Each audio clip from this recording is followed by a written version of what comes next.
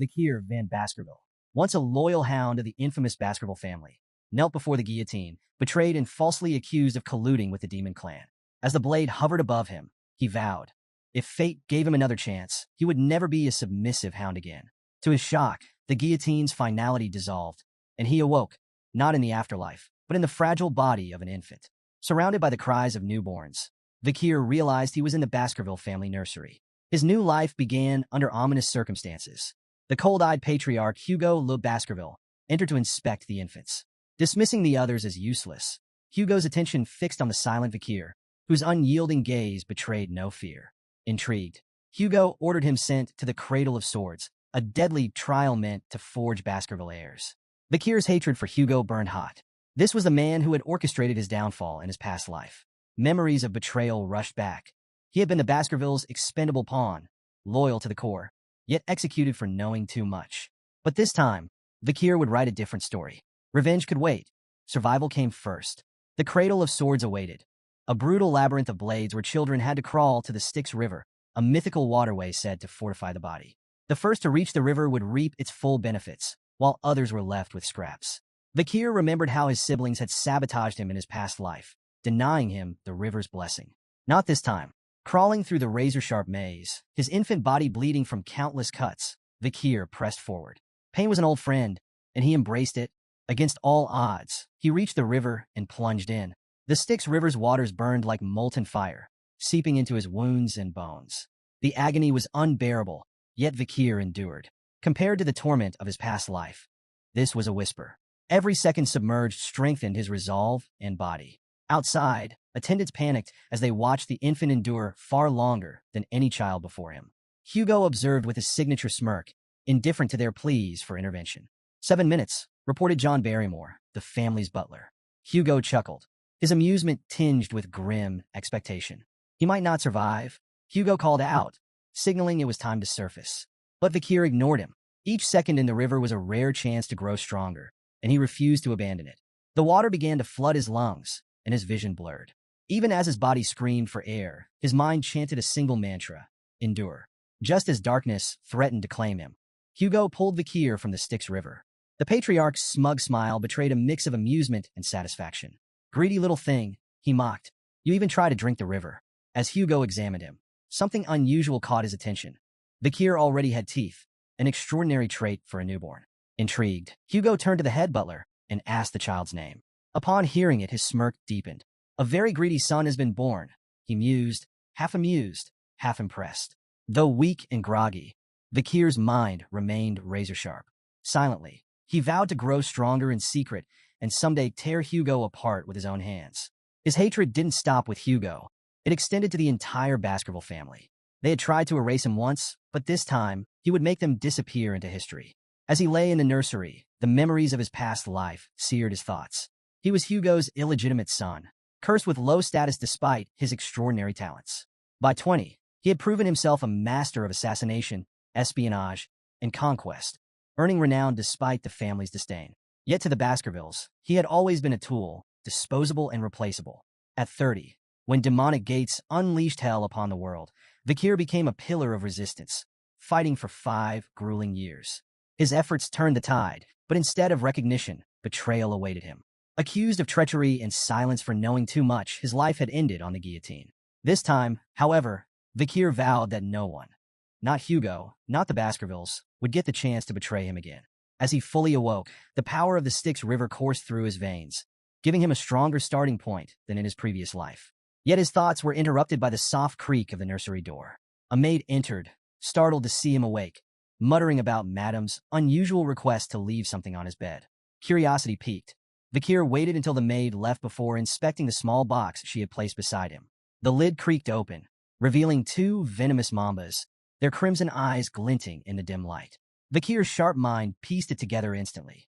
This gift was an assassination attempt, orchestrated by one of the few women in the Baskerville family addressed as Madam. The motive was obvious: eliminate competition.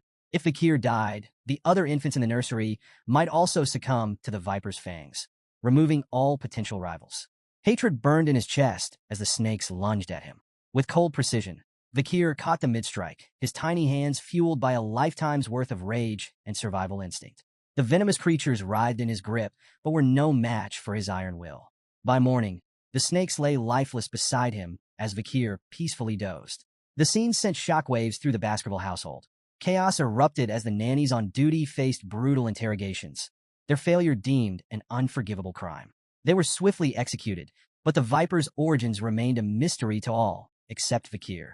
8 years passed, and Vakir sat in a classroom, half listening as the teacher droned on about the hierarchy of swordsmanship.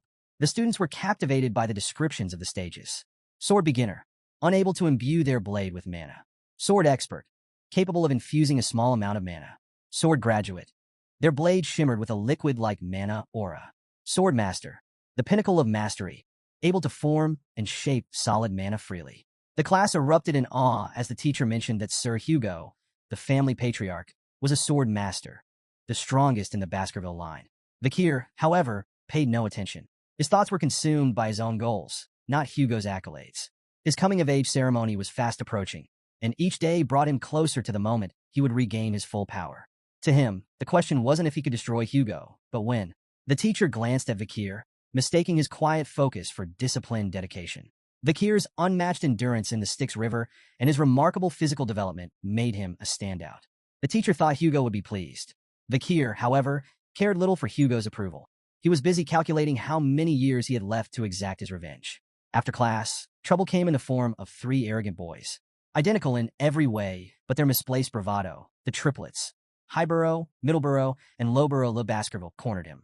Known as Hugo's Trident, they sneered and jeered, calling him Garbage Van and mocking the stories about his legendary feats as a baby. Styx River? Strangling snakes? What a joke, Highborough taunted. The others laughed, feeding off each other's malice. Vakir's sharp memory identified them instantly. These were the same triplets who had betrayed him in his past life, stabbing him in the back when he was on the run from false accusations. At 9 years old, their cruelty was unchecked, but Vakir knew they would grow into dangerous obstacles. He debated whether to deal with them now or bide his time. Highborough, the self-proclaimed leader, pulled out a knife. They say your body's immune to blades, he smirked. Let's test that. Middleborough grabbed Vakir from behind, clamping a hand over his mouth. 3 minutes, he said with a sneer. If he can endure that, I'll eat my hand. The triplets began their experiment, slashing at Vakir with increasing frustration. 1 minute passed, then 3, then 10. No matter how hard they tried, the knife didn't leave a scratch. Annoyed and out of ideas, the triplets let Vakir go. Guess the legend's true, Middleborough muttered.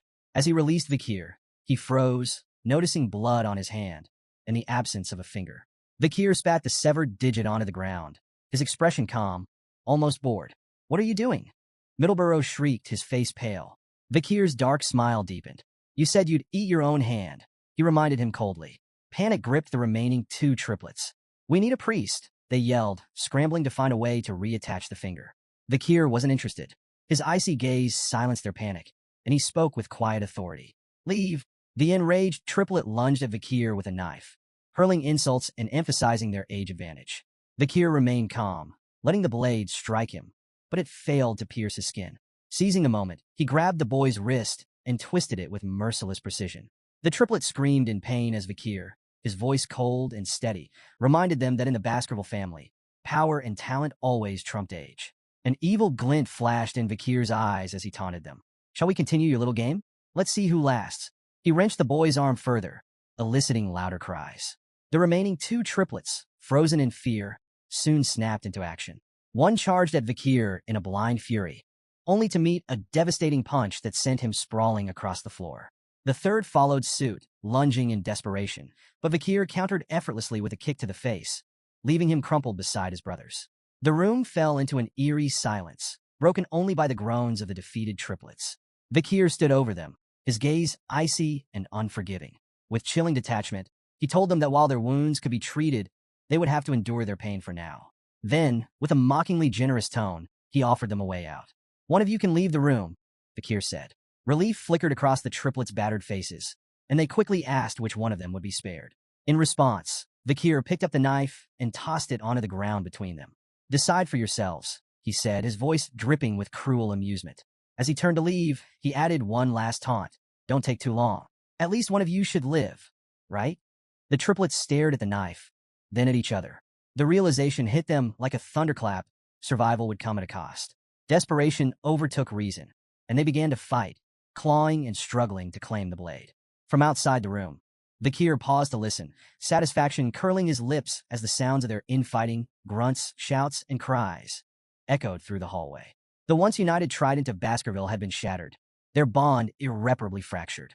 Meanwhile, in the Patriarch's office, Hugo Le Baskerville received troubling news from his head butler, John Barrymore. "The Morgs clan is stirring trouble at the Ruby Mines, my lord," John reported. "They've started staking claims to the territory." Hugo leaned back in his chair, unfazed. "Let them. We'll deal with it when they come knocking," he replied coolly. John nodded and shifted topics. "The juvenile evaluations at the Baskerville Fortress have concluded the written exams. Master Vikir scored the highest." He hesitated briefly before adding, "The practical exams are in 5 days. The Guardian Knights have already begun clearing the training grounds." Hugo nodded, his expression unreadable, but John's slight hesitation didn't escape him. "Is there something else?" Hugo asked, his voice low. John hesitated again before finally speaking. "There's been an incident involving the young masters." Hugo's gaze darkened. "How many died?" "None, my lord," John quickly clarified. "But there were injuries. Master Highborough's teeth were completely shattered. Master Middleborough suffered a broken jaw, and Master Lowborough lost his left index finger." Hugo's face remained impassive as John continued. "The physical wounds have been treated, but the psychological impact seems severe. The boys are deeply shaken." Hugo's brow furrowed in mild surprise as he remarked, "The Trident of Baskerville is known for their unshakable bond. They wouldn't have turned on each other without good reason." John Barrymore, standing attentively, responded with precision. "The cause was another young master, Vikir. Not only did he inflict their injuries, but he also achieved the highest score on the written exam."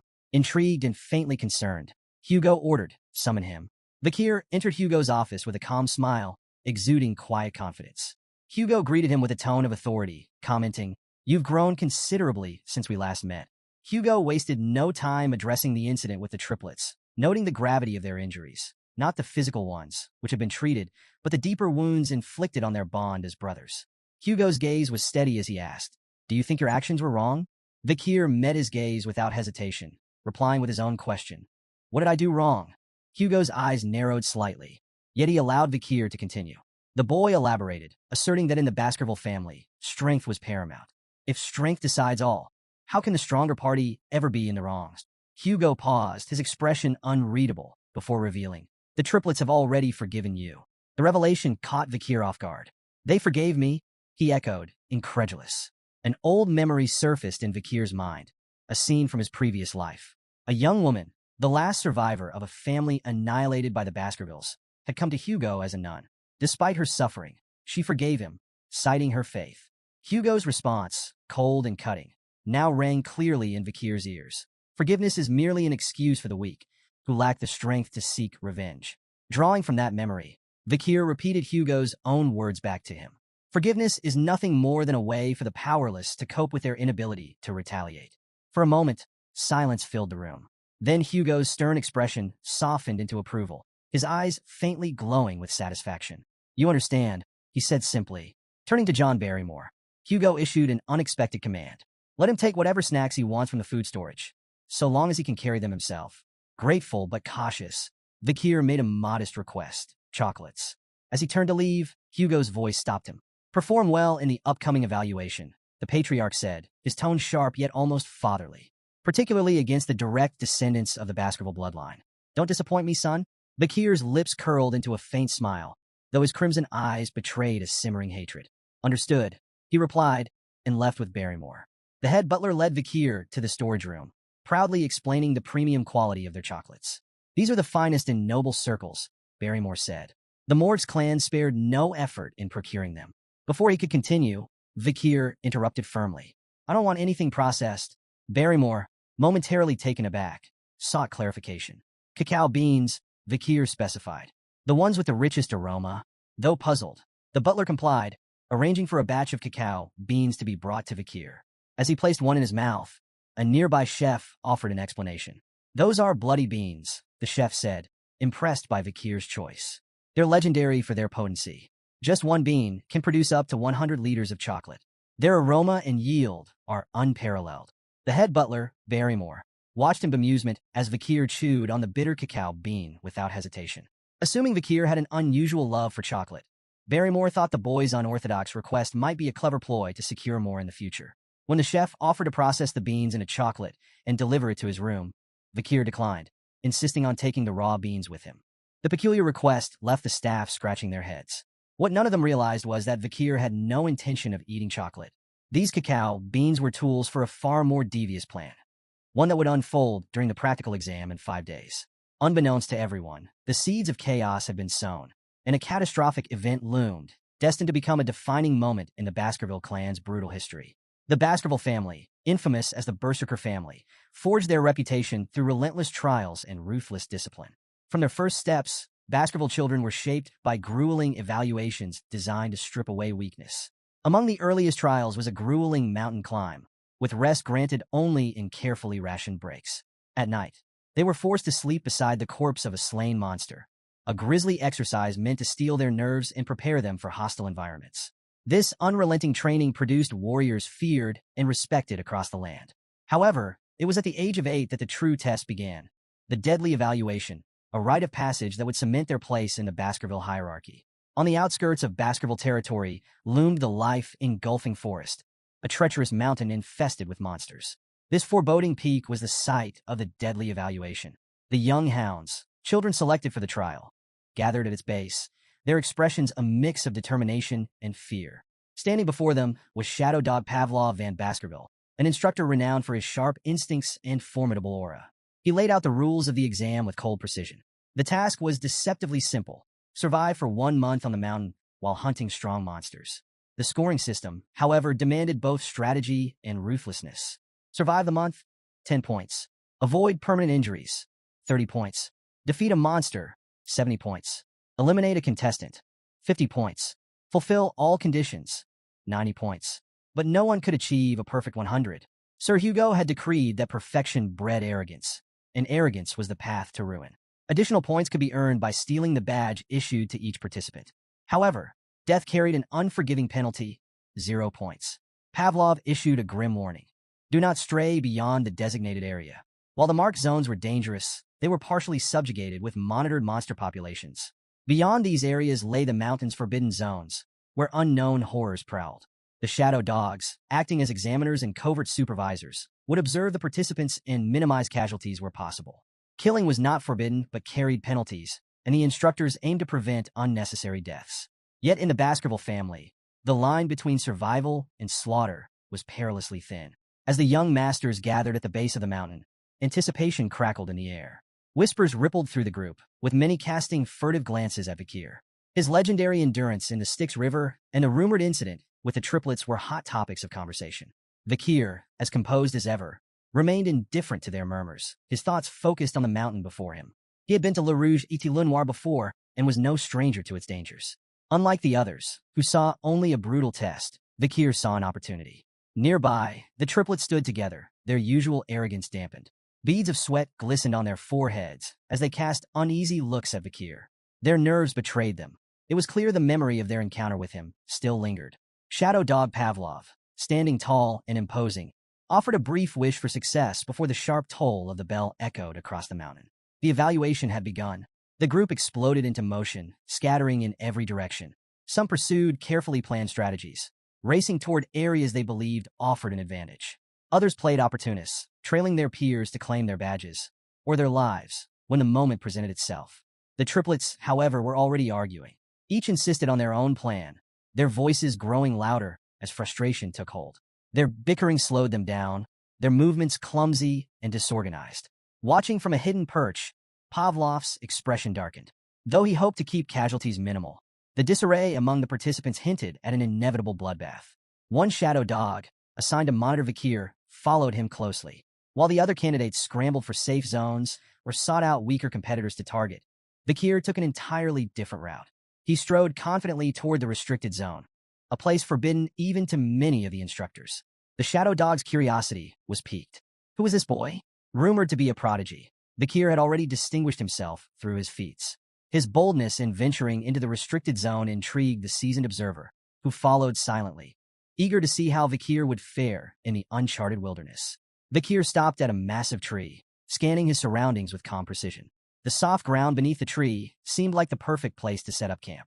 To the Shadow Dog's surprise, Vikir began preparing to rest. While the other candidates battled monsters or plotted to steal badges, Vikir busied himself with mundane tasks, gathering wood, digging small holes, and practicing with a wooden stick. When night fell, he slept peacefully under the tree, completely unbothered by the chaos erupting elsewhere on the mountain. The Shadow Dog grew impatient. Was this boy truly a genius, or just a fraud avoiding the real competition? His so-called strategy seemed like nothing more than camping and cooking. Frustrated by the lack of action, the Shadow Dog eventually decided to abandon his watch, muttering to himself as he left to observe more interesting candidates. As soon as the Shadow Dog was gone, a sly smile crept across Vikir's face. He had been waiting for this moment. Without the observer breathing down his neck, he could finally focus on his real plan.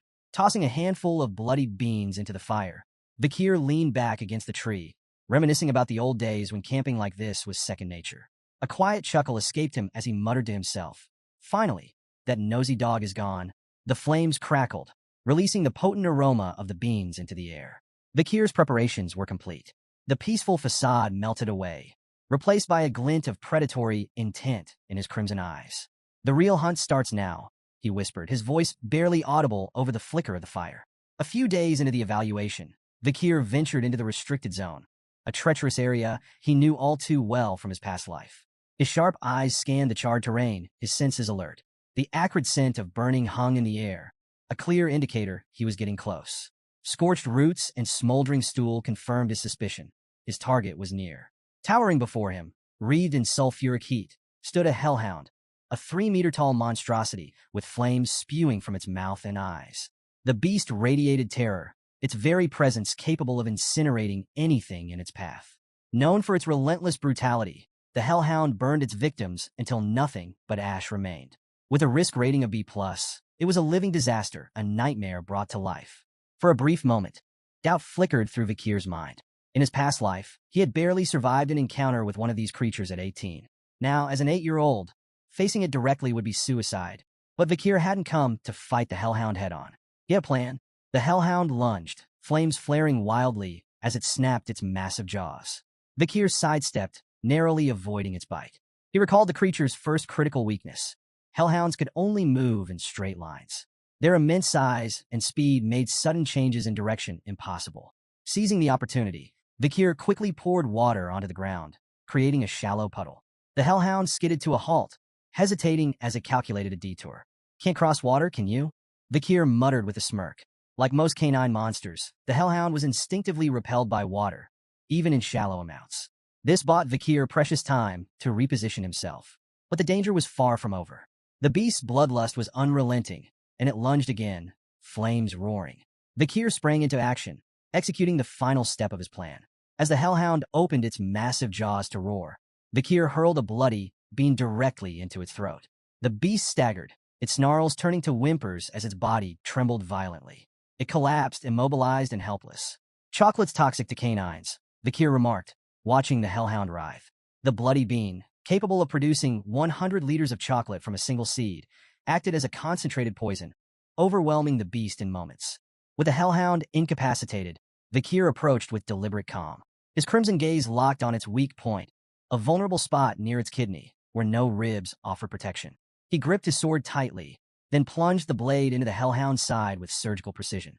The beast's body convulsed before going still. A rush of energy, its karma, flowed into Vikir, fortifying his young body. His sword felt lighter, his movements sharper. Inch by inch, he could feel himself reclaiming the immense power he had once possessed before his regression, all while still in the body of an 8-year-old. Standing over the fallen hellhound, Vikir allowed himself a moment of satisfaction. He imagined the stunned expression on Hugo's face when he returned to the clan with the head of a B+ rank monster. With a flick of his blade, Vikir decapitated the hellhound and hoisted its massive head. The weight felt insignificant in his hands, a testament to his growing strength. As he gazed out over the charred forest, Vikir's smirk deepened. Victory was already in his grasp. He knew that this kill had all but guaranteed him first place in the practical exam. Vikir's triumph was short-lived. A low, menacing growl shattered the silence, and he turned to see a group of hellhounds emerging from the shadows. Their flaming eyes locked onto him, filled with vengeful fury. It was clear they had come for their fallen comrade. Despite the odds, Vikir remained calm. He gripped his sword tightly, mentally calculating his resources. He had enough bloody beings to exploit their weakness, and he knew their patterns and limitations. Victory wasn't impossible, but before the hellhounds could attack, something unexpected happened. The pack began to whimper, their flaming eyes darting nervously as they shrank back. This sudden display of fear immediately caught Vikir's attention. Hellhounds never back down, even when facing certain death. What could terrify them? Vikir murmured, his heart pounding as he turned to face the source of their fear. His eyes widened in shock. Towering above him was a Cerberus, the legendary three-headed guardian of the underworld. The beast was colossal, 7 meters tall and radiating an aura of unmatched menace. Its 3 heads snarled and snapped, each mouth spewing fiery embers. With a risk rating of A+, Cerberus was leagues beyond the hellhounds in strength and ferocity. Vikir's mind raced. What is a Cerberus doing here? The monstrous creature was supposed to reside on the 7th ridge of life engulfing forest, far beyond the exam's designated area. Then he noticed something critical. Cerberus was injured. The creature's massive body bore several deep wounds, and arrows jutted out from its flesh. Blood trickled down its dark fur, and its movements were slower than usual. It was clear someone or something had been hunting it, driving it to this lower ridge. Realizing the opportunity before him, Vikir quickly assessed his options. An injured Cerberus was still a massive threat, but it was far more vulnerable than usual. This was a once-in-a-lifetime chance. With steely resolve, Vikir charged forward, his body moving with precision honed from years of battle in his past life. His blade flashed in the dim light as he landed several strikes on the massive beast. Each blow was calculated, targeting weak points exposed by its injuries. The Cerberus roared in pain, its fiery breath scorching the ground as it lashed out in retaliation. Vikir dodged with agility, his movements sharper than ever thanks to the strength he had gained from the Styx River. An injured Cerberus. This is doable, Vikir thought, his determination burning as brightly as the flames around him. But his confidence was short-lived. In a moment of carelessness, the Cerberus struck with lightning speed. Its first swipe shattered Vikir's sword, the blade exploding into fragments that scattered across the forest floor. The second blow hit him with tremendous force, sending him flying through the air like a ragdoll. Vikir's flight ended abruptly as his body slammed into a tree trunk with a sickening crack. The impact left him crumpled on the ground, motionless and battered. Blood spilled from his mouth, pooling beneath him as silence descended. For a moment, nothing moved. Then, Vikir's eyes fluttered open. Pain shot through his body, sharp and overwhelming. Panic flared as he noticed the unnatural angle of his left arm. His first thought was that the Cerberus had torn it clean off, but to his relief, it was still attached, though badly mangled. He grimaced, forcing himself to sit up. The Styx River's blessing saved me, he realized, though the protection came with limits. He wouldn't survive another direct hit. The Cerberus advanced, its 3 heads snarling in unison, fire and fury emanating from its massive frame. Vikir's instincts screamed at him. Brute force was no longer an option. Survival demanded a different strategy. Sometimes the wisest move was to retreat and live to fight another day. Swallowing his pride, Vikir turned and ran.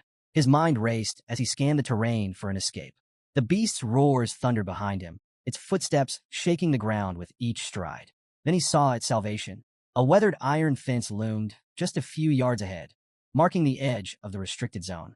If he could cross it, he'd be closer to the safe haven he had prepared before the battle. Summoning every ounce of strength, Vikir sprinted toward the fence. The Cerberus lunged, its massive jaws snapping inches from his back. With a final burst of speed, he threw himself through the gate, crashing onto the other side. Relief surged through him, but there was no time to waste. The beast's pursuit was relentless, and Vikir had to move fast. He scanned the forest, his eyes locking onto the trap he had set days earlier, a deep pit camouflaged beneath thick foliage. As the Cerberus charged, Vikir led it straight to the concealed pit. Timing his move perfectly, he dived out of the way just as the beast lunged forward. Unable to stop its momentum, the Cerberus plummeted into the pit, impaling itself on the wooden spears hidden below. Vikir's lips curled into a grim smile. His meticulous preparation had paid off. The spears, coated with the essence of bloody beans, acted as a lethal poison to canine monsters.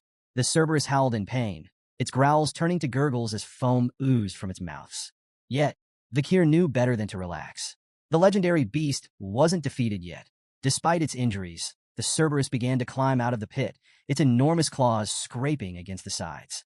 Vikir wasted no time. He grabbed a wooden spear, its tip smeared with venom from a bloody mamba snake, and hurled it with precision.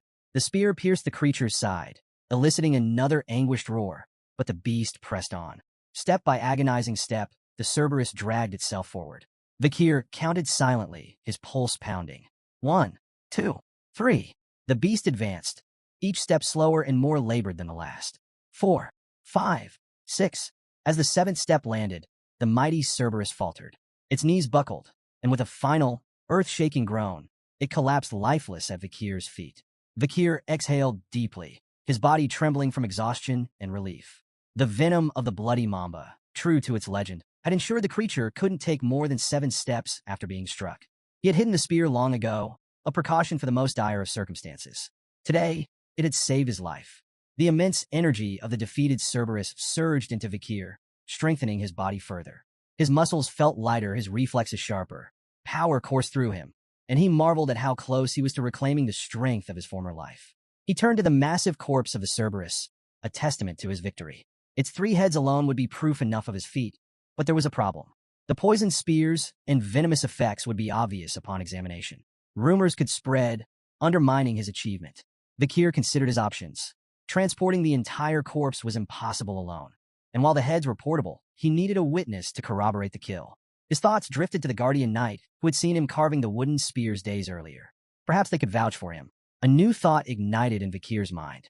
The Cerberus was no ordinary monster. It was a gatekeeper. That could only mean one thing. It had been guarding something, most likely a dungeon. Vikir's pulse quickened. Dungeons were lairs of powerful creatures, brimming with rare artifacts and untold riches. The chance to uncover hidden treasure was too tempting to ignore. Before venturing further, Vikir took a calculated precaution.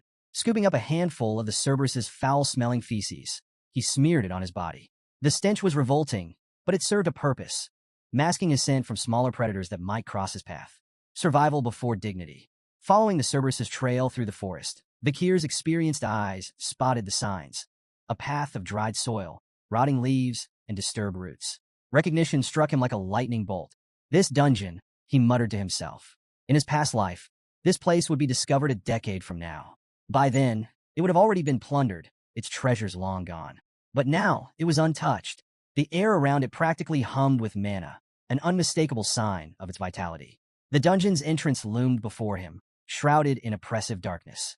Vikir approached cautiously, his crimson eyes faintly glowing with anticipation. One wrong step could mean death. He stepped inside, the silence broken only by the soft echo of his footsteps. The further he descended, the more the dungeon revealed its wonders. Veins of ruby minerals streaked the walls, their faint glimmers lighting the way. Vikir deduced they were connected to the nearby Red All Mountain, famous for its precious gems. His excitement grew as he pressed deeper into the labyrinth. Then, a glimmer of light ahead caught his attention. Quickening his pace, he entered a massive, brightly lit chamber and stopped in awe. At the chamber center stood a colossal ruby mounted atop a stone pillar, its intense, otherworldly glow illuminating the room. This wasn't just any jewel. Vikir could tell at a glance that the gem was infused with mana, its brilliance far surpassing anything he had ever seen. For a moment, he simply marveled at the treasure before him. But his awe was short-lived. Nearby, a skeleton lay crumpled on the ground. As he approached, the signs of violence became apparent. Deep stab wounds marred the brittle bones, and dried blood stained the floor around it, a silent testament to the victim's gruesome fate. Vikir knelt beside the remains, his sharp mind piecing together clues. Lying next to the skeleton was a weathered letter, its edges worn with age. Curiosity piqued, he picked it up and began to read. The writer introduced himself as Cain, but notably avoided providing his full name. The handwriting struck a chord of recognition deep within Vikir. His crimson eyes narrowed. This is Baskerville handwriting, he murmured, his suspicions growing. The letter detailed a harrowing tale. Cain and his brother, Abel, had stumbled upon this legendary chamber, a place spoken of in Baskerville lore for generations. Together, they had navigated countless trials and slain powerful monsters to reach this fabled location. But their journey ended here. The letter revealed they had been trapped by the dungeon's final trial, imprisoned in this chamber for 3 agonizing years. Vikir's thoughts churned as he absorbed the weight of Cain and Abel's grim tale. What treasure could possibly justify such suffering? His attention returned to the massive ruby at the chamber's center. Its mesmerizing glow seemed to call out to him, and Vikir knew instinctively it held the key to the dungeon's final challenge. Approaching cautiously, he read the riddle inscribed on the stone aloud. When entering, it's 1. But once inside, it's 2. When leaving, it's 1. The cryptic words hung heavily in the air, their meaning elusive. Vakir recalled Cain's letter, where the brothers had wrestled with this very puzzle. Cain and Abel, twins separated at birth, had believed the riddle required them to become one again. This interpretation led to tragedy. Cain, driven by desperation, had killed Abel in a futile attempt to solve the riddle. Yet even after his brother's death, the treasure remained inaccessible. Racked with guilt, Cain had abandoned the dungeon empty-handed, his letter warning future adventurers of its cruelty. He called it the Devil's Den, a place designed to prey on human greed, offering despair instead of salvation. Vakir reread the riddle, refusing to succumb to the same despair that had broken Cain. The answer wasn't about people, it couldn't be. His sharp gaze scanned the chamber, noting every detail. The ruby's light, the skeleton's silent testimony, and the phrasing of the riddle itself. 1, 2, 1. Suddenly it clicked. The answer wasn't about twins or sacrifice. It was about shadows. Vakir stepped toward the ruby, his thoughts crystallizing. In the dark passage leading to the chamber, he had cast no shadow. Upon entering the ruby's glow, he became two, himself and his shadow. And when the light disappeared, the shadow would vanish, leaving only one again.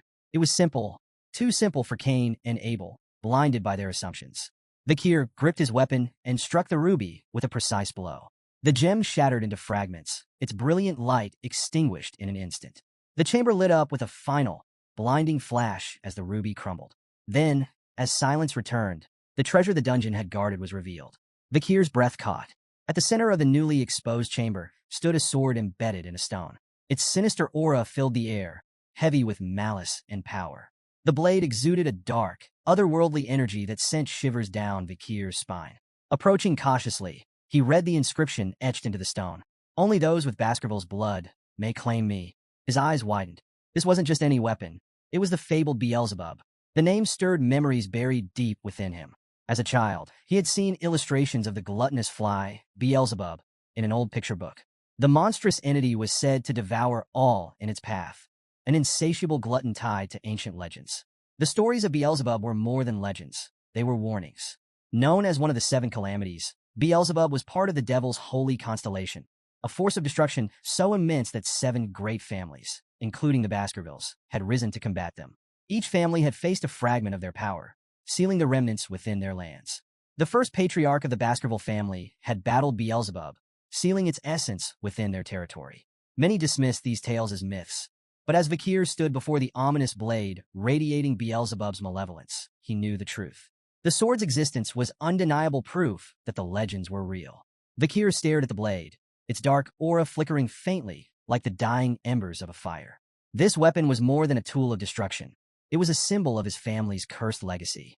Yet, it also represented unparalleled power. He thought of the blood-soaked history tied to its edge. Beelzebub's sword, once wielded by the demon clans, had left countless human lives in its wake. The weapon was both a prize and a threat, but one thing was clear. It could not fall into the wrong hands. "This sword is mine now," Vakir declared, reaching for the hilt. The moment his fingers closed around it, an intense surge of energy shot through his body, forcing a gasp from his lips.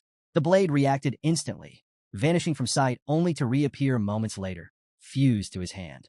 Vakir held his breath as the sword materialized again, emerging directly from his palm as if it had always been part of him. Its faint, ominous aura pulsed in rhythm with his heartbeat. He stared at the weapon in awe. The sword wasn't just a relic. It was a fragment of the devil's holy constellation, imbued with potential that made his blood race. A grin spread across his face as he marveled at the power it could unlock. With such a weapon, his path to vengeance grew clearer. After thoroughly exploring the dungeon and finding nothing else of value, Vakir decided to leave. But as he approached the exit, a sudden wave of nausea overtook him. His vision blurred, his legs buckled, and he fell to his knees, clutching his stomach. At first, he thought it was his own hunger, but the sensation was strange, foreign. Then he understood. It wasn't his hunger. It was the sword's.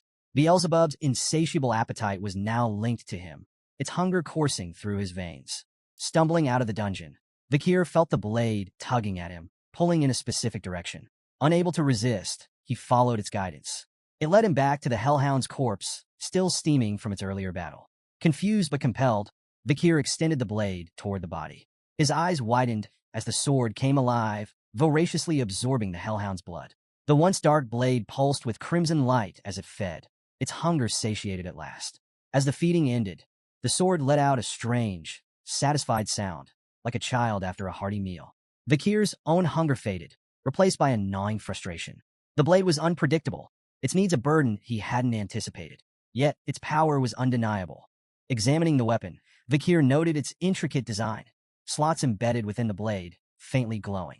He recalled the stories about Beelzebub's inherent ability, gluttonous flies. The sword could absorb not only the blood of its victims but their skills, adding them to its arsenal. This ability made Beelzebub a weapon of limitless potential, but also one of chaos.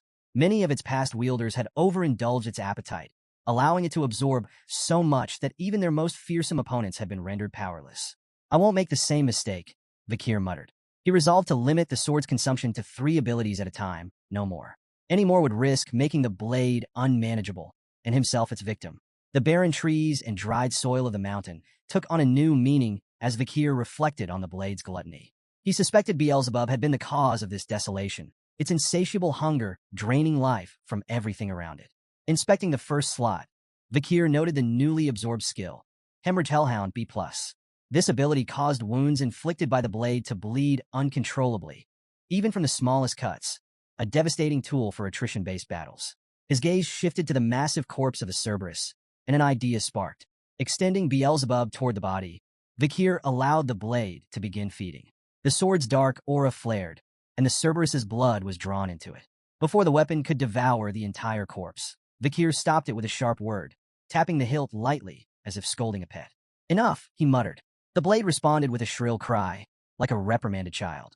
Beelzebub's 3 slots were now filled. 1. Incinerate Cerberus. A+, inflict severe, flaming injuries that are resistant to healing. 2. Hemorrhage Hellhound, B+, causes catastrophic blood loss from even minor wounds. 3. High-speed regeneration. F. A minor healing ability absorbed from a crushed sewer rat. Vikir smirked, noting the high-speed regeneration skill. While not as impressive as the others, it could still prove useful in emergencies. He glanced at the squashed rat beneath the Cerberus's corpse and felt a mix of amusement and practicality. Reflecting on Incinerate Cerberus, Vikir marveled at its raw destructive power. Thermal injuries, he knew, inflicted far more agony than hemorrhage. With his preparations for the exam complete, Vikir chose to remain near the Cerberus's remains until the evaluation officially ended. When the young hounds returned to Baskerville Fortress, the elders began assessing their performances. Each participant was awarded a reward crafted from the remains of their hunted monsters, a sword, shield, or necklace symbolizing their success. But one hound stood out above the rest. In his office, Patriarch Hugo Van Baskerville leaned back in his chair, eyebrows raised in mild surprise. Turning to his head butler, John Barrymore, he asked, "Who caught what?" Barrymore responded dutifully. Master Vikir Van Baskerville, the 8-year-old hound, hunted a Cerberus, an A+ rank monster that wandered into the restricted area during the exam. Hugo's surprise deepened.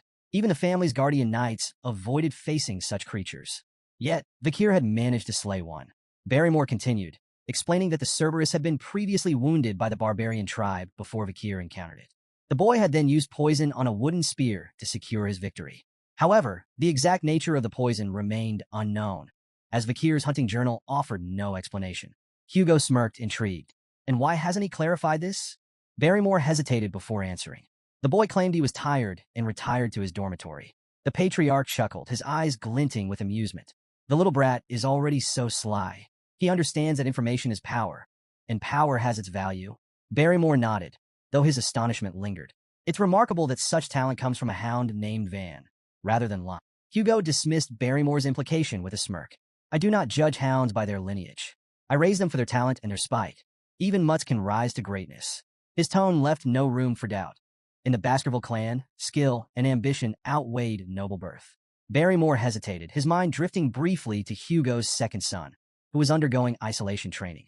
He wondered if Hugo's indifference masked concern, but chose not to voice his thoughts. Instead, he bowed slightly and apologized for his earlier comment. Hugo waved it off. Enough of that. Bring me something to lift my spirits. Shall I summon Master Vikir? Barrymore offered immediately. Hugo nodded, and the butler departed. When Vikir entered the Patriarch's office, his composed, self-assured demeanor didn't escape Barrymore's notice. Hugo, ever direct, wasted no time questioning him about the Cerberus hunt. How did you manage it? Hugo asked.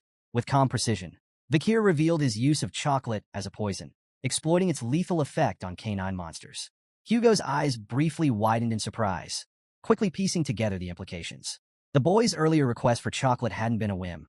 It had been a carefully laid strategy. Barrymore, standing nearby, was equally astonished but kept his focus on the subtle tension between the two. The lack of formal greetings struck him as unusual. Was this how a father and son truly interacted? As the conversation continued, Hugo shifted gears. Why didn't you explain this to Barrymore earlier? Vakir's reply was curt but deliberate. The butler is not my master. Hugo raised an eyebrow, intrigued. Then who is your master? I belong to the clan, Vakir said without hesitation. The master of the clan is my master as well. Hugo smirked faintly, leaning back in his chair. Well said. He congratulated Vakir on his performance during the practical exam and declared that the Cerberus's corpse and all associated materials would belong solely to him. Hugo then announced an additional reward. As the highest scorer, Vakir was entitled to a special privilege, the opportunity to make a wish. Vakir's eyes gleamed at the prospect. Without hesitation, he requested access to the 10,000-book library, one of the largest and most prestigious repositories of knowledge in the Empire. Deep within the Baskerville clan's territory, the library housed forbidden techniques and secrets, accessible only to the Patriarch, the second-in-command, and their direct descendants. Hugo's eyebrows rose at the request. He reminded Vakir of the strict rules governing access, emphasizing that illegitimate children were barred from entry. Vakir, undeterred, replied coolly, if access is denied, I'll accept the decision. Inwardly, however, he was already devising plans to sneak in if necessary. To his astonishment, Hugo granted permission. You may enter, Hugo said, his tone calm but unreadable. Vakir was momentarily speechless, but quickly recovered. Hugo wasn't finished. Specifically, I want you to seek out the Baskerville 6 technique in the 6th restricted zone of the library. Barrymore's composure faltered. The 6th restricted zone was an area even the legitimate children of the family rarely ventured. No illegitimate child had ever been granted access this far, much less given a directive to retrieve such an advanced technique. The weight of the moment wasn't lost on Vakir. While he maintained his composure, his mind raced. Why is he giving me this opportunity? Even so, he reminded himself that the 6th technique, while formidable, was still far below Hugo's level of mastery. Before his regression, Hugo had achieved mastery over the Baskerville 7th technique, wielding the legendary power to bear 9 fangs. It was a feat that made him unparalleled within the clan, solidifying his place at its apex. But Vakir's ambitions extended far beyond the 6th or even the 7th technique. His sights were set on the ultimate prize, the textbook of swordsmanship, the foundational manual created by the first Baskerville Patriarch, who had subdued the 7 great disasters. It contained the teachings that had shaped the clan's unmatched legacy, and Vakir believed it held the key to his success. As Hugo offered a faint smile and wished him good luck, Vakir bowed, expressing his gratitude. Inside, however, he marveled at how Hugo had unknowingly handed him an opportunity of incalculable value. He doesn't realize what he's given me, Vakir thought. But it didn't matter. What mattered was what he would do with it. Arriving at the 10,000-book library for the first time, Vakir stood in awe. Towering shelves filled with ancient tomes stretched endlessly before him, each spine bearing a title that sparked his imagination. He read a few aloud, letting the evocative names linger in the quiet air. Severing incisors, grinding molars, piercing canines, snaggled tooth that embeds twice, wisdom teeth that lay down. These were the forbidden secrets of Baskerville swordsmanship he had long coveted but had been barred from learning in his past life. Yet he understood the logic behind the restrictions. The Baskerville clan had deliberately designed their techniques to cap the progress of their hounds at the 4th technique. It was a safeguard, a leash, ensuring no hound could turn their sharpened fangs against their master. Pressing onward, Vakir's steps were purposeful as he navigated the labyrinth of knowledge. Eventually, he arrived at a section guarded by heavy chains. Behind the iron bindings rested a massive tome, its lock glinting in the dim light. Vakir's crimson eyes narrowed. This is it, the Baskerville 6 technique. For a moment, he couldn't believe it. Hugo had truly granted him access to something he could only dream of in his past life. Unlocking the chains, Vakir smirked. He knew why Hugo had allowed him here, because the Patriarch likely believed number 8-year-old could possibly memorize the book's contents in a single day. But Hugo underestimated him. Before his regression, Vakir had already studied the theories behind the 1st through 4th techniques exhaustively. His obsession had even bred frustration. He had grown sick of those early stages, dissecting them endlessly in his quest to deduce the 5th technique. It was then he realized his past mistake. After drawing the 4th tooth, he hadn't stopped the flow of mana. That single oversight had kept the 5th technique out of his reach. The Baskerville swordsmanship followed a unique progression system. Each technique corresponded to a specific number of fangs. The 1st technique bore 1 fang, the 2nd 2, and so on. With each stage, a distinct red sword energy manifested, a visual representation of the user's mastery. The sixth technique, with its immense power, was a treasure Hugo likely thought Vikir could glimpse but never truly grasp. But Vikir's focus wasn't on the sixth technique itself. He wasn't here for what Hugo expected. His goal was far more audacious: to find a way to transcend his current limitations entirely. Leaving the swordsmanship section, Vikir caught the guards off guard. They stared at him in disbelief. "You're already finished reading?" one asked, incredulous. Another guard, clearly impressed, offered to retrieve more advanced texts from the deeper sections of the library. "You should check out the techniques stored in the restricted zones. That's where the real treasures are." But Vikir declined with a polite nod. "I've completed my task." The guards exchanged amazed glances as Vikir walked away. "Does he even realize how valuable those techniques are?" one whispered. "If it were me, I'd spend every second memorizing them," the other added. Vikir smirked to himself, letting them think what they wished. He knew exactly what he was doing. Amid the dusty shelves of miscellaneous books, Vikir searched for the real treasure he sought. His crimson eyes scanned row after row until they landed on an unassuming, tattered book tucked away in a neglected corner. Its title read, "Lurking Embedded Teeth." The book's worn cover and damaged pages made it appear worthless, a relic forgotten by time. Vikir held it in his hands, his expression calm, but inside his heart raced. He vividly recalled the time before his regression when he had served in the Hound Squad. During a mission, his team had stumbled upon a torn page from a Baskerville swordsmanship textbook. The page bore the unmistakable handwriting of a Baskerville ancestor and contained cryptic hints about a forgotten technique. When the page was brought to Hugo, it sent the patriarch into an obsessive frenzy. Determined to find the original text, Hugo scoured the library for years before finally locating it, within the lurking embedded teeth. The book, hidden among useless texts, contained the writings of a Baskerville ancestor and revealed the existence of the legendary 10th Fong technique. Vikir remembered the carnage that followed. Hugo, captivated by the promise of the 10th Fong, declared war on anyone holding the missing pages. He dispatched Baskerville hounds to the 7 great families to recover the remaining 6 pages. The mission came at an unimaginable cost. Hounds died by the dozens, their bodies piling high, drenched in blood. When the pages were finally recovered, Hugo's only acknowledgement was a cold, dismissive phrase: "Good job." Vikir's hands clenched as the memory burned in his mind. The senseless waste of life enraged him. He vowed that history would not repeat itself. He would surpass Hugo, not by mimicking his methods, but by learning from his mistakes. Flipping through lurking embedded teeth, Vikir noted its disjointed techniques and incomplete passages. Without the missing pages, the book was little more than a fragmented puzzle. But Vikir had an advantage no one else did. Before his regression, he had memorized every detail of those lost pages. The reason he couldn't progress beyond the 4th technique in his previous life wasn't his lack of skill or mana.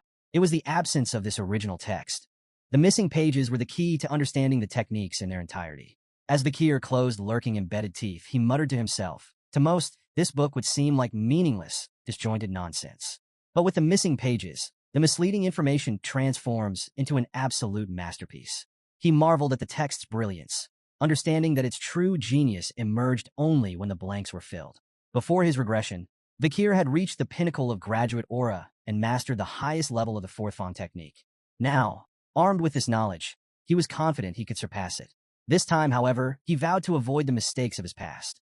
Before he turned 15, he would reclaim all the power he had lost, and more. Engrossed in the book, Vikir lost track of time. By the time he finished, dawn had broken. The realization of how much he had achieved filled him with pride. He had memorized every word, every nuance of the text. Glancing around the library, he noticed the absence of the Guardian Knights. The silence emboldened him. Though his young body wasn't yet capable of drawing all 10 fangs, he was certain the elusive 5th Fong technique, which had eluded him in his past life, was finally within reach. Approaching a nearby statue, Vikir steeled himself, his mind focused and his heart resolute. He began executing the Baskerville sword techniques, unleashing every ounce of power he could summon. First Fong technique, a sharp, decisive strike, its precision cutting cleanly through the air. Second Fong technique, building momentum. Each movement grew more deliberate and deadly. Third Fong technique, forceful and unrelenting. His strikes hammered the statue's surface. Fourth Fong technique, a whirlwind of honed precision, each blow infused with years of dedication. As his sword collided with the statue, Vikir's memories surged. He recalled the brutal struggle to reach graduate aura in his past life, only to have his illegitimate status bar him from progressing further. The direct bloodline of the Baskervilles had ensured he never advanced beyond the 4th technique, crushing his potential with their hostility. But this time was different. With each strike, Vikir channeled his anger, frustration, and defiance into his blade. In his mind, the statue became a vivid image of Hugo's face, taunting him. With a ferocious swing, he unleashed his full force, slicing through the statue in a series of precise, calculated blows. As the dust settled, Vikir stepped back, his breath ragged and his body trembling. For a moment, he stood still, hands gripping his weapon tightly, anticipation coursing through him. Then it came, a hot surge of energy flowing from his heart to his neck. He knew instantly. A triumphant smile spread across his face. He had done it, overwhelmed with emotion. Vikir nearly felt tears welling in his eyes. His success was monumental, but it was the tangible proof that left him awestruck. His canine teeth had begun to grow. In the Baskerville clan, this development symbolized the hound's readiness to draw their fangs against their master. Such a transformation had never occurred at such a young age in the clan's history. His body trembled with excitement as his mana surged within him, evolving into something far greater. The solid state of his energy had transformed into a liquid form, denser and more versatile. This was graduate aura at its true peak, a level of mastery that had taken him 30 arduous years in his previous life. Now, at just 8 years old, he had reached the same milestone. Vikir gazed at the flowing aura surrounding him, its liquid form a testament to his newfound status. To reach graduate aura was to ascend leagues above sword experts, and the realization filled him with both awe and quiet confidence. Yet this was only the beginning. His gaze shifted back to lurking embedded teeth, the book that had unlocked this monumental progress. The text's seamless transitions between offense and defense represented a swordsmanship technique of limitless potential, one perfectly suited to someone with Vikir's boundless ambition. Carefully, he placed the book near the window and allowed himself a moment to reflect. Since his regression, his growth in strength and skill had been exponential. With his current abilities, Vikir was confident he could hold his own against a mid-class graduate aura swordsman and emerge victorious. Still, he knew better than to reveal the full extent of his power. Not yet. For now, he needed to keep Hugo's eyes on him, buying time to secure everything he needed for the future. A sly grin spread across Vikir's face as he pulled out a magnifying lens. Positioning it over the book, he allowed the sun's rays to converge, igniting the pages in a small, controlled fire. As the flames consumed lurking embedded teeth, he remarked to himself that destroying the book would make it nearly impossible for Hugo and the hounds to piece together the 10th Fang technique. For him, however, it was no loss. He had memorized every critical detail. The acrid smell of burning paper quickly drew the attention of the library guards, who burst into the room. Startled to find Vikir there, they demanded an explanation. Vikir's expression shifted instantly to one of sheepish contrition. Bowing his head, he apologized profusely, claiming the fire had started when he had carelessly left the magnifying glass too close to the book. He even offered to report the incident to the butlers himself. The guards exchanged uneasy glances, fearful of punishment for neglecting their duties. One finally suggested that the blame lay with them for failing to monitor the library properly. "We're just lucky it happened in this section," one guard muttered, glancing at the ashes of what they deemed useless books. Seizing the moment, Vikir subtly steered the conversation. He mentioned their preoccupation with the Morg's clan and the disturbances at the Ruby Mines, suggesting this might explain their absence. The guards nodded in agreement, grateful for the excuse and eager to bury the matter. They promised to keep the incident a secret if Vikir did the same. As he left the library, Vikir apologized again, thanking the guards for their understanding. Once he was out of sight, a mischievous grin spread across his face. The guards' voices echoed behind him, praising him as thoughtful and considerate, someone who deserved respect. Vikir relished their naivety, knowing he had orchestrated the situation perfectly. Later, in Hugo's office, the patriarch leaned back in his chair, his piercing gaze fixed on Vikir.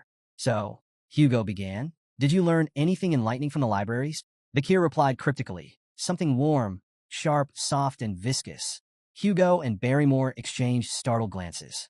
The implications of Vikir's words hit them simultaneously. He might have achieved aura. Aura was the hallmark of a swordsman's true awakening, signifying their official entry into the world of the blade. Even among the most talented Baskerville hounds, reaching this milestone before the age of 15 was unheard of. Hugo, visibly skeptical, reminded himself that Vikir was only 8 years old. Shaking his head, he demanded, "Prove it. Show me what you've learned." Vikir nodded without hesitation, his crimson eyes glinting with quiet determination. In the heart of a massive Colosseum-like structure, Vikir stood alone at the center, his sword steady in his grip. Surrounding him, rows of young hounds looked on, their faces filled with confusion and curiosity. Beside Hugo, the head butler leaned in, his voice low. How do you plan to test the boy's skills? Hugo's smirk was both calculated and unsettling.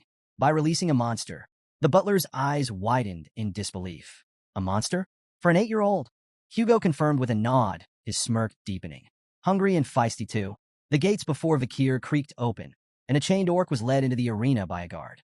The massive, green-skinned creature snarled, its bulging muscles rippling with barely contained rage.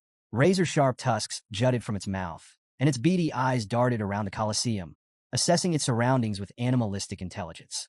A collective gasp rippled through the audience of young hounds. "That's overkill," one whispered. "Do they really need a monster like that to test him?" murmured another. Some muttered their concerns aloud. If things spiraled out of control, would the Guardian Knights have to intervene? But while the crowd buzzed with doubt, Vikir stood calm and composed. His sharp eyes fixed on the orc, he showed no sign of fear. His body was still, his blade poised, as Hugo gave the signal. The orc's chains fell away with a deafening clatter. With a feral roar, the beast charged, its massive bulk hurtling forward with terrifying speed. Vikir remained motionless, timing his move with surgical precision. As the orc lunged, he swung his sword in a blinding arc. The strike was fluid and flawless, severing the creature's arm in a single motion. The orc stumbled back, roaring in pain and confusion. Before it could recover, Vikir closed the distance with terrifying speed. Another precise strike followed, this time severing the orc's leg. The monster collapsed, growling in agony, its body writhing helplessly on the arena floor. The Colosseum was frozen in stunned silence. How? How did he do that? One young hound muttered. Did he even use mana? Another asked, incredulous. From his vantage point, Vikir noted the orc's confusion. Its bleeding wounds failed to regenerate, a hallmark of its species. Vikir smirked. He knew why. It wasn't just the severed limbs. Hemorrhage Hellhound, the ability imbued in his blade, was preventing the orc's famed regeneration from activating. A C-class monster like the orc was powerless against the lingering effects of a B-class Hellhound's curse. From the sidelines, Hugo watched intently, his face unreadable. But Vikir recognized the look. His father wasn't just evaluating the fight. He was deciphering what Vikir had learned in the library. Vikir decided it was time to give him an answer. Hugo's eyes began to glow faintly, a sign of heightened interest. Beside him, the head butler gasped, his voice trembling. That's an aura blade. In the arena, Vikir's sword began to radiate a brilliant red light. The energy was sharp and visceral, a manifestation of his mastery over aura. The orc, still struggling, roared weakly. But it was too late. Vikir charged forward, his blade slicing cleanly through the air. With a single, devastating strike, he decapitated the orc. The monster's massive head tumbled to the ground, its body crumpling lifelessly as the red glow of Vikir's blade faded into the silence of the Colosseum. The Colosseum erupted in astonishment. The young hounds could barely process what they had just witnessed. Murmurs rippled through the crowd, growing louder as disbelief turned to admiration. Beside Hugo, the head butler turned, his voice trembling with excitement. It's the aura of a low-class sword expert. We've just witnessed the birth of a genius. There will never be another like him across all the families in the Empire. But despite the head butler's praise, Hugo's sharp gaze remained fixed on the pool of blood spreading beneath the orc's lifeless body. The creature's famed regeneration had been utterly nullified. He only won because the orc was weak, Hugo said flatly, though his tone carried an undercurrent of intrigue. Before Hugo could say more, Vikir's calm voice cut through the murmurs. Is there anything stronger than this orc? The Colosseum fell silent. An 8-year-old, asking for a stronger opponent after defeating an orc? Even the doubters in the audience were struck speechless. Vikir's reasons were clear. He wanted to demonstrate his progress, not just to Hugo but to the entire clan. A performance like this might earn him recognition. Perhaps they'd send him to a prestigious academy, or even dispatch him to a remote area, away from Hugo's direct control. Hugo leaned back in his seat, his curiosity piqued. A faint chuckle escaped him. It seems the orcs I brought from afar are not enough to satisfy my son's hunger. Turning to the head butler, he asked, do we have anything stronger? Something suitable from the creatures captured during the barbarian raid. The head butler hesitated, clearly uneasy. There is one left, my lord. Hugo's smirk widened. Bring it in. The massive gate creaked open again, its echoes amplifying the tension in the Colosseum. All eyes were glued to the entrance as the ground began to tremble with heavy footsteps. A collective gasp spread through the audience as a troll emerged, bound in heavy chains. Vikir stood calmly in the arena, his crimson eyes fixed on the towering creature before him. The troll, with its twice-human size, rippling muscles, and ferocious presence, was a creature designed to instill terror. Vikir turned toward Hugo, seeking silent approval. The patriarch gave a slight nod. The troll's chains clattered to the ground, and the beast roared, the sound reverberating through the Colosseum. It lunged forward, its massive fists swinging down in a punch that could crush a boulder. But Vikir was faster. With almost inhuman agility, he sidestepped the attack, the troll's fist smashing into the ground with a thunderous impact. Dust and debris flew into the air as the crowd gasped at the sheer force of the blow. Moving with calculated precision, Vikir slipped behind the troll, exploiting its momentary confusion. From the audience, a young hound shouted, "That's the perfect moment to attack. Why didn't he take it?" Hugo's calm, instructive voice cut through the murmurs. Trolls have extraordinary regenerative abilities. Only fatal attacks are worth it. Anything less is a waste of effort. A proper plan is essential to hunt a troll. The troll charged again, its massive frame lumbering forward with raw power but sluggish movements. Vikir moved with grace, effortlessly evading every swing, swipe, and stomp. Each step was calculated, each dodge precise. The audience watched in awe as the 8-year-old displayed remarkable poise. Yet their curiosity grew with every second. "Why isn't he fighting back?" someone muttered. "He's probably trying to tire it out," another speculated. "No," whispered a third. "He's waiting for the perfect moment to strike." Minutes of evasion stretched on, and even Vikir began to feel the tedium of the exchange. Enough, he thought. Time to act. Fully aware that he could end the fight swiftly with his full strength, Vikir deliberately chose a more calculated approach. His goal wasn't just victory, it was to make his progress seem plausible, not overwhelming. As the troll launched another heavy attack, Vikir seized the moment. With a single, precise swing, he sliced deep into the troll's arm, nearly severing it from its shoulder. Gasps rippled through the Colosseum as the audience believed the fight was over. But their astonishment turned to unease as they watched the troll's wound heal before their eyes. The severed tissue reconnected rapidly, and within moments, the arm was as good as new. Vikir frowned slightly. He had expected the troll's regeneration to kick in, but seeing it firsthand confirmed the challenge he faced. The hemorrhage skill of Beelzebub could nullify this, he thought, but he couldn't rely on such an obvious technique. It would reveal too much. From the sidelines, Hugo's sharp voice rang out. "Enough, Vikir. Stop before this gets out of hand."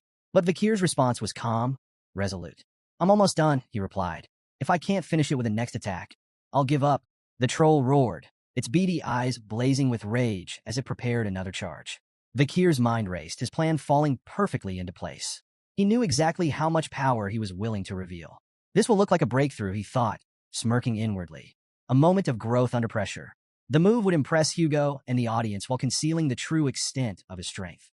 The crimson glow of Vikir's sword flared, its fiery aura blazing brighter than before. Gasps echoed through the Colosseum as the young hound's presence seemed to grow, commanding attention. The troll lunged with a guttural roar, its massive fist hurtling toward Vikir. Vikir met the attack head-on, his blade flashing in a clean, decisive arc. The audience held their breath as his strike cut through the troll's neck, severing its head in one fluid motion. The troll's body collapsed with a deafening thud, its massive head rolling across the arena floor. Silence engulfed the Colosseum. Every pair of eyes widened in shock, frozen in disbelief at what they had just witnessed. Even the normally stoic head butler gasped audibly, his composure breaking. "The second technique," he whispered, his voice barely audible. "He's achieved the second technique of the Baskerville clan at 8 years old." His gaze turned to Hugo. "That's unheard of. Most don't reach this level until they're at least 18. In the center of the arena, Vikir stood with an innocent smile, his sword lowered, as if blissfully unaware of the magnitude of his accomplishment. "I did it," he declared cheerfully, his tone almost childlike. The silence that followed was deafening. Hugo remained seated, his expression unreadable. Yet inside, he was reeling. What he had just witnessed defied everything he knew about swordsmanship and training. An 8-year-old performing the second technique? The implications were staggering. A week later, Vikir sat in the Baskerville dining hall, staring down at a bowl of unappetizing meat porridge. Around him, the air was heavy with tension. None of the other young hounds dared approach him. Their gazes flickered toward him briefly, before they quickly looked away. Vikir wasn't surprised. In the Baskerville family, power was everything. His recent display had placed him far beyond the reach of his peers, and they all knew it. As he ate, Vikir reflected on his progress with satisfaction.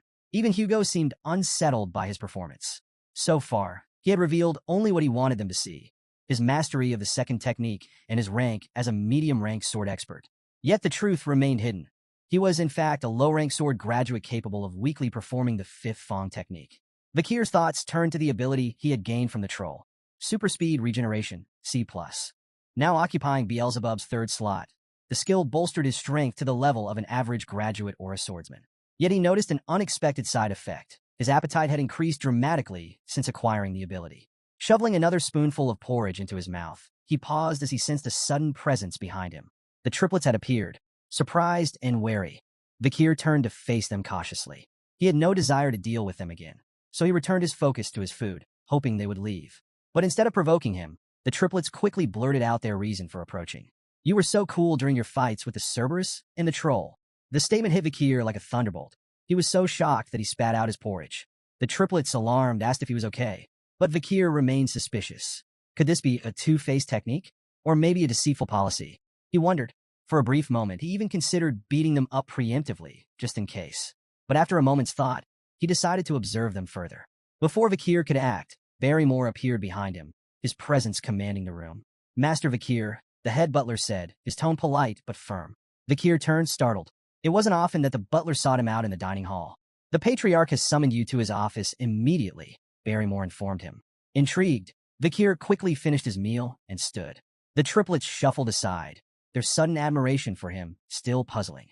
With a nod to Barrymore, Vikir made his way to Hugo's chambers, his mind racing with curiosity about what awaited him.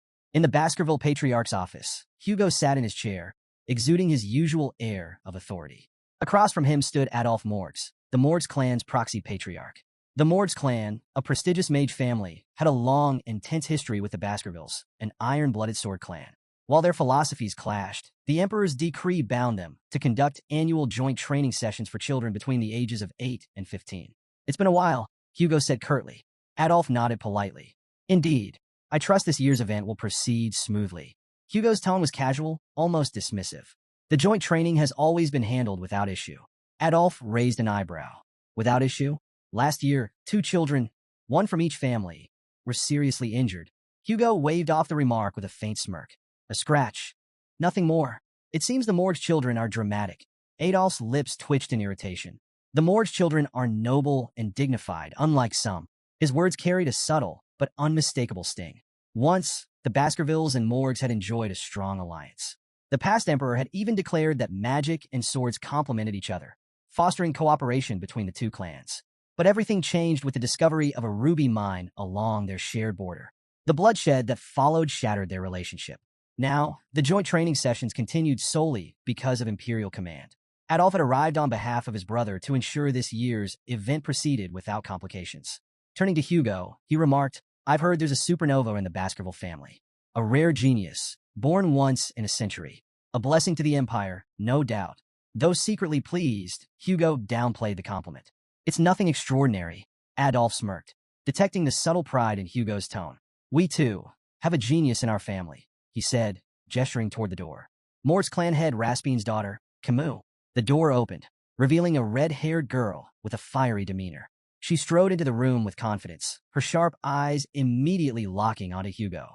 Adolphe began a formal introduction, but Camus interrupted, pointing an accusatory finger at Hugo. "Are you the thief who stole our ruby mine? Give it back." The room fell into a tense silence. Hugo's face darkened, his calm demeanor giving way to a sharp glare directed at Adolphe. "Thief?" he asked coldly. "Is that what you're teaching your kin now?" Adolphe looked startled. "I never said such a thing." Camus, however, was unfazed. Fixing Adolphe with a determined glare, she declared, "You did. An hour and 42 minutes ago, right before we got off the carriage, you called him that annoying chin beard who stole the ruby mine." Hugo's glare deepened further as Adolphe stammered, his composure crumbling. "Camus, you must have misheard. I said no such thing." But Camus stood her ground, arms crossed. "You definitely said it." Hugo's patience was wearing thin. "It seems the Mords clan struggles with teaching children proper etiquette," he remarked, his voice laced with irritation. Adolphe, scrambling to salvage the situation, tried to defuse the tension. "It's simply a misunderstanding, Patriarch Baskerville. Camus is young and spirited." Hugo's sharp gaze remained fixed on him. "There's no need to explain the Mords clan's problems with education to me," he said icily. Camus, undeterred, persisted. Crossing her arms, she repeated her demand, her fiery tone cutting through the air. "Our research is impossible without those stolen rubies." Adolphe's voice turned warning. "Camus," but she ignored him, stepping closer to Hugo. Hugo's patience finally snapped. His voice was sharp, tinged with barely concealed anger. "It seems the Mords don't teach manners at all. Adolf bristled at the comment, his composure cracking. And what do you plan to do? He retorted, his words biting. Threaten an 8-year-old girl? The insult struck a nerve. Hugo's proud Baskerville dignity prevented him from stooping to such behavior, leaving him momentarily speechless. Before the tension could escalate further, a calm but cutting voice sliced through the heated exchange. It seems the morgues don't teach their children not to envy what belongs to others. All eyes turned toward the speaker, Vakir. He stood in the doorway alongside the head butler, his composed demeanor stark against the tension in the room. The butler formally announced his arrival as Hugo turned to see his son, standing steady and unruffled. Adolf, startled by Vakir's sudden appearance, quickly connected the dots. This boy had to be the rumored Baskerville supernova. His thoughts were interrupted when he noticed something odd. Camus, who had been sitting beside him moments earlier, was no longer there. Camus had moved swiftly, now standing directly in front of Vakir. Her fiery demeanor was on full display as she demanded, "What did you just say?" Adolf called her name sharply, trying to stop her from causing a scene, but Camus ignored him entirely. Vakir, meanwhile, remained unruffled, studying her intently. As Vakir observed her, memories of Camus' future self surfaced in his mind. In time, she would rise as the Morgues clan's legendary iron-blooded empress, a figure revered and feared across the empire. Renowned as a genius of geniuses, Camus would create an era of unprecedented power for the Morgues clan. She was infamous for her ferocity, having eradicated the monsters and barbarians from life-engulfing forest to form the infamous border of blood and ashes. Her political acumen would even allow her to manipulate the imperial family, earning her the title Fire Goddess of Authority. But for now, Camus was just a child. A fiery, talented child, yes, but still far from the towering legend she would one day become. His musings were interrupted by Camus snapping. "Why does the ruby mine belong to you?" Remaining calm, Vakir countered, "Because it does. Your tantrum won't change that. Don't you think your behavior is childish?" Camus bristled at the remark, her irritation palpable. Without a word, she began casting a spell. Vakir instinctively prepared for an attack, but to his surprise, Camus conjured an intricate ice sculpture instead. She pointed at the sculpture, her tone defiant as she began explaining. "This is the joint security area," she said, using the sculpture as a visual aid. She pointed to a small cave carved into the icy representation. The mine entrance lies within Morgue's territory, but the vein itself runs beneath Baskerville land. This prevents you from claiming it entirely, but it also makes it impossible for us to mine freely without crossing into Baskerville territory. Her finger traced the icy veins with precision, her voice steady but laced with frustration. "We've offered, repeatedly, to pay rent for the use of the land, but your family rejects every proposal.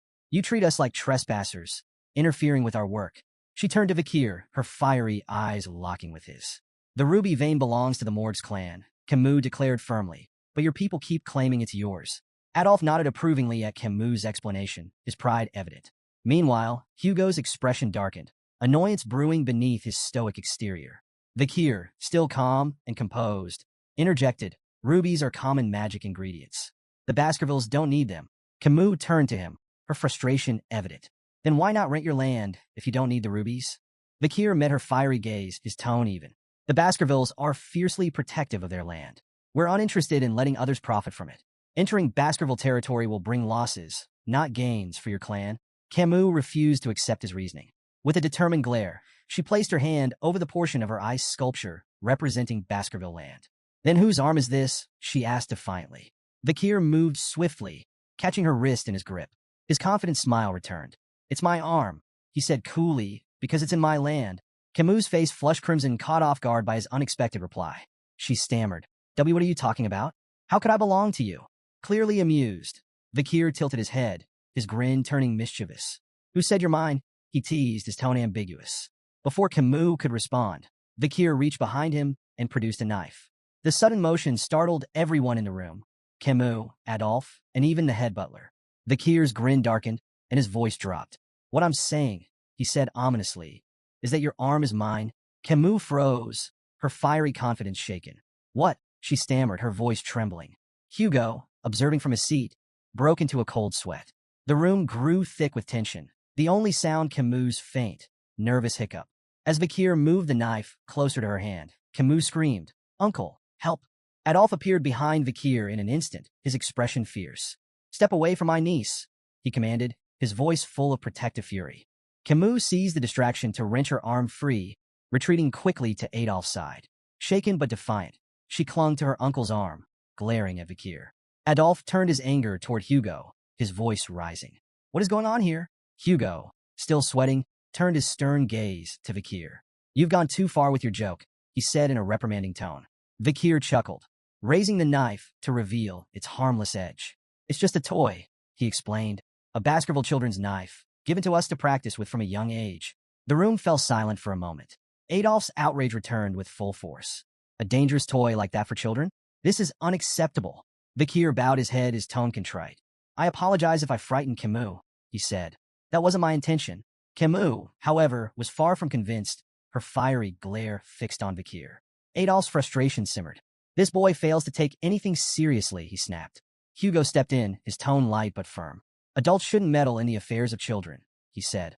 Let's focus on the ruby mines and move on to the friendly duels. Adolphe hesitated, but seeing Hugo's resolve, he relented with a sharp nod.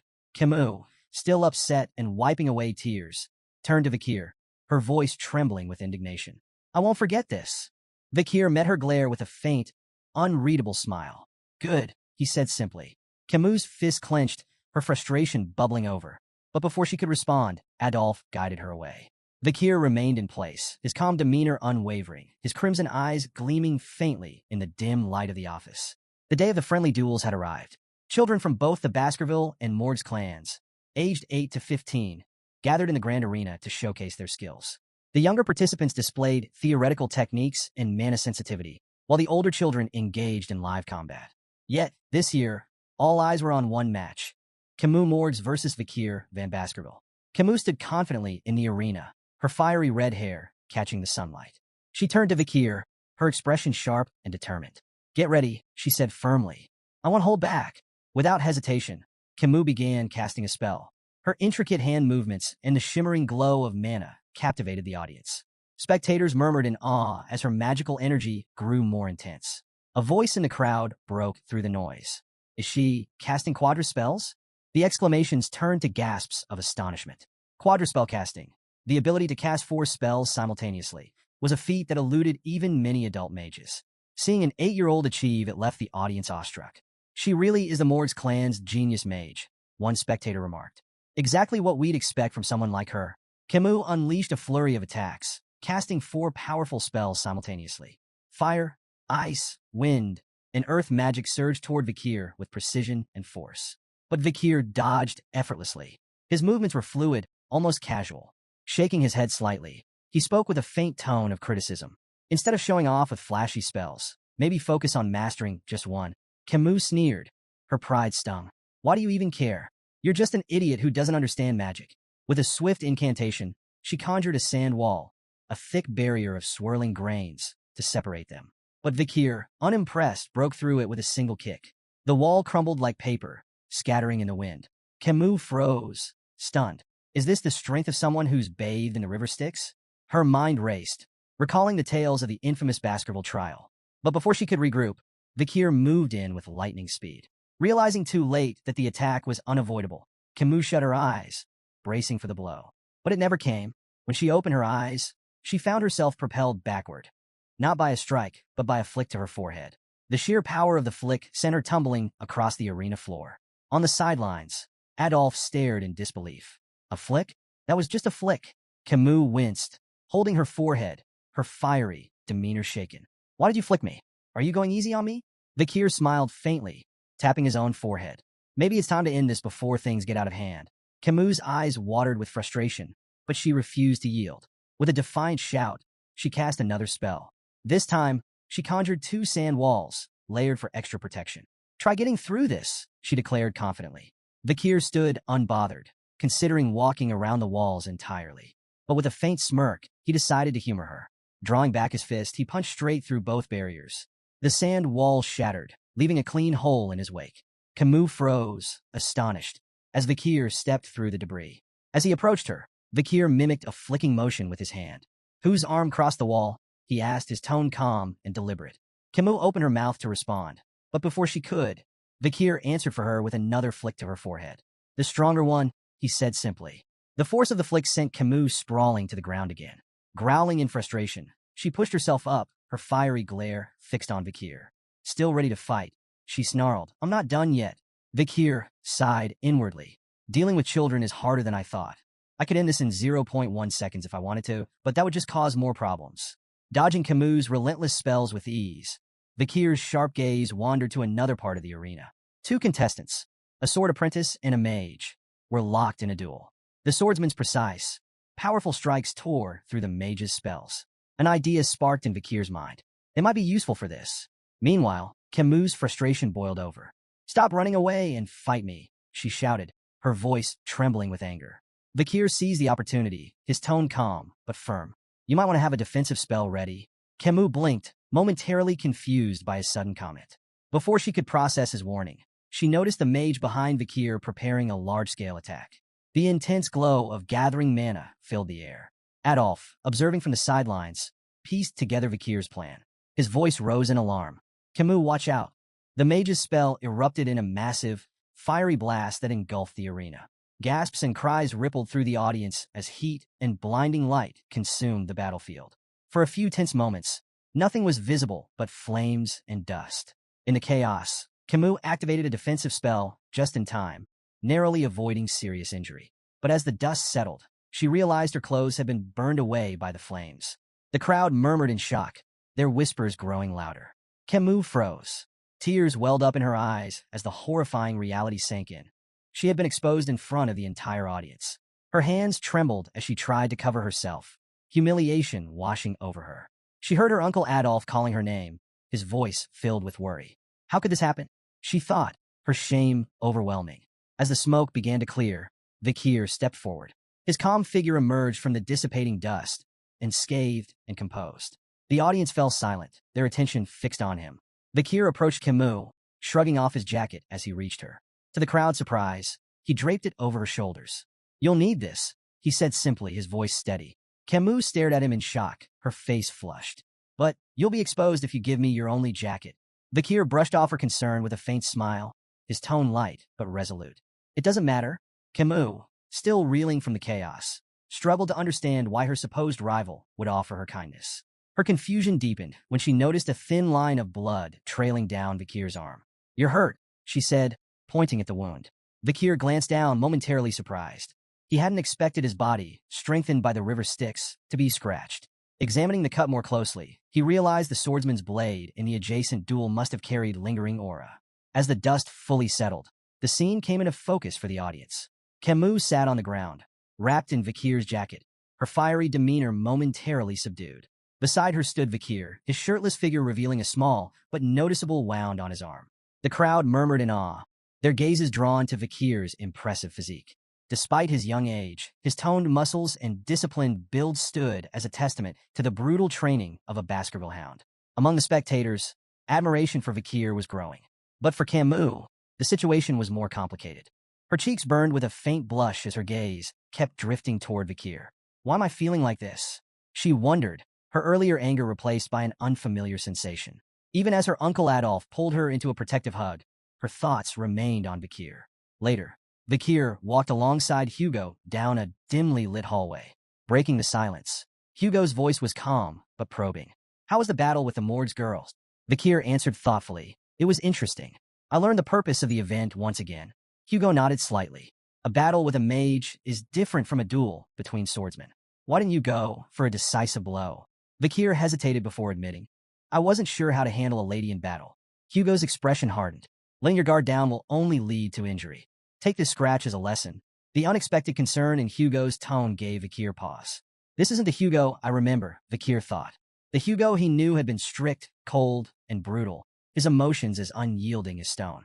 Rumors whispered that Hugo's harshness stemmed from the loss of his first wife and eldest daughter, but such things had never been Vikir's concern.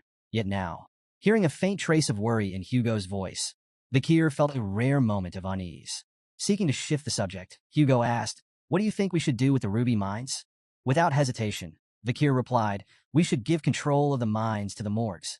Hugo's eyebrows shot up in surprise. "And your reasoning?" "The Baskervilles' primary focus is territorial expansion," Vikir explained. "The monsters and barbarians around the mines will be obstacles if we try to claim the region directly. By allowing the Morgs control of the mines, we can use them to minimize our losses. Their presence will draw the threats into that area, allowing us to handle everything at once." Hugo listened carefully, his sharp mind processing Vikir's words. Slowly, a smile spread across his face. Interesting, he said. Once the Mords assign a large number of people to the mines, we'll push the monsters and barbarians into that region. The ruby veins will be soaked in their blood, and the Mords will think twice before stepping onto our land again. Placing a hand on Vikir's head, Hugo said, "Your idea aligns with about 90% of what I had in mind." Impressive. Vikir accepted the praise silently, his expression composed. Inside, he mused on the irony. This plan was originally Hugo's idea. Vikir had carried it out on his orders in his previous life. Now, seeing it unfold from this perspective brought an odd sense of satisfaction. To conclude, Vikir added, "We should keep a close eye on the Mord's movements." Hugo dismissed the concern with a wave of his hand. "There's no need. I've already increased the number of hounds scouting the area." Vikir nodded, choosing to keep his thoughts to himself. As they continued walking, a familiar voice rang out behind them, stopping them in their tracks. "Hugo, I have something to discuss before I leave." Turning toward the source, they saw Adolf approaching, his expression serious. Hugo nodded, gesturing toward a nearby room. "Let's talk." Once seated, Hugo leaned back in his chair. "What is it you want to discuss?" Adolf wasted no time. "I think it's time to resolve the issues surrounding the ruby mines peacefully," he began. Hugo raised an eyebrow. "Peacefully?" Adolf continued. "We could implement usage fees, but I have another suggestion, an engagement between the Morgs and Baskerville children." As the two patriarchs discussed the potential union, Camus sat nearby. Her gaze occasionally drifted toward Vikir, her cheeks faintly flushed.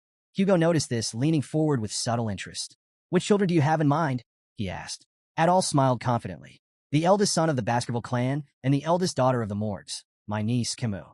She's exceptional, beautiful, intelligent, talented. She lacks nothing and would make an ideal match." Hugo raised an eyebrow. "My eldest son is 25. That's a 17-year age gap." Adolf waved the concern away. "What's a mere 17 years? In the grand scheme of things, it's nothing." Before Hugo could respond, Camus interjected firmly, "I will not marry anyone weaker than my mother. And I don't want a significant age gap in my partner." Adolf's face twisted in frustration as he turned to his niece. "Camus, if you insist on marrying someone stronger than your mother, you'll be alone for the rest of your life. That's not a realistic demand." Hugo, clearly displeased, added dryly, "Engagements aren't a buffet where you can pick and choose. Consider the bigger picture."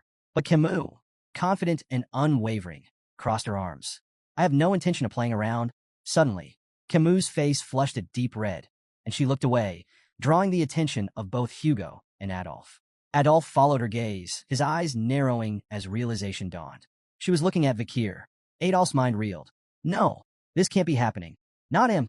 Leaning toward her, Adolf hissed in a harsh whisper, "Don't even think about it. Vikir is of the Van surname, not from the Lil lineage. He's a small fish in a big pond. This is absurd."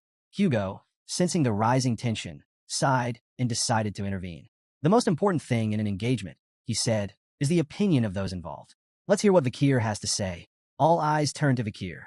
Camus looked at him expectantly, her blush deepening as the room fell silent. Meeting her gaze, Vikir's calm voice broke through the tension. "I accept." The room erupted into chaos.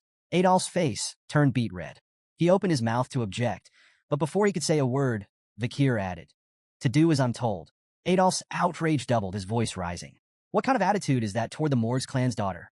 Camus, on the other hand, was completely flustered. Her face turned crimson as she tried to decipher Vikir's cryptic response. Is he shy? Does this mean he's secretly okay with the engagement? Her mind raced with possibilities, each more baffling than the last. Hugo, clearly amused by the situation, interjected with a composed tone. "In the Baskerville household, names and titles hold little meaning. Greatness comes from ability, not bloodline. Even those of Van descent can rise to prominence." Adolf's expression remained skeptical, his eyes narrowing as he turned to scrutinize Vikir. The young Baskerville stood tall, calm and unyielding under Adolf's piercing gaze. Internally, however, Vikir was assessing Adolf just as carefully. As a six-circle mage and one of the Mords clan's strongest supporters, Adolf was undeniably formidable. Breaking the silence, Adolf said coldly, "I don't think it's wise to rush this. We can't have just anyone become Camus' husband." Vikir reflected on the peculiar customs of the clans, where engagements often felt more like polite suggestions than binding agreements. Still, he couldn't help but wonder if Adolf, with his lofty standards, was dissatisfied even with the renowned genius of the Baskerville clan. Adolf's skepticism grew as he stepped closer, placing a firm hand on Vikir's shoulder. He applied pressure, clearly testing the boy. But to Adolf's surprise, Vikir didn't budge. His sturdy frame defied expectations, as though the weight of a six-circle mage was nothing to him. Intrigued, Adolf asked sharply, "Why aren't you responding? Are you even paying attention?" Vikir's blunt reply was like a thunderclap in the room. "I stopped listening after you said it was unwise to say certain things to me." Camus gasped audibly, her eyes wide. Her uncle, one of the most powerful mages in the clan, had been dismissed by a child. Meanwhile, Hugo struggled to stifle his laughter, turning away to hide the smirk threatening to break across his face. Adolf, instead of anger, erupted in a dark, booming laugh. Turning to Hugo, he declared, "I think I need to have a more in-depth conversation with this boy." Hugo raised an eyebrow, suspicious. "What are you planning, Adolf? You're not going to scold an 8-year-old, are you?" Adolf laughed again, the sound echoing ominously.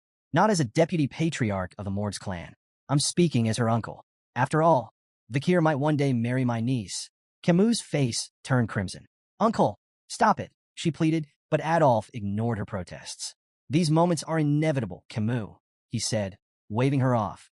Hugo, sensing where this was heading, gave Adolf a skeptical look. "You're serious about this, aren't you?" Adolf nodded, his expression grimly amused. "Completely." Hugo sighed, hesitant but ultimately relenting. "Fine," he said, "but don't take it too far. The last thing we need is a political incident over a conversation." Camus groaned in frustration. "This isn't a conversation," she muttered, crossing her arms. It quickly became clear to everyone in the room. This wasn't going to be a talk. It was a duel. After some time, Vikir and Adolf stood face to face in the center of the arena, tension crackling in the air. Hugo and Camus watched from the sidelines, each with their own thoughts. Adolf smirked and declared, "Show me everything you've got, boy. Don't hold back." Vikir's confidence barely wavered. "If I actually go all out, you might end up face first on the floor," he mused, suppressing a grin. To kick things off, Adolf performed an intricate spell, seamlessly combining fire, earth, and water magic to create a clay pot. He filled it with water and balanced it on his head with a flourish. "Your challenge," he announced, "is to make even a single drop spill. If you succeed, you win." Vikir raised an eyebrow. "A pot-on-head challenge? This guy's either crazy confident or crazy." Camus leaned toward Hugo. "This is classic Adolf," she explained. "His control is basically unmatched." Vikir analyzed the setup. Charging straight at Adolf might not work, but it'd give him valuable intel. Without hesitation, he lunged forward, sword in hand, aiming directly for his opponent. "Vikir, no!" Camus cried, horrified by his reckless approach. Adolf didn't flinch. He raised a hand, casting a shimmering barrier that effortlessly absorbed Vikir's strike. "Rookie mistake," Adolf said smugly, glancing at Camus. "Why are you helping him? Shield magic makes swordsmen like him obsolete." Vikir clicked his tongue, frustrated but unfazed. Adolf, clearly enjoying himself, launched a series of flashy spells. Fireballs, wind blades, and earth spikes flew toward Vikir, but he dodged them all with cat-like agility. From the sidelines, Camus seethed. "He never used this much magic against me," she shouted. Adolf turned to her, feigning betrayal. "Et2, Camus? My own niece, rooting for the enemy." He returned his gaze to Vikir, playful menace gleaming in his eyes. "You'll pay for that." Hugo stayed quiet, watching intently. Vikir's movements were sharp, his strikes precise. "Let's see how far he can push Adolf," Hugo murmured to himself. Vikir observed Adolf's techniques closely, replaying memories from his past life and adapting them to his current form. Adolf bragged, "No sword can break my shield." But cracks began to form as Vikir struck the same spot over and over, his attacks like a perfectly tuned machine. Adolf's smug grin faltered. Persistent little, before he could finish, Vikir's sword shattered. Adolf immediately regained his composure. "Amateur mistake," he taunted. "You ignored your weapon's durability." But the air shifted. Hugo and Camus exchanged knowing glances as Adolf continued his mockery, oblivious to the danger. Water poured down Adolf's face, soaking him completely. He froze. "What the?" He glared at the shattered pot above him. "How did a shard pierce my shield and the pot?" Vikir, calm and composed, simply shrugged. "Maybe it was too full." Camus stood frozen, cheeks flushed as the weight of the moment hit her. Vikir had defeated her invincible Uncle Adolf. Her thoughts spiraled. "He's amazing. Is this fate?" Images of wedding bells and matching outfits flashed through her mind. Meanwhile, Hugo stood in silent contemplation, his gaze fixed on Vikir. This wasn't just talent or luck. It was raw potential. Am I raising a hound far more powerful than I imagined? 7 grueling years passed. The young hounds, now honed by relentless training, faced their ultimate test, a monstrous horn bear. The beast charged, its roar shaking the ground. In perfect unison, the hounds launched their attack, swords slicing with precision. From the sidelines, their instructor, Staffordshire Baskerville, watched with a calculating eye. "Stop wasting your energy on its vital points," he barked. "Go for the hind legs, slow it down first." The triplets responded instantly, their crimson auras flaring as they executed synchronized strikes. The beast staggered, its movements slowing. Staffordshire nodded in approval. "Good. That's how Baskervilles fight, as a pack." With the monster weakened, the remaining hounds moved in for the kill, finishing it with a coordinated assault. Staffordshire clapped his hands. "Congratulations. You're now lower-ranked sword experts and have mastered the first Baskerville technique." But his tone turned grim. This was a controlled environment. Out there in the life-engulfing forest, the oxbears won't be caged or predictable. One mistake, and you're dead. Your bloodline strength is your lifeline. Don't waste it. His words hung heavy in the air as the young hounds absorbed the harsh truth. Their 7-year training had officially ended, but their journey was only beginning. The newly minted hounds buzzed with excitement, discussing their futures. 2 of them debated their preferences for the Baskerville clan's 7 night orders. "I'm all about the Wolfhound order," the first said, puffing his chest. "Guarding the Patriarch? That's peak prestige. Wolfhound's cool," the second replied, "but I'm eyeing the Doberman, Pitbull, and Rottweiler orders. Assassination and all-out warfare? Now that's my vibe." Their banter shifted to a figure sitting atop the massive carcass of a slain oxbear, Vakir. "Who's that?" the second asked, intrigued. The first gestured toward Vakir. "That's the Vakir. Took down an oxbear twice the size of ours." He leaned closer, voice filled with awe. "He's already a high-level sword expert and mastered the third Baskerville technique. He's on par with the Shadow Hounds." Sitting on the slain beast, Vakir stared into the distance, lost in thought. His progress had been substantial. He'd reached the 5th Baskerville technique and graduated as an intermediate-rank swordsman. But to him, it felt agonizingly slow. 7 years, and still, I'm far from where I need to be. His brooding was interrupted by the arrival of Barrymore, the head butler. "Master Vakir," Barrymore said with a bow, "the Patriarch requests your presence. Your assignment has been decided." Vakir rose, his expression unreadable. "All right," he replied, sheathing his sword. The time for training was over. A new chapter awaited. Vakir stepped into the Patriarch's office, greeted by Hugo's signature grunt. His sharp eyes immediately caught a small cut on Hugo's nose. "Rough fight?" Vakir asked, curious. Hugo smirked. "Barbarians in a life-engulfing forest. Outmatched by an archer," he admitted, before adding with a satisfied grin. "But I left her a matching souvenir." After a brief silence, Hugo congratulated Vakir on his graduation, but his tone carried an edge. "Things will only get tougher from here," he warned. Vakir's mind wandered. This had to be about his new assignment. Memories of his previous life surfaced.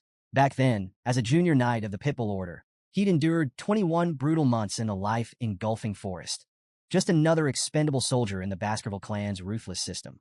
At 15, Baskerville children were divided into 2 paths, elites or expendables.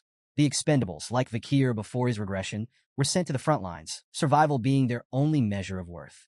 Meanwhile, the elites received political and administrative training, protected by the expendables who lived long enough to serve them. Vakir knew the 5th Baskerville sword technique was designed to close the gap between the elite's polished training and the expendables' hard-earned battlefield experience. Before his regression, he'd never progressed beyond the 4th technique. Worse, as an illegitimate child, he'd never been considered for the elite path. Hugo's voice cut through his thoughts. "I want you to try the lower house of Parliament." Vakir blinked. "What?" "The lower house manages the clan's regional administration. Law enforcement, infrastructure, economic oversight. It's politics and pragmatism combined. Far from the battlefield." The idea shocked Vakir.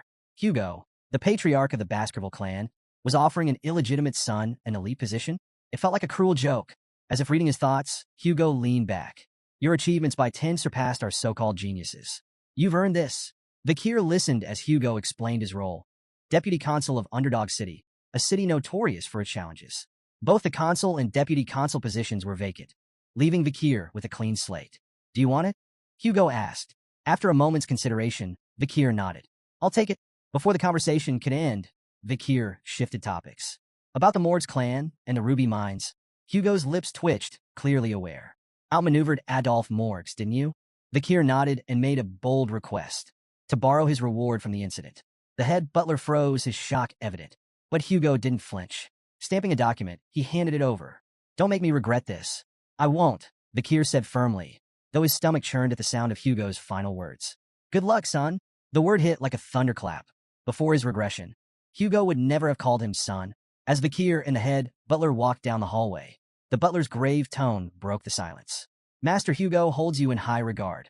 Assigning a consulship before a battle posting, unprecedented. It's part of the disciplines of kingship. His words implied that Hugo was grooming Vakir for far greater responsibilities. Vakir, however, wasn't one to bask in praise. He knew this appointment wasn't a reward but a challenge. This was a chance to sharpen his skills in a less dangerous environment. Even so, memories of his past life refused to let him relax. The cold sensation of the guillotine's blade haunted him. That vivid memory fueled his resolve. Someday, Hugo La Baskerville would feel the same icy despair. Meanwhile, in Underdog City, a bustling villa buzzed with activity. A bald man barked orders at two workers. The villa must be spotless by tomorrow. The new deputy consul arrives then. One worker, wiping sweat from his brow, muttered, "I hope he knows business." His companion snorted. "Business? The guy's only 15.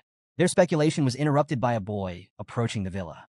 Mistaking him for a servant's child, one worker placed a hand on his shoulder. "Hey kid, whose son are you?" The boy's glare was icy. "Remove your hand." The workers exchanged glances, taken aback, as the boy produced a document. "I'm Vakir van Baskerville," he announced coolly, "your new deputy consul." The men stood dumbfounded, their eyes darting between Vakir and the papers. One finally stammered, "But you're early." Ignoring their confusion, Vakir strode inside, issuing his first order. "Prepare food and drinks. We're hosting a party tonight." By nightfall, the villa was a whirlwind of celebration. Nobles mingled, tables groaned under feasts, and laughter echoed through the halls. Yet not everyone was in a festive mood. Chihuahua Baskerville, the general secretary of Underdog City, was pacing in his office. From his window, he could see the lavish party raging below. His fists clenched. "Unbelievable," he muttered. The city was already reeling from corrupt officials, and every deputy consul before Vakir had been sacked for bribe-taking. Now, the new appointee, just a kid, was throwing a party on his first day? Chihuahua's indignation turned to alarm as he suddenly felt a presence behind him. "Are you the general secretary?" Chihuahua whirled around, nearly tripping over himself. Standing in the shadows, calm and composed, was Vakir. Yes, that's me," Chihuahua stammered, trying to regain his composure. Vakir stepped into the light, his piercing gaze unsettling. "Vakir van Baskerville, your new deputy consul." Chihuahua swallowed nervously, but managed to introduce himself. Vakir repeated his name thoughtfully, his sharp eyes narrowing slightly. "No middle name?" Vakir mused aloud, his tone light yet pointed. Chihuahua braced for ridicule. In Baskerville hierarchy, a missing middle name marked one as an outsider, an employee, not family. He had endured years of discrimination because of it. When Vakir placed a hand on his shoulder and said, "Nice," he flinched internally, expecting sarcasm. Instead, Vakir's tone was calm. "I reviewed your background on the way here. Born and raised in Underdog City, right? You've done well. I won't interfere with how you manage things." Chihuahua blinked, his confusion palpable. "Okay," he muttered, unsure if this was a genuine compliment or some strange new form of harassment. Vakir's tone shifted, growing more serious. "Your management of the personal law system is commendable, but the judicial system here is another matter. The problem isn't just illegal businesses. It's that the underground economy has more power than the law." Chihuahua hesitated before replying. "So, shut down the illegal businesses? That won't be enough," Vakir countered. "The heads of these operations need to be removed. And to do that, we need a new law." "A new law?" Chihuahua repeated, startled. Vakir nodded. "Within a week, the underground economy will be in shambles. But I need a cause, something to justify creating and enforcing this law." Chihuahua furrowed his brow. "Why do you need a cause? Isn't it enough to act against illegal businesses?" Vakir smirked, his gaze sharp. "I'm a 15-year-old deputy consul. Without a strong performance, I'm just a kid with a fancy title. This isn't about acting. It's about proving I can win." His expression twisted into a mischievous grin as he added, "To put it simply, I'll lay out poop for the flies." Chihuahua stood there dumbfounded. What in the world was this kid planning? The next day, Vakir arrived at Dort Smile Street, Underdog City's bustling downtown hub. Crowds had already gathered, their curiosity piqued by the rumors of their new deputy consul's first public action. Standing on a makeshift stage, Vakir held a large stake in his hand, his calm demeanor commanding attention. Chihuahua and the other officials stood nearby, exchanging puzzled glances. Since dawn, Vakir had been on that stage, silently biding his time. Finally, he stepped forward and introduced himself. "I am Vakir van Baskerville, your new deputy consul." The crowd buzzed with surprise, their whispers swelling like a tide. Many found it hard to believe that someone so young could hold such a high position. While a few onlookers murmured that Vakir was cute, Most questioned what someone his age could possibly achieve. Undeterred, Vikir raised his voice, addressing the crowd with confidence. He reminded them of the Baskerville family's long-standing laws, unwavering and as strict as ever, regardless of who held office. But skepticism was thick in the air. Doubts about his age, ability, and resolve rippled through the crowd. Some muttered bitterly about the corruption of past officials, assuming Vikir would inevitably fall into the same trap. Standing beside him, Chihuahua clenched his fists. Unable to stay silent, he snapped at the crowd, demanding respect for the new deputy consul. His sharp tone momentarily hushed the murmurs, though many still whispered that Chihuahua seemed better suited for the role than the boy standing on the stage. Then, Vikir acted. With a display of raw strength, he hoisted the large stake high above his head. In one powerful motion, he drove it into the ground with such force that the earth seemed to tremble. Gasps spread through the audience, their skepticism giving way to astonishment. Before the awe could fade, Vikir made his move. Standing tall, he declared the introduction of a new decree, the Vikir Special Law. The first provision, he announced, his voice carrying over the crowd, is simple. Anyone who pulls this stake from the ground will be rewarded with 100 million gold, personally paid by me. The crowd erupted in disbelief.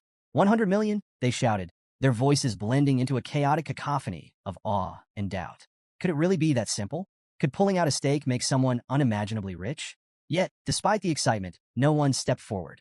Vikir's sharp eyes scanned the hesitant faces, his gaze daring someone to take the challenge. What's wrong? He taunted. Does no one have the guts to try? When the silence persisted, he smirked and raised the stakes, literally. Paragraph 1, Article 2, he declared. The prize is now 1 billion gold to the person who pulls out this stake. Gasps of shock rippled through the crowd. 1 billion gold was beyond anyone's wildest imagination, a life-changing fortune. The murmurs turned feverish as the audience grappled with the sheer magnitude of the reward. Amid the tension, a loud, mocking laugh cut through the noise. An overweight man lumbered forward, his face twisted in disdain. What is this nonsense? Do you take us for fools? He barked. No one's going to fall for such a ridiculous stunt. But someone in the crowd, quieter yet no less intrigued, muttered, 1 billion isn't exactly pocket change. The mood shifted. Whispers of curiosity and hesitation rippled through the audience. Behind Vikir, Chihuahua was more perplexed than ever. Why weren't they the ones embarrassed by this spectacle? Why was the crowd the one feeling the pressure? Unfazed by the noise, Vikir remained calm, his presence commanding. He stepped forward, his voice cutting through the whispers. So, he asked, his tone sharp and direct, is there no one brave enough to accept the challenge? The crowd fell silent once again, the weight of his words hanging heavy in the air. When no one stepped forward, Vikir raised the stakes once more. His calm voice carried over the hushed crowd. The reward is now 10 billion gold. The crowd collectively froze, their disbelief palpable. Whispers rippled through the gathering. This has to be a joke, someone murmured. Don't be stupid, another cautioned. Look at his sword. If you seem too greedy, he might cut you down. Despite the unimaginable prize, fear and hesitation kept everyone rooted in place. Beside Vikir, Chihuahua leaned in, whispering anxiously. Deputy Consul, there isn't enough money in the city to back that promise. Before Vikir could reply, a small hand shot up from the crowd. I'll try, said a timid voice. Gasps echoed through the audience. All eyes turned to the source, a frail young girl clutching a basket of flowers. Judy? The flower girl, an old man muttered, stepping forward as if to stop her. Child, don't. But Judy shook her head, determination flickering in her eyes. My mother is sick. I have no choice. The crowd whispered in astonishment as she approached the stage, her movements hesitant yet resolute. Standing before the massive stake, Judy glanced nervously at Vikir, who towered over her with an unreadable expression. Vikir spoke a single word, pull. His voice was calm, devoid of any hint of mockery or encouragement. Judy couldn't tell if he was serious or testing her. With trembling hands, she wrapped her fingers around the stake. Taking a deep breath, she pulled with all her strength. To everyone's shock, the stake slid out effortlessly, as though it had been planted in sand. A stunned silence fell over the crowd. Mouths hung open, eyes wide in disbelief. How could a frail little girl succeed where no one else dared to try? Judy stared at the stake in her hands, unsure of what to do next. She glanced nervously at Vikir, her heart racing when she saw him reach for his sword. Tears welled up in her eyes as she thought of her sick mother and the consequences of her boldness. But instead of cold steel, something warm and heavy landed in her hands. Startled, she opened her eyes to see Vikir kneeling before her, holding out a small bag. For now, here's 100 million gold, he said calmly. Judy froze, clutching the bag tightly as the weight of his words sank in. Was this real? Bakir rose to his feet, his tone businesslike. Where's your home? He asked. 10 billion gold is too heavy to carry. I'll have it delivered with a guard to protect it. Placing a hand gently on Judy's head, Bakir spoke with quiet authority. This is the law. It must always be obeyed. The crowd erupted into a cacophony of murmurs and gasps. Bakir had done the unthinkable. He had kept his outlandish promise. Even Chihuahua, standing on the stage, was left slack-jawed, unable to process what he had just witnessed. This bold performance was a turning point. The Bakir special law swept through the city, becoming the talk of Underdog. It overshadowed even the Baskerville clan's long-standing governance law. For the first time, people saw the young deputy consul as more than just a figurehead. He was someone who kept his word, no matter how audacious it seemed. Citizens were deeply moved by the simple fairness of the law, rewards for those who upheld it and consequences for those who broke it. Word of Bakir's commitment spread like wildfire. Unlike his corrupt predecessors, Bakir wasn't about greed or empty promises. He was earning the city's respect. In a matter of weeks, the atmosphere in Underdog City began to shift. Crime rates plummeted, and for the first time in years, the streets felt safer. The people began to take pride in their leadership. In the deputy consul's office, Chihuahua was scribbling on a board when Bakir approached, noting that the text was written in the Eastern language. Impressive handwriting, Bakir remarked casually, sparking a conversation. Still reeling from the earlier spectacle, Chihuahua confessed, Deputy Consul, I've lived in this city for 2 decades, and I've never seen anything like today. It was inspiring. Bakir offered a faint smile. Fear and wrath can only go so far. Trust in the law is what matters. Today wasn't about theatrics. It was about trust. Chihuahua, visibly moved, stepped forward and bowed deeply. You have my loyalty, sir. From this day forward, I will serve you for the rest of my life. Relax, Chihuahua. You're going to overheat, Bakir teased, but his thoughts were already drifting. Reflecting on his success, Bakir couldn't help but think of a future that once was. He remembered Camus Morgues, whose iron-fisted rule had once brought crime rates to an impressive 1%. But her methods relied on fear, alienating the people she ruled. Bakir was determined to forge a better path, one that earned loyalty, not resentment. Turning to the map spread out on his desk, Bakir marked several locations. These were potential hideouts and operational bases for illegal groups. The real challenges are just beginning, he murmured. The 10 billion gold reward had already been spent. Now it was time to recover those funds. Pointing to the marked areas, he laid out his plan to monitor these locations and confiscate the dirty money fueling the city's criminal networks. Chihuahua leaned over the map, intrigued. How do you know these are their bases? With a smirk, Bakir tapped his nose. I can smell them. The truth, of course, was far less mystical. Bakir's memories from before his regression had provided him with precise knowledge of these operations. While Chihuahua marveled at his investigative prowess, Bakir kept his advantage to himself, confident that his next steps would tighten his grip on the city's underground economy. Their conversation was interrupted by a staff member bursting into the room. Deputy Consul, he announced, the Village Hall's Youth Autonomy Association has requested a meeting. Chihuahua didn't seem surprised. It's about time, he muttered. Bakir, however, scowled. Arrogant bastards, he said bluntly. What do they want? Chihuahua explained. The Youth Autonomy Association is made up of second and third generation members from Baskerville's 7 founding families. Despite the grand name, it's just a rowdy social club for entitled brats. He shrugged. They probably have opinions about the Bakir special law. Bakir's grin was sharp, his tone cutting. The dung flies have started to smell the bait. Both Chihuahua and the staff member blinked, momentarily speechless. Bakir's cold smirk deepened. Let's deal with the pests gnawing at the city's foundations. Meanwhile, deep within the burning suspension, a high-end club in Underdog City's most luxurious hotel, a raucous party was underway. In the VVIP lounge, rented for a staggering 10 million gold for just 6 hours, the 7 key members of the Youth Autonomy Association reveled in extravagance. These second and third generation heirs of Baskerville's most influential families were steeped in privilege. The room buzzed with laughter as they built a pyramid of glasses, pouring expensive wine over it and letting the liquid cascade dramatically across the table. The blonde ringleader of the group smirked as he turned to the waiters. Drink it, he ordered, gesturing to the wine pooling on the table. Without hesitation, the waiters complied, lapping up the spilled wine like obedient dogs. Thank you, sir, for the privilege, one muttered, wiping his mouth. Reclining on a plush sofa, the blonde man chuckled.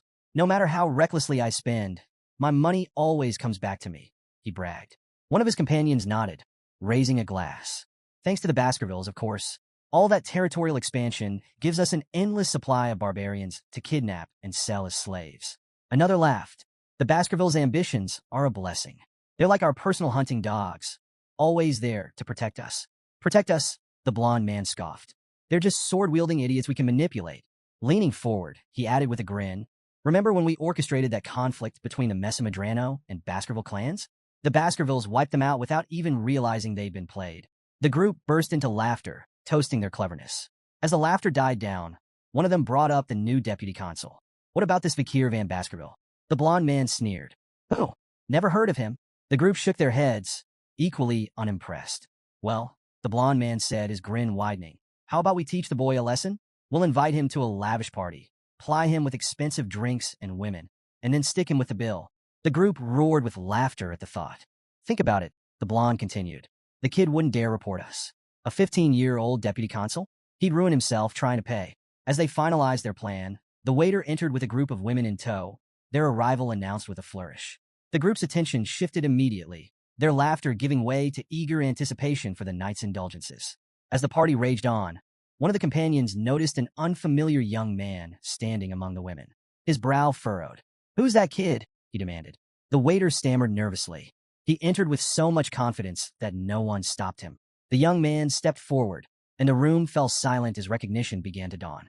It was none other than Vikir himself. The blonde man, smirking to hide his unease, gestured for a waiter to handle the situation. The waiter grabbed Vikir by the hair, yanking him forward. Who do you think you are, barging in here? He snarled. Vikir's cold, glowing eyes froze the room. A tension so thick it felt like suffocating blanketed the space. Without a word, Vikir twisted the waiter's arm at an unnatural angle, eliciting a howl of pain that sent shivers through the group. The companions froze, staring in disbelief as Vikir calmly stepped forward. One of them, his voice shaking, stammered, Deputy Consul Vikir? Why are you here? Vikir's reply was short and cutting. You invited me. The blonde man forced a laugh, his tone overly jovial. Well, isn't this incredible? The Deputy Consul has graced our humble party. What an honor. Vikir didn't respond. He sat silently, his sharp gaze scanning the room as the blonde man leaned in to whisper to a companion. Their hushed tones weren't subtle enough to escape Vikir's trained ears. Let's move ahead with the plan, the blonde man murmured. Keep him here, and when it's over, stick him with the bill. The companion smirked. Let's see if he even tries to fight it. Vikir's patience snapped, slamming his hand down on the table. The entire surface exploded with a deafening crack, sending glass, drinks, and the champagne tower crashing to the floor. The room descended into chaos as the stunned partygoers struggled to process what had just happened. The blonde man's eyes widened in shock. He stared at the shattered remnants of the table, his mind racing. Did he use mana for that? The realization hit him like a blow. Vikir wasn't just a child. He was a trained Baskerville, one of the most dangerous warriors in the territory. One companion, trembling, whispered angrily, "We underestimated him." The blonde man snapped back, "Do something." But the companion shook his head, visibly terrified. "We don't stand a chance." Vikir leaned forward, his hand landing heavily on the shoulder of one of the companions. The man froze under his icy gaze, panic flooding his features. "Well, we'll pay for the drinks ourselves," the man blurted out desperately. Vikir's expression darkened. "Were you planning to make me pay for everything?" His voice was cold, each word a dagger of accusation. The companion's face shifted from panic to regret, realizing the depth of their mistake. Another companion nervously laughed, trying to diffuse the tension. Who would even dare think of doing something so ridiculous? The blonde man forced an awkward laugh, jumping in. "It's all a misunderstanding. We were just testing you, to see if you're strong enough to resist the city's corruption." "Exactly," another chimed in hastily. "And it looks like you've passed. You're just the kind of leader Underdog City needs." Vikir's piercing gaze silenced their excuses. Without warning, he lunged at the man sitting closest to him. In one swift motion, his palm struck the man's stomach with a claw-like grip, driving him backward with devastating force. The man gasped in pain as Vikir leaned in, his voice low but firm. "An owner can test their dog," he said coldly, "but a dog should never test its owner. Ever."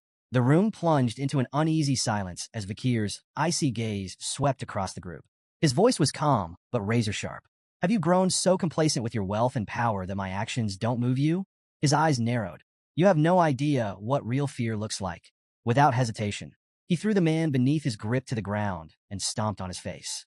The sickening crunch reverberated through the room. Vikir straightened and looked back at the others. "Do you even know why I'm doing this? If not, perhaps you all need the same lesson." The blonde man's face turned deathly pale. Stammering, he insisted, We understand perfectly. There's no need for more." Vikir's expression darkened. If you really understood, you'd already know what's coming next. He delivered a sharp kick to the down man, eliciting a groan of pain. Tension boiled over. The blond man spat. "You bastard." Another sneered, his voice dripping with scorn. "Do you really think you can get away with this?" In an instant, Vikir closed the distance between them, standing mere inches from the second man. His voice was cold and unyielding. "You're guilty of abduction, kidnapping, illegal slave trafficking, and insulting Baskerville authority." The room froze. The companions' faces contorted in shock. How could Vikir possibly know the details of their crimes? Before they could react, Vikir's fist collided with the second man's face, sending him sprawling to the ground. "Animals don't learn until they're taught," Vikir said, his tone dripping with disdain. His lips curled into a sinister grin. "And now, I'll teach you disobedient creatures what happens when you defy the law." In the dim confines of a prison cell, two figures stood in stark contrast. Vikir, calm and composed, regarded the scene with indifference, while General Secretary Chihuahua looked visibly shaken. Before them, the blond man, his face swollen and bloodied, screamed profanities. His voice echoed harshly off the stone walls. "You think this ends here?" The blond man snarled, venom in his tone. "The moment I'm out of here, I'll have both of your heads on spikes. My father will never forgive this." Chihuahua, unnerved by the outburst, turned to Vikir. "Deputy Consul," he began cautiously, "did you really have to go this far?" Vikir glanced at him, his faint smirk betraying no remorse. "Do you think I overdid it?" Chihuahua's response was emphatic. "Yes. Look at him. He's barely human anymore. You've turned him into a meat bag." Vikir's smile didn't waver. He strode toward the cell, his voice calm but laced with menace. This is nothing. I haven't even started." Chihuahua's unease deepened. "What are you planning?" he asked, his tone wary. Vikir's response was chilling. "I'm going to purge all the corrupt civil servants who've twisted the Baskerville system into something monstrous." He gestured toward the prisoners behind the bars. "Look at them, arrogant smug. They've trampled the clan's authority for far too long. This is what happens when education is neglected." The blond man and his companions, finally grasping the severity of their situation, dropped their bravado. Desperation etched their faces as they begged for mercy, offering Vikir anything he wanted in exchange for their lives. Chihuahua, ever the pragmatist, voiced his concern. "You do realize their families won't sit quietly, right? They may be cowards, but they're bold enough to retaliate if pushed too far. This could spiral out of control." Vikir's confident smile didn't waver as he reassured Chihuahua.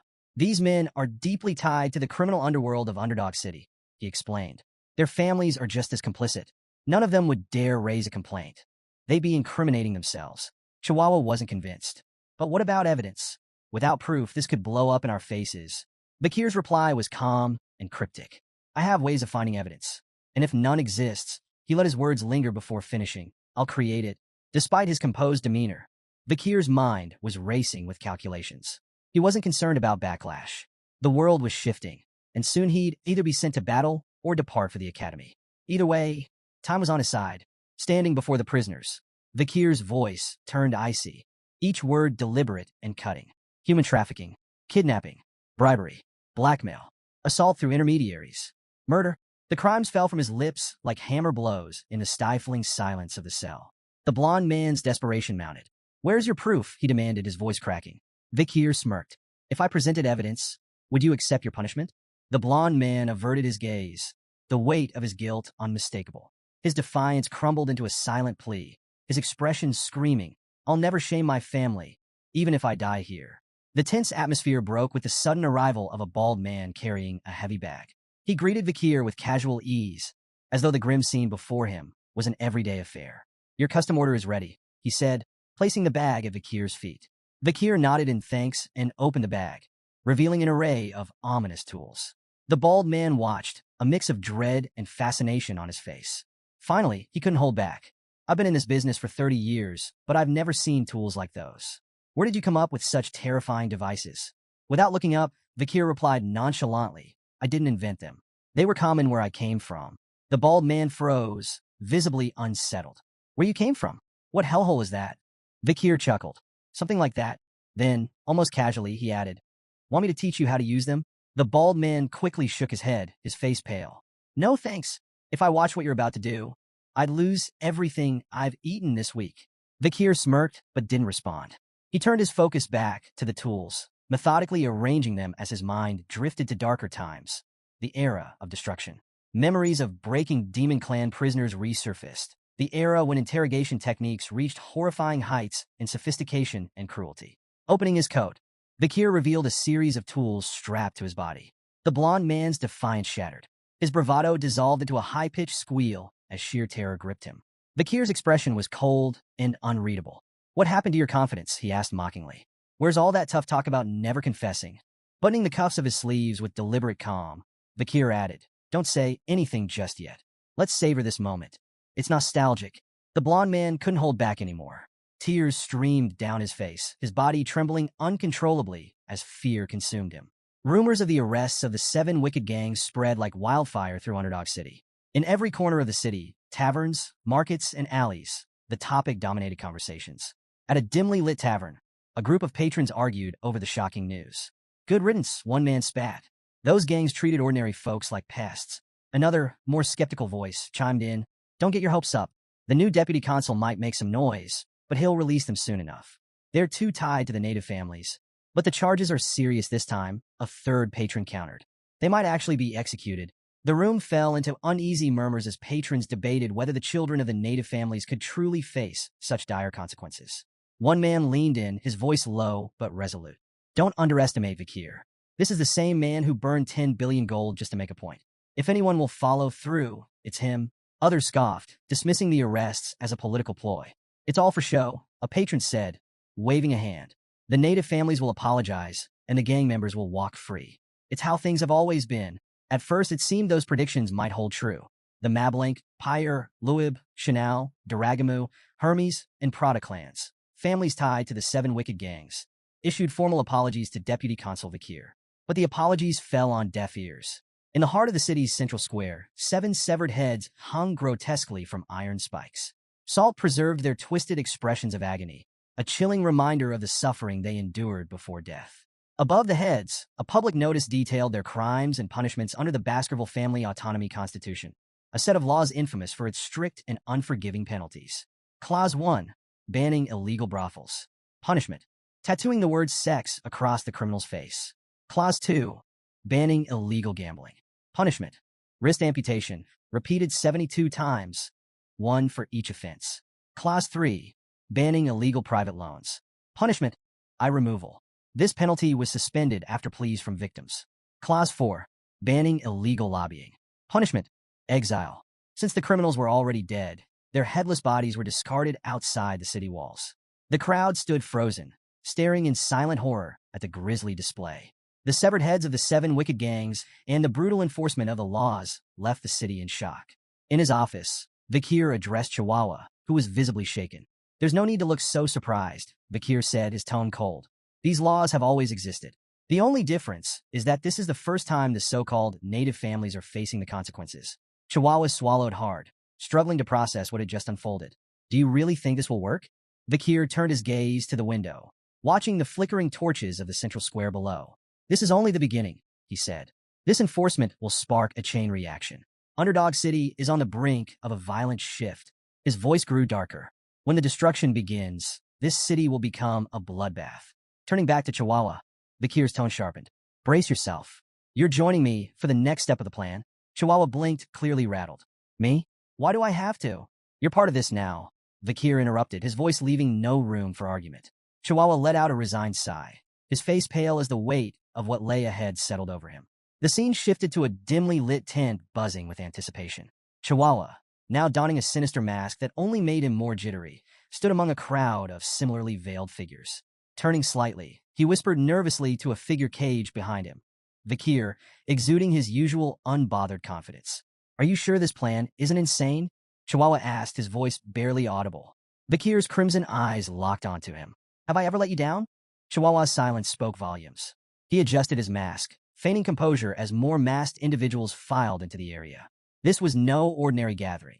It was the infamous underground slave auction in Underdog City, a lawless pit nestled at the edge of Baskerville territory. Under the cover of night, a sprawling tent had risen from the barren wasteland, its garish lights luring in luxurious carriages like moths to a flame. Inside, a grim marketplace awaited, where lives were bartered like commodities. Kidnapped barbarians, disgraced nobles, and commoners alike. The Baskerville family, oblivious to this atrocity on their outskirts, remained conspicuously absent. At the entrance, The auctioneer greeted arrivals with exaggerated cheer. His tone shifted slightly upon noticing Chihuahua's group, recognizing the telltale insignias of the Mablin clan, one of the auction's most esteemed customers. "You're here as sellers this time," the auctioneer remarked, glancing at their credentials. "I trust you've brought something to impress. Last time, the clan wasn't exactly thrilled with our offerings." Chihuahua's lips curled into a nervous smirk beneath his mask. "No complaints here. Quality is never a problem." The auctioneer's gaze fell on Vakir, trapped in a cage among the other merchandise. His striking black hair and piercing crimson eyes drew the man's attention like a shark to blood. "Now that's a rare gem," he murmured, his greedy eyes glinting. "I'll make sure he fetches a premium." Feigning agreement, Chihuahua nodded and let the auctioneer handle the rest. The man bowed theatrically before disappearing, leaving Chihuahua to stew in the chaos of the tent. Inside, the atmosphere was electric. The crowd of criminals and elites buzzed with anticipation, swapping whispers about the night's offerings. From exotic slaves to tragic nobles, everyone had their preferences, though all shared the same ravenous hunger for novelty. The auctioneer took the stage, his flamboyant energy rivaling that of a carnival barker. "Ladies and gentlemen," he boomed, "our first item, a beast straight from the nightmares of hell itself." With a dramatic flourish, he unveiled an A-rank monster, the Mercy Lego. The crowd gasped as the towering creature, part cow, part devil, growled menacingly.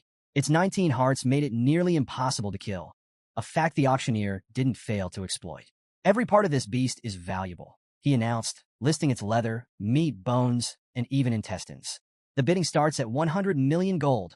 Excitement rippled through the audience as the bids climbed. 140 million, 200 million, 250 million. "Sold for 250 million gold," the auctioneer bellowed, slamming his gavel with a theatrical bang. The crowd erupted into applause, eager for the next spectacle. As the auction continued, a variety of bizarre and horrifying products paraded across the stage, each commanding the audience's morbid fascination. However, the crowd's murmurs hushed when a worker approached the auctioneer, whispering in his ear. A wicked grin spread across his face. "Ladies and gentlemen," he announced, his voice laced with excitement, "we have a special addition to tonight's lineup. From the savage tribes of the life-engulfing forests, a warrior of unparalleled ferocity." The girl was dragged onto the stage, her fierce glare defiant even as the chains bit into her wrists.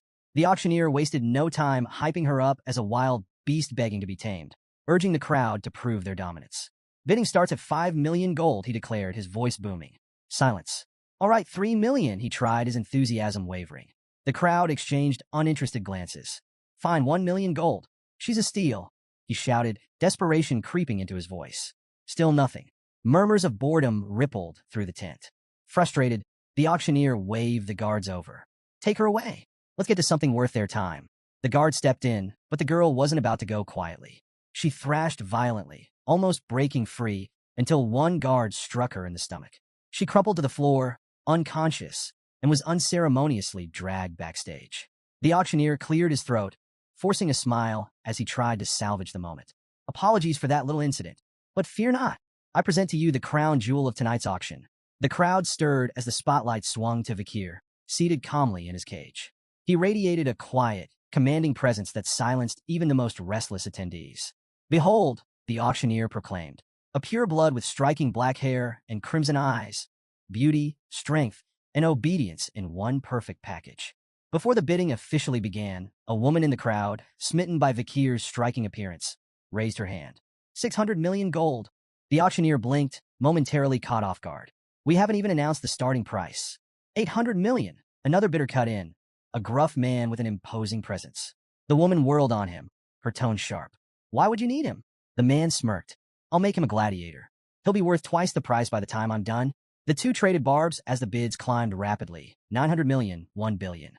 The tent buzzed with energy until a new contender, masked and silent, raised their plate. Number 99. 6 billion gold. The masked bidder said coolly, silencing the room in an instant. Gasps rippled through the crowd. Someone whispered, "That's Baron Gambino. He's swimming in money after taking over the underground funds from the granary." While the audience admired the Baron's bold move, his attendant leaned in, her tone cautious. "That's a dangerous sum for a slave. You'll only profit if he stays unscathed." The Baron shot her a withering glare. "I saved you from the streets, and this is how you repay me? Keep your mouth shut." The auctioneer slammed his gavel. "Sold. To customer 99 for 6 billion gold."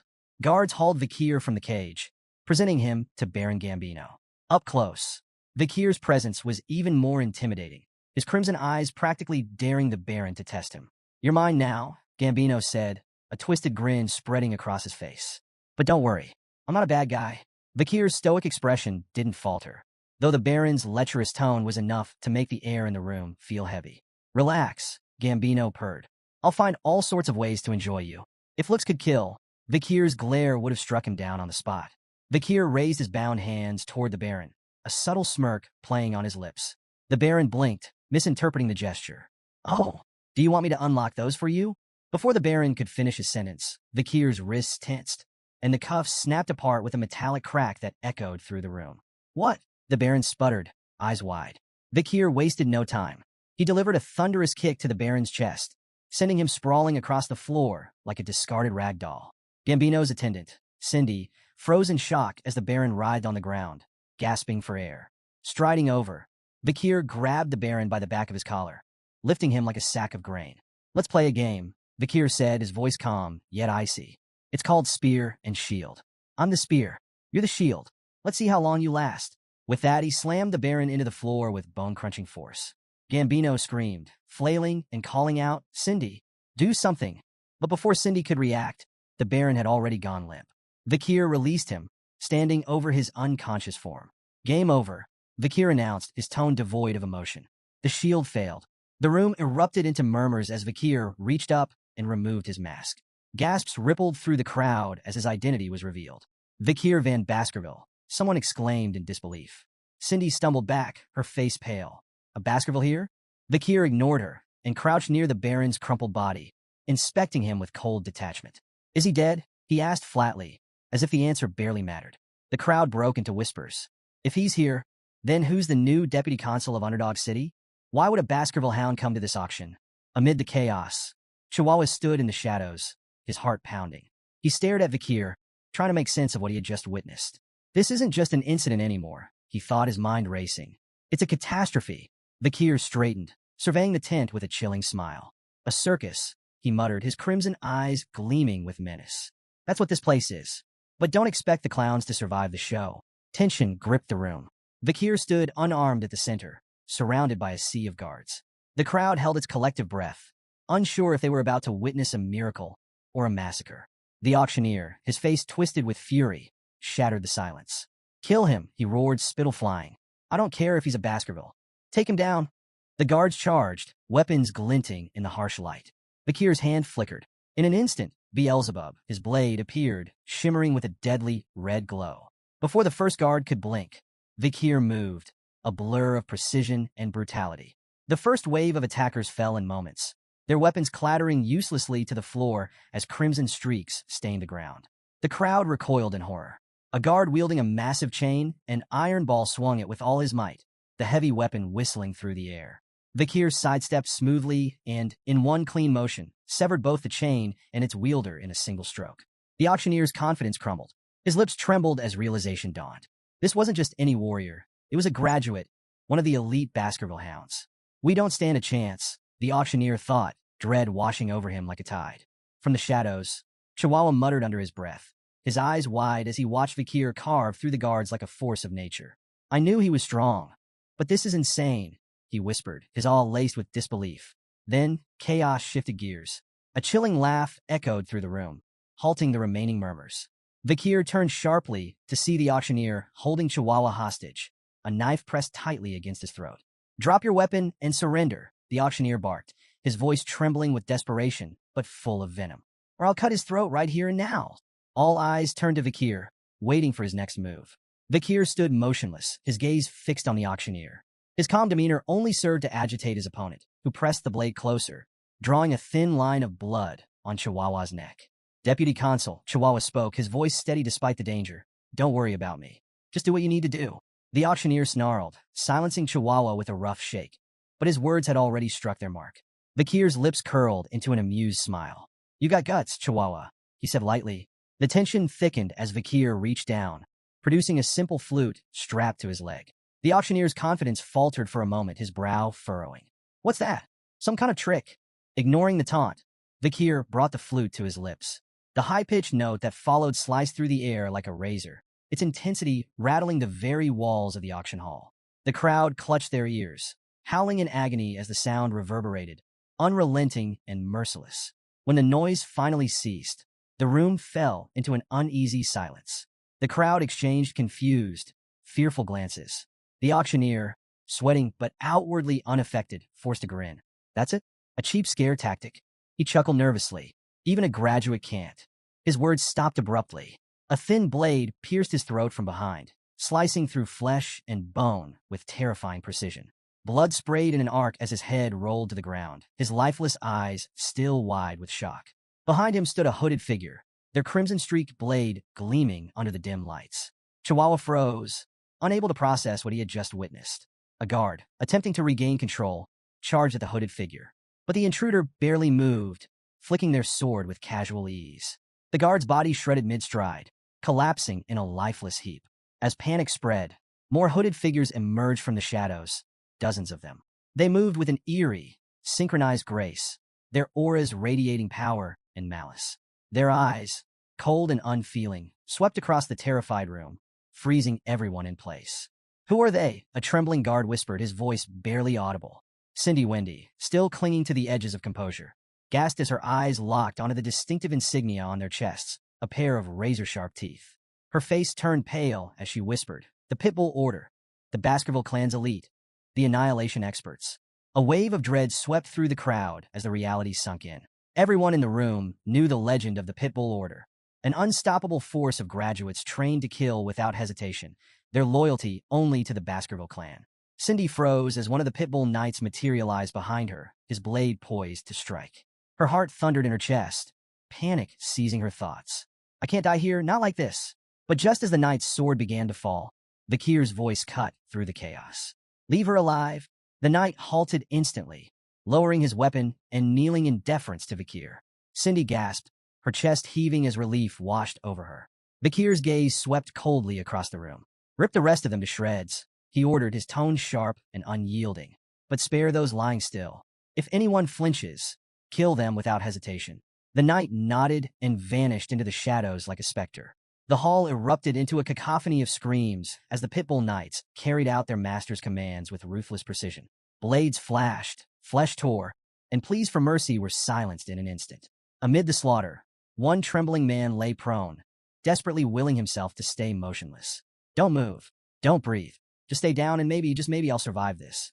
A knight loomed over him, an imposing figure radiating lethal intent. "I'll wear the cuffs. I'll do whatever you want," the man sobbed, clutching at the last strands of his life. The knight's voice was cold and devoid of empathy. "We don't carry cuffs." The man stammered, confusion breaking through his terror. "Then, what will you do to me?" The answer came without hesitation. The knight's blade flashed, severing the man's legs in a swift, brutal motion. The man's screams echoed through the hall as the knight moved on, uninterested in his suffering. "Those sentenced to execution don't need legs," he muttered flatly.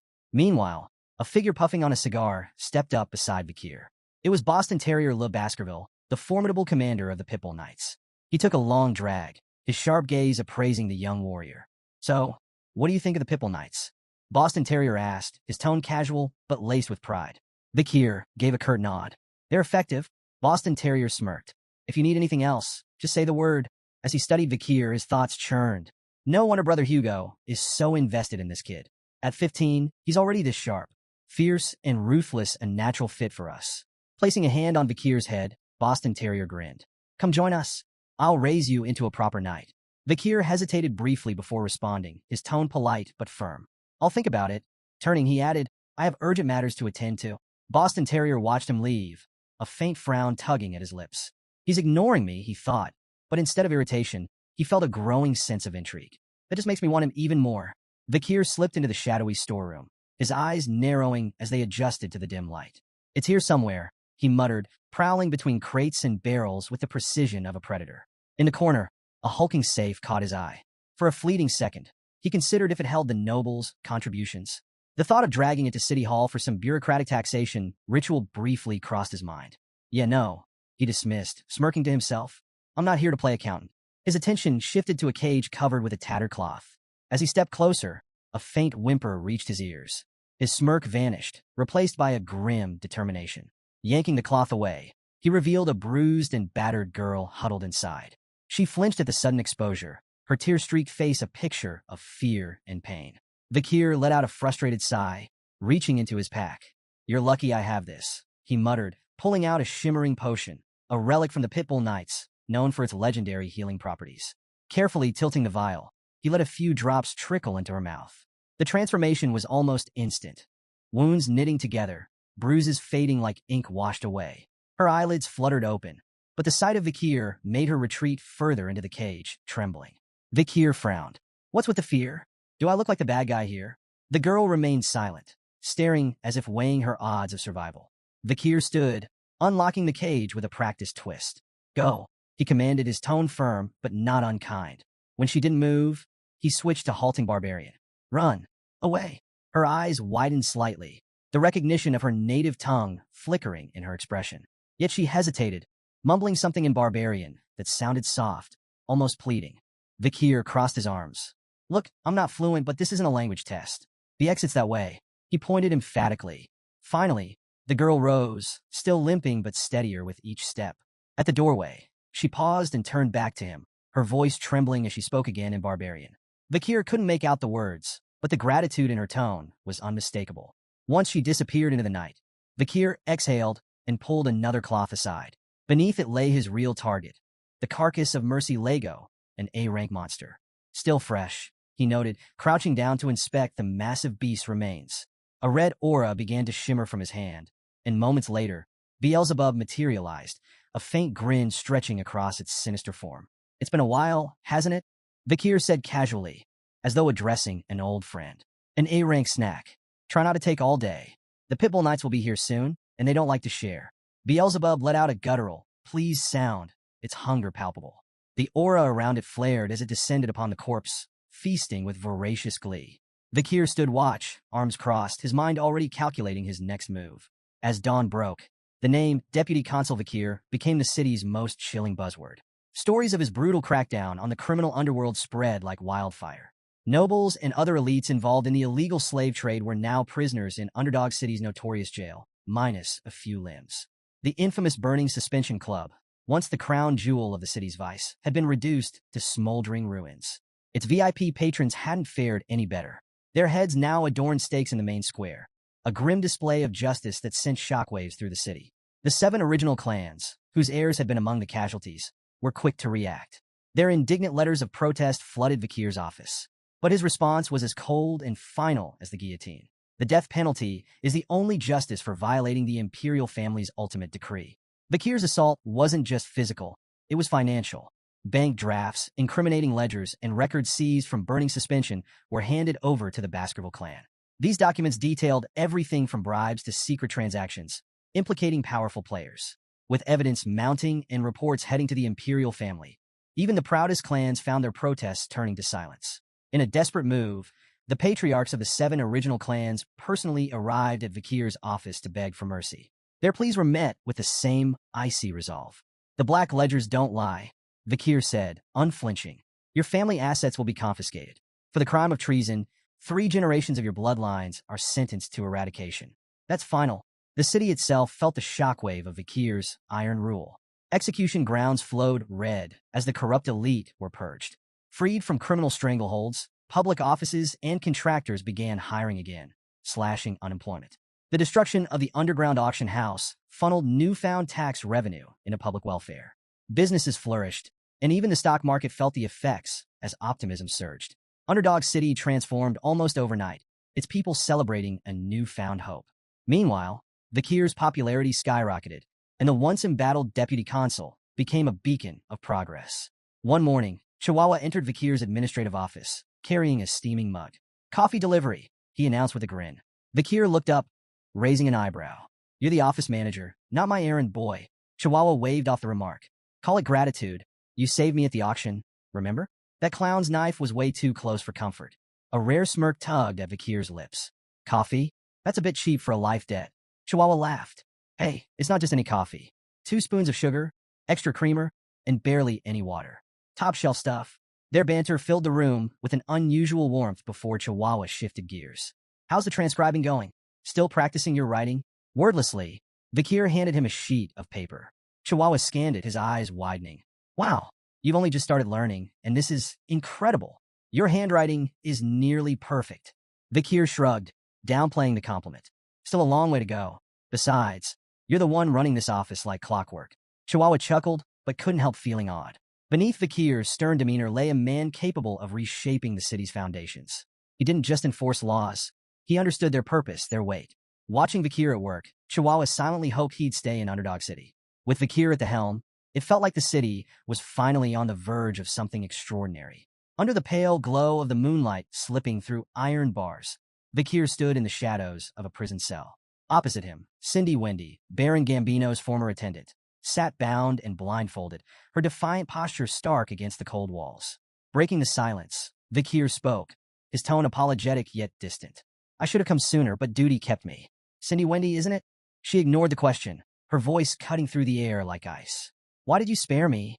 Vikir stepped forward, removing the blindfold with deliberate calm. Their eyes met, his crimson gaze steady. Because I need answers. Her lips twisted into a bitter sneer. So that's it? You only kept me alive to interrogate me. Ignoring the jab, Vikir began pacing slowly, his words precise. Baron Gambino's meteoric rise wasn't natural. A nobody doesn't climb the ladder that fast without help. That help was you. Your talent for generating wealth made him untouchable. If you'd chosen a different path, you could have been a respected merchant, maybe even a banker. He stopped in front of her, dragging a chair noisily across the floor. Sitting down, he locked eyes with her. Let's keep this simple. Answer my questions honestly, and you'll walk free. Refuse, and his voice trailed off ominously, leaving the alternative to her imagination. Cindy's eyes narrowed as she bit her lip, wrestling with her anger before spitting out a reply. Fine, I'll answer. Vikir leaned back, his first question direct and unsettling in its simplicity. How would you rate my performance as a law enforcer? Her laugh was sharp and mocking. A shining beacon of justice in Underdog City, she quipped, sarcasm oozing from every word. Unmoved, Vikir leaned forward. Mockery's a dangerous game, Cindy. Play along, or the deal's off. With an exasperated sigh, she dropped the act. Fine, you're doing well. Happy. Vikir's demeanor shifted instantly, his grin sudden and wolfish. Rising, he closed the distance between them, gripping her chin. His voice dropped to a chilling tone. Why do you think I'm doing well? Cindy stiffened, sweat beading on her brow as his crimson eyes bored into her. Releasing her, Vikir returned to his chair, gesturing for her to speak.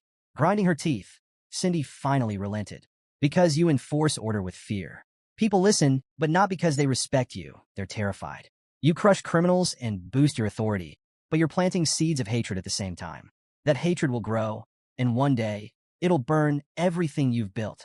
She paused, her gaze hardening. And the Baskerville clan? They won't tolerate your rise. They don't like threats to the throne, and you're becoming one. Vikir's face remained unreadable, absorbing her words like a stone soaking in rain. After a moment, he asked, What's your solution then? How would you navigate this? Cindy locked eyes with Vikir, her voice calm but firm. If you want to survive, return all your authority and accomplishments here to the Baskerville clan and its leader. Keeping the spotlight on yourself will only make you a target. She paused, then added, Find a place where your power won't draw attention. Somewhere like the life-engulfing forest or the Imperial Academy. Among your peers, you can blend in, hide your strength, and slip out of the Baskerville clan's crosshairs. Cindy's tone softened slightly. If you do this, the clan leader will eventually bear the consequences in your place. Vikir said nothing at first, his gaze distant. The silence grew heavy, and Cindy's breath hitched as an overwhelming wave of bloodlust radiated from him. The air turned suffocating, the weight of his unspoken menace pressing down like a predator, sizing up its prey. When he finally spoke, his voice was calm, but laced with steel. I understand your suggestion, he said. It's like asking a loyal hunting dog to turn its fangs on its own master. His crimson eyes locked onto hers, the mix of bloodlust and cold calculation behind them unyielding. Yet Cindy, despite the shiver crawling up her spine, held his gaze with an unsettling calm. It's the only way to escape the Baskerville clan's hatred, she said evenly. A faint smile tugged at Vikir's lips. Not bad, he remarked. Your thoughts align suspiciously well with my own. To Cindy's surprise, Vikir stepped forward and unlocked her handcuffs, the metal clattering to the floor. She stared at him in disbelief. You're really letting me go? Vikir nodded, his expression unwavering. I keep my promises. Cindy hesitated as she walked past him, glancing back. I hope you never come to regret this. Before she could leave, his voice stopped her cold. Do you know the Messamid Inaro clan? Cindy turned, her expression puzzled. Bakir's tone was measured, deliberate. Among the founding families of Underdog City, everyone knows the 7 original clans. But there was an 8th, a prosperous merchant family, the Messamidinaro clan. They were as wealthy and influential as any of the 7. His voice darkened as he continued. Their rise ended in a single night. During a grand birthday celebration, the clan's youngest son showed off his newly learned sword technique. It stunned the onlookers because it was the secret Baskerville sword art, knowledge that only bloodline members of the Baskerville family are allowed to possess. Cindy's body tensed as she listened. Bakir's words carried the weight of history and bloodshed. The Baskerville clan leader deemed it a betrayal of the highest order. Their response was swift and merciless. The hunting dogs were unleashed, and the Messamidinaro clan was erased from existence. Cindy's unease grew, but she managed a forced smile. And what does this have to do with me? Bakir's eyes sharpened, his tone cutting. There's more to the story. That technique wasn't leaked by accident. It was stolen by the young masters of the 7 clans and taught to the boy as a cruel joke. The Messamidinaro clan was nothing more than a scapegoat, a victim of their malice. Cindy's forced smile faded entirely as Bakir stepped closer, his voice heavy with grim resolve. There was one survivor, a 1-year-old girl pulled from the ruins of her family's massacre. Beautiful, even as an infant, but beauty brought her no mercy. She endured unimaginable torment at the hands of those who took her. Cindy's fists clenched as anger flashed across her face. I don't want to hear any more of this, she snapped, turning away and striding toward the exit. But Bakir's voice cut through the silence, stopping her in her tracks. The story doesn't end there, he said, his tone measured but unrelenting. A new deputy consul uncovered the truth and brought justice. The 7 young masters who orchestrated the fall of the Messamidinaro clan were captured, interrogated, and forced to confess. His expression darkened, the weight of his words pressing into the room. Before they died, they showed remorse. Their final words were, "We're sorry for committing such a heinous crime." Cindy froze, tears streaming down her face as she turned to face him. Her voice trembled as she asked, "Who are they apologizing to?" Bakir met her gaze with calm resolve. "They were apologizing to the sole survivor of the Messamidinaro clan," he said. "To the girl who took the name Cindy Wendy." Cindy staggered, her tears falling faster. "How am I supposed to believe that?" she demanded, her voice raw with pain. "You tortured them. How can I trust that their apologies were genuine?" Without hesitation, Bakir grabbed a nearby torch. "There's only one way for you to believe me," he said evenly. "See it for yourself." He led Cindy through the dim halls to a desolate prison cell. Stopping before the door, he gestured toward the ground. "Look." Cindy's eyes widened as she took in the horrific sight. On the cold stone floor, written in dried blood, were the prisoner's final, desperate words. "We brought devastation upon the Messamidinaro clan. Forgive us for our crimes." The pitiful plea was raw and haunting, a message scrawled in their final moments of terror. Cindy's knees buckled as the weight of it all hit her. Overcome, she clutched her stomach and retched, tears streaming down her cheeks as she trembled. Bakir stood behind her, his voice steady but laced with an edge of cold purpose. Even though they suffered and died, the vengeance of the Messamidinaro clan isn't finished. There's still one more clan that must pay for what they've done. He knelt slightly to meet her gaze, his crimson eyes burning with intensity. "Hate the Baskervilles. You have every right to despise us. As a survivor of the Messamidinaro clan." Cindy wiped her mouth with the back of her hand, her tears refusing to stop. "Why are you doing this?" she asked, her voice hoarse. "Why are you helping me? You're a Baskerville yourself." Bakir's lips curled into a faint smirk. "You're asking the wrong question." Cindy pushed herself to her feet, brushing off the dust as she steadied her shaking frame. Without another word, she began to walk away, but at the door, she paused and turned back to him. Her expression was calm now, her voice steady. "I understand," she said quietly. "Bakir van Baskerville, I owe you a debt." Her tone grew firm, conviction lining every word. "No matter where life takes you, you'll never have to worry about money again. That's my promise." With that, she disappeared into the shadows of the hallway. Bakir stood in silence, watching her go until her footsteps faded into the distance. Then, almost to himself, he muttered with a faint smirk, "I'll hold you to that promise." The next morning, Chihuahua burst into Bakir's quarters, full of energy. "Deputy Consul, it's time to..." He started but froze mid-sentence. The scene before him was something out of a nightmare. Blood-soaked sheets and lifeless bodies scattered across the room. Bakir stirred, stretching lazily before rubbing his eyes. "Good morning," he greeted casually, as though nothing were amiss. Chihuahua's jaw nearly hit the floor. "Good morning. What about?" "All the corpses," he shouted, pointing wildly. Bakir glanced around at the carnage, his expression nonchalant. "Oh, those?" Looks like I killed them in my sleep, he replied with a shrug. Chihuahua stared, utterly horrified. Are you serious? Vikir chuckled lightly. Relax, I'm kidding. As they made their way down the hallway, Chihuahua shot him a wary look. Deputy Consul, I have to ask, what was your childhood like? Vikir smirked, amusement dancing in his crimson eyes. Didn't find my joke funny? That's not what I meant, Chihuahua muttered, exasperated. Vikir's tone turned thoughtful, almost distracted. Lately, I've had some inconveniences. Poison arrows, acid snipers, arson attacks, 2 near misses with runaway carts, the usual. Think I've caught someone's attention? Chihuahua stared at him in disbelief. You're insane. Ignoring the comment, Vikir's mind drifted to Beelzebub, the weapon fused to his arm. His latest skill, Hellish Buffalo's Tough Life, obtained from the illegal auction, had proven incredibly effective despite its risks. With Beelzebub's slots now filled by Burn Injury Cerberus, Hemorrhage Hellhound, and Tough Life Hellish Buffalo, Vikir's body was enhanced beyond recognition. Combined with the River Styx's modifications, his skin had become so resilient that even elite assassins had failed to harm him.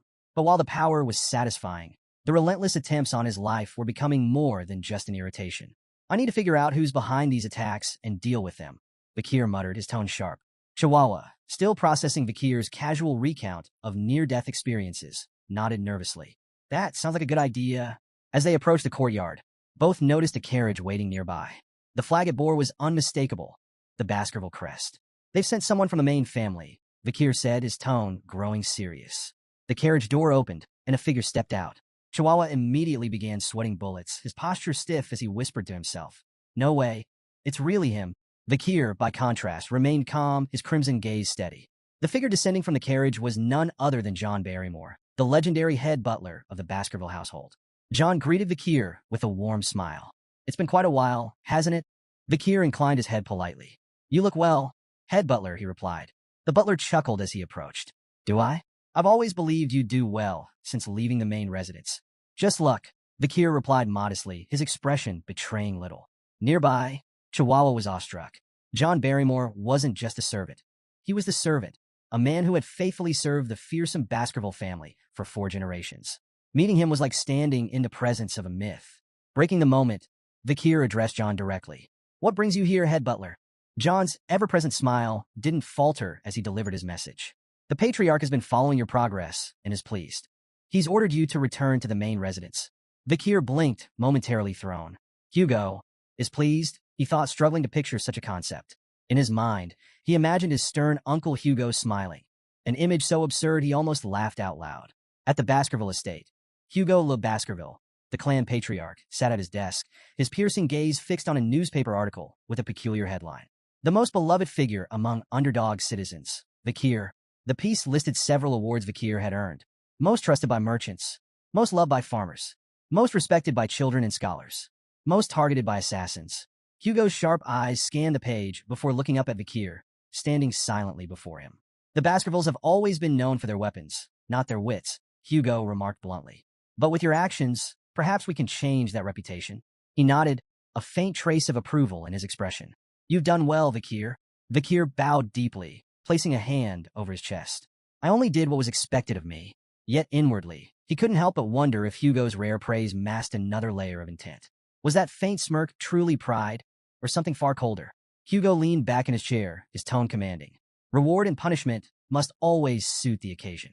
You've earned your reward. You will be attending the Colosseo Academy this year. Vikir nodded, unsurprised. He had anticipated this move. The Colosseo Academy was the Empire's premier institution for the elite, accepting only the children of aristocracy and royalty. Its strict dormitory rules and unparalleled security made it the perfect training ground for the future rulers of the empire, and an ideal way for Vikir to grow stronger while keeping a safe distance from Hugo's scrutiny. Hugo continued, mentioning his intent to send companions with Vikir, but admitted he hadn't decided who. Do you have any siblings you prefer to take with you? He asked. Vikir answered smoothly, Highborough, Middleborough, and Lowborough. We're closest. Internally, he thought of them less as companions and more as reliable punching bags. Hugo nodded, seemingly satisfied. Done. He then asked Vikir if he recalled a plan they had discussed when he was just 8 years old. Vikir's mind immediately went to their joint training with the Morgs. You're referring to the plan to lend the ruby mines to the Morgs and use them to wipe out the barbarians? A smirk spread across Hugo's face. Exactly. And it worked. Intrigued, Vikir pressed for details. Hugo explained that the morgues, seeking Baskerville support for a joint raid, had approached them with humility. The alliance was already yielding promising results. Switching topics, Hugo added one final task before Vakir's departure. Inspect the territory. Ensure the laws you implemented are being upheld. It will be educational. Vakir bowed once more. I'll follow your orders, Patriarch. The next day, Vakir and Chihuahua stood at the city gates. Tears streamed down Chihuahua's face as he waved frantically. Deputy Consul, I'll do my best to manage everything while you're gone. Vakir turned slightly, glancing back at the emotional Chihuahua. Though he said nothing, he silently noted that this parting was likely permanent. As Vakir and his small group traveled farther from the city, the quiet was broken by his voice, sharp and commanding. Come out, now. In an instant, dozens of figures dressed in black emerged from the surrounding trees and rocks, encircling the group. One of them stepped closer to Vakir, removing his head covering to reveal his face. The man stepped forward, removing his hood to reveal a sharp face and an air of confidence. Staffordshire Baskerville, he introduced himself. Knight of the Pitbull Order. Vakir nodded in acknowledgement. Thank you for waiting. I wanted the departure to proceed in an orderly fashion. Staffordshire waved off the apology. No trouble at all. Our mission is to safely escort you to the morgue's family's juvenile fortress. Vakir's expression remained calm as he asked, Any word from my uncle, Boston Terriers? Staffordshire chuckled. He's doing well, but he's been relentless about trying to recruit you into the Pitbull Order ever since the slave auction incident. A faint smirk tugged at Vakir's lips. Internally, he couldn't help but feel uneasy about his uncle's obsession. It bordered on fanatical. The group eventually reached a hilly region where farmers worked the land with quiet diligence. Vakir gestured toward the fields. Is this the territory we lent to the morgues? Staffordshire nodded. That's right. Everything seems peaceful here. No signs of trouble. Vakir's eyes swept across the farmland, his sharp gaze taking in every detail. Though the stated purpose of their mission was a routine inspection, Vakir knew the real goal, to eliminate the barbarians. As they moved on, Staffordshire provided more information. The Morgue's family has assembled quite the force.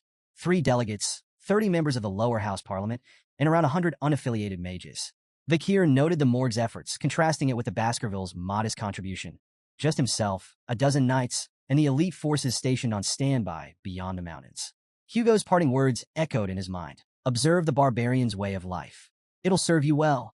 The fortress came into view, looming in the distance. Its surroundings were grim. Dead trees littered the landscape, their branches adorned with skeletons swaying in the breeze. Vakir observed the macabre scene. A mage's handiwork, he remarked. Clearly a message from the morgues to the barbarians. Staffordshire shuddered. It's unsettling to say the least. But Vakir's thoughts drifted to Camus morgues. How much had she changed since their last encounter? As they neared the gates, 3 figures appeared on top of the walls. A stern voice called out, State your business. Vakir and Staffordshire looked up, surprised. Standing above them were 3 identical girls, their expressions equally defiant. One stepped forward confidently. No one passes without our permission. The other 2 immediately echoed her words in perfect unison. Vakir sighed inwardly. The 3 flowers. The infamous morgue's triplets, high cis, middle cis, and low cis, were well known for their chaos and unpredictable behavior. People often joked that their combined insanity could rival the gods themselves. Steeling himself, Vakir stepped forward. I am Vakir of the Baskerville Envoy team, here to inspect the territory and strengthen relations. Open the gates. High cis crossed her arms, unimpressed. I need to report to the person in charge first, she said smugly. You'll get your response tomorrow. Irritation flickered across Vakir's face. You're denying me entry into my own land? High cis smirked, and the other 2 followed suit. Tenant protection law, she retorted, her tone dripping with mockery. Don't look down on us just because we're renters. That law, it's from your family after all. Vakir's temple throbbed with annoyance as the mocking tone of High cis grated against his nerves. A familiar red aura flickered faintly around his hand, a reflection of his growing irritation. He exhaled slowly, reining in his anger before it boiled over. Keeping his voice calm, but icy, Vakir replied, I've amended the law. It now allows me to evict tenants I dislike. His words were sharp enough to cut through the tension. Open the gates. Now. A wave of killing intent radiated from Vakir, slamming into the triplets like a physical force. The sudden surge of bloodlust made them hesitate, a flicker of fear flashing across their faces. High cis, recovering quickly, glared at Vakir and sneered. We've heard about the psycho kid running Underdog City, but we've dealt with enough lunatics to know how to handle you. With a swift motion, she cast a spell, aiming it near Vakir. The explosion shook the ground, sending his horse rearing in fright. From above, Lo Sis shouted, "Don't even think about stepping on a morgue's territory without permission." Her insults sharpened. "Stupid swordsman. You think you can handle us? I'd love to see the so-called rising star of the Baskervilles try." Beside Vakir, Staffordshire's expression darkened as he instinctively drew his sword. "This won't end with words," he muttered grimly. Vakir signaled his readiness, a cold resolve settling over him. But before they could act, voices erupted from their group. "These girls don't even know their place." One member spat angrily.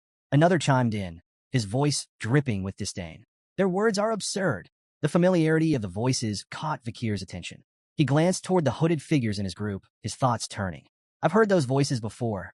The morgue's triplets exchanged amused glances, their confidence unshaken. High Sis scoffed. "Mere underlings." Middle Sis smirked. "You think you outrank us?" Low Sis sneered. "You don't even know your place."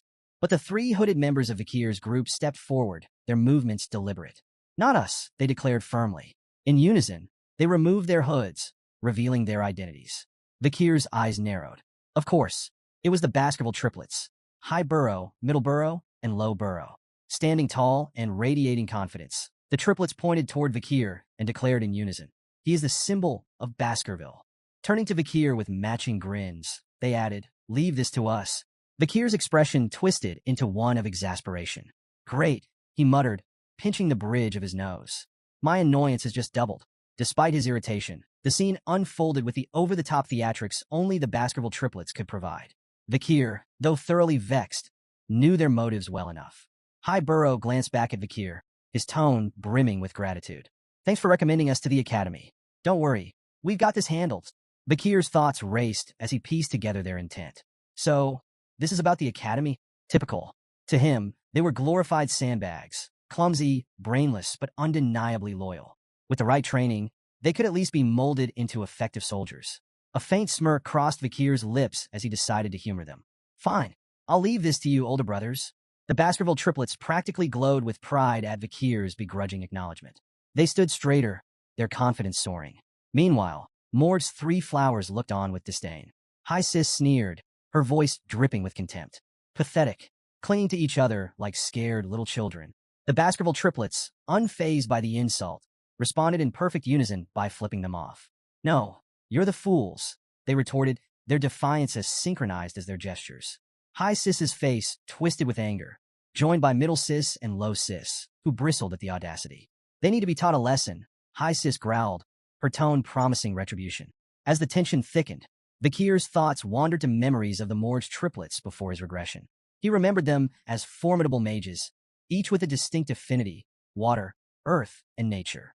Individually strong, their combined magic was devastating, amplifying their spells to an extraordinary level. It was this seamless synergy that earned them the title Morgue's Three Flowers. Proving their reputation, the Morgue's triplets summoned their power, combining magic to create a colossal barrier of intertwining vines and earth. The massive wall loomed over their opponents, its dense structure exuding raw magical energy. High Sis perched atop the barrier, laughing triumphantly. "Let's see you get past this," she jeered, her sisters joining in to mock the Baskervilles. Undeterred, High Burrow drew his sword with a confident smirk. "This," he said coolly, nodding toward the vine wall. "It's nothing." Without hesitation, he executed the Baskerville first technique. His blade cut through the air with precision, slicing the vine barrier apart in one devastating strike. The once imposing wall crumbled into ruin, its shattered remains scattering across the field. From a distance, Staffordshire's eyes widened in admiration. "A flawless execution of the first technique," he murmured, impressed. But High Burrow's victory was short-lived. Before he could fully recover, a vine whip lashed out with blinding speed. He managed to block the strike with his sword, but the force sent him staggering backward. High Burrow, Middle Burrow, and Low Burrow shouted in alarm, rushing forward to assist as their brother struggled to regain his footing. Perched atop the wreckage of her barrier, Low Sis smirked down at the Baskervilles. "Your pathetic swords will never reach us," she taunted, her voice brimming with confidence. The Baskerville triplets' expressions darkened, their anger flaring like hunting hounds scenting blood. The air between the two groups grew heavy with unspoken tension, the promise of further violence thick in the atmosphere.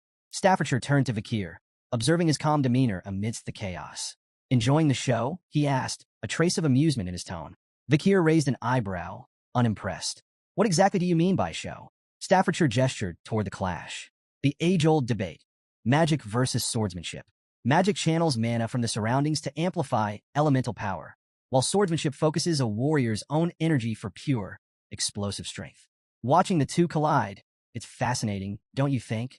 Vakir sighed, his crimson eyes narrowing in exasperation. If you put it like that, I'm part of this debate too. Staffordshire smirked knowingly. True, but let's face it, you've already left everyone else in the dust. Vakir, however, was far from entertained. His expression hardened with frustration as he glanced at the ongoing clash. They're all wasting my time. If only they'd wipe each other out and save me the trouble. I've got more important things to deal with than refereeing a squabble between overgrown children. His thoughts drifted to his mounting responsibilities. Between managing the chaos of Underdog City and finding a capable supervisor, his patience for pointless bickering had long since worn thin. A fiery explosion erupted across the battlefield, silencing the chaos in an instant. A commanding voice, filled with anger, cut through the smoke and flames. What are you fools doing in front of my territory? High Burrow, momentarily distracted, tried to seize the advantage against High Sis, but the battle's tide shifted dramatically as a massive wall of fire surged forth. The blast shook the ground, leaving everyone momentarily stunned. Staffordshire tensed at the overwhelming display of magic, while Vakir stood unfazed, a faint smirk on his lips. If we're lucky, that might have incinerated them all, he muttered dryly. To his annoyance, the Baskerville triplets emerged from the smoke, coughing and stumbling, singed but alive. Vakir clicked his tongue in irritation, glaring at them. High Burrow wiped soot from his face, still in shock. What the hell was that? Middle Burrow, equally rattled, spun toward the source of the attack. Who's behind this smoke wall? He shouted. As the haze began to dissipate, the morgue's triplets came into view. High Sis and Middle Sis, usually so smug, were visibly shaken, their confidence cracked. If I dodged a second later, I'd be dead, High Sis muttered, trembling. Low Sis clung to her sisters, her voice shaking. What kind of monster uses fire magic like that? From atop the fortress gate, a figure stepped forward, flames still flickering in her hands. Her presence exuded authority, silencing the battlefield. Camus Morgs. Her voice sliced through the tension. I can't forgive anyone who causes trouble in the territory I manage. She leapt down gracefully, landing in front of the Morgue's triplets. Her cold gaze pierced through them, and High Sis scrambled to explain. We were trying to stop the invaders, she stammered. Low Sis pointed accusingly. It was their fault. They started it. Camus didn't flinch, fixing them with a withering glare. First of all, address me properly. I'm the vice head of this fortress, not someone you can call Camus so casually. Her sharp tone sent Middle Sis into a panic. Hastily, she corrected herself and addressed Camus with the proper honorific. Camus' gaze shifted to the skeletons swaying ominously in the trees. If you don't want to end up like them, she said icily, I suggest you think more carefully next time. Middle Sis squeaked in fear, bowing repeatedly as she apologized on behalf of her sisters. Camus turned her attention to Vakir, her eyes narrowing before recognition dawned. Her expression softened slightly as she approached him, a faint smile tugging at her lips. It's been a long time, she said softly, her voice carrying a touch of warmth. 7 years, hasn't it? Vakir nodded, his expression relaxed. It has, he replied. As Camus studied him, Vakir's gaze briefly lingered on her. She looked more mature now, and he found himself noting her increased allure. He recalled how, in his previous life, Camus had captured the attention of countless men in high society. Rumors and scandals swirled around her, some involving even married men. But in this timeline, there were no whispers of such stories. Dismissing the thought, Vakir returned to the matter at hand. Open the gates, he said bluntly, his tone firm. Words won't work on the triplets. Camus blinked at Vakir's bluntness, her expression darkening. That's all you have to say to me after all this time, she snapped, her voice edged with frustration. Vakir tilted his head slightly, his crimson eyes studying her with a mix of curiosity and detachment. What else should I say? He replied, his tone calm and neutral. Camus' frustration boiled over. Staffordshire, observing from a safe distance, raised an eyebrow, wondering if this verbal sparring might escalate into a clash between the two stars of their respective clans. Pointing a trembling finger at Vakir, Camus glared at him, her eyes shimmering with unshed tears. 0 points. You get 0 points, she declared, her voice quivering with a mix of anger and embarrassment. Your attitude toward your future wife is appalling. The words hung in the air like a lightning strike. The entire group, Morg's 3 flowers, Baskerville's triplets, Staffordshire, and even Vakir, froze in stunned silence. Camus, realizing what she had just said, turned away sharply, her face reddening. She muttered a flustered humph while refusing to meet anyone's gaze. The collective thought running through everyone's mind was the same. Whose wife? Later, as the group rode toward the fortress, Vikir and Camus found themselves riding side by side. Their earlier tension softened into casual conversation. The Baskerville clan doesn't seem to know much about the barbarians, Camus remarked, her tone light but probing. Vikir raised an eyebrow. We know more than you think, he countered confidently. We've fought them countless times, probably more than the Morg's family ever has. Camus glanced at him sideways, her smirk returning. If that's true, why send those idiots? She asked, gesturing toward the Baskerville triplets in the distance, who were currently bickering over whose sword was shinier. Vikir shrugged. The arrangement was already made with the Morg's family, he replied. The main force is stationed on the other side of the mountain range. You know that. Camus leaned slightly closer, her voice teasing. You may think you know, but I wonder if you're as informed about the barbarians as you claim. Vikir met her gaze evenly. As the leader of this delegation, it's my duty to know everything. Of course I'm well informed. Camus' expression softened into a faint smile. For someone the clan may have wanted to discard, you seem surprisingly trusted now. The conversation shifted naturally. Which of the barbaric tribes do you find the most troublesome? Camus asked, her curiosity evident. Vikir considered for a moment before answering. The Balak warrior tribe and the Rococo sorcerer tribe, he said. The Balak are unmatched archers. Their skill surpasses even the Empire's best. And no, that's not common knowledge. Camus nodded, impressed. 8 points, she said, evaluating him in her own whimsical way. 8 points? Out of what? Vikir asked, frowning slightly. Camus grinned playfully. Out of 100, of course. You answered well, so you earned points. Vikir gave her a skeptical look, but let it go. Camus continued her peculiar scoring. I don't like overly intelligent men, she declared. They're boring. A little foolishness makes them more interesting. She shifted her gaze to his horse. Your choice of horse? Awful. That massive beast doesn't suit someone of your shorter stature.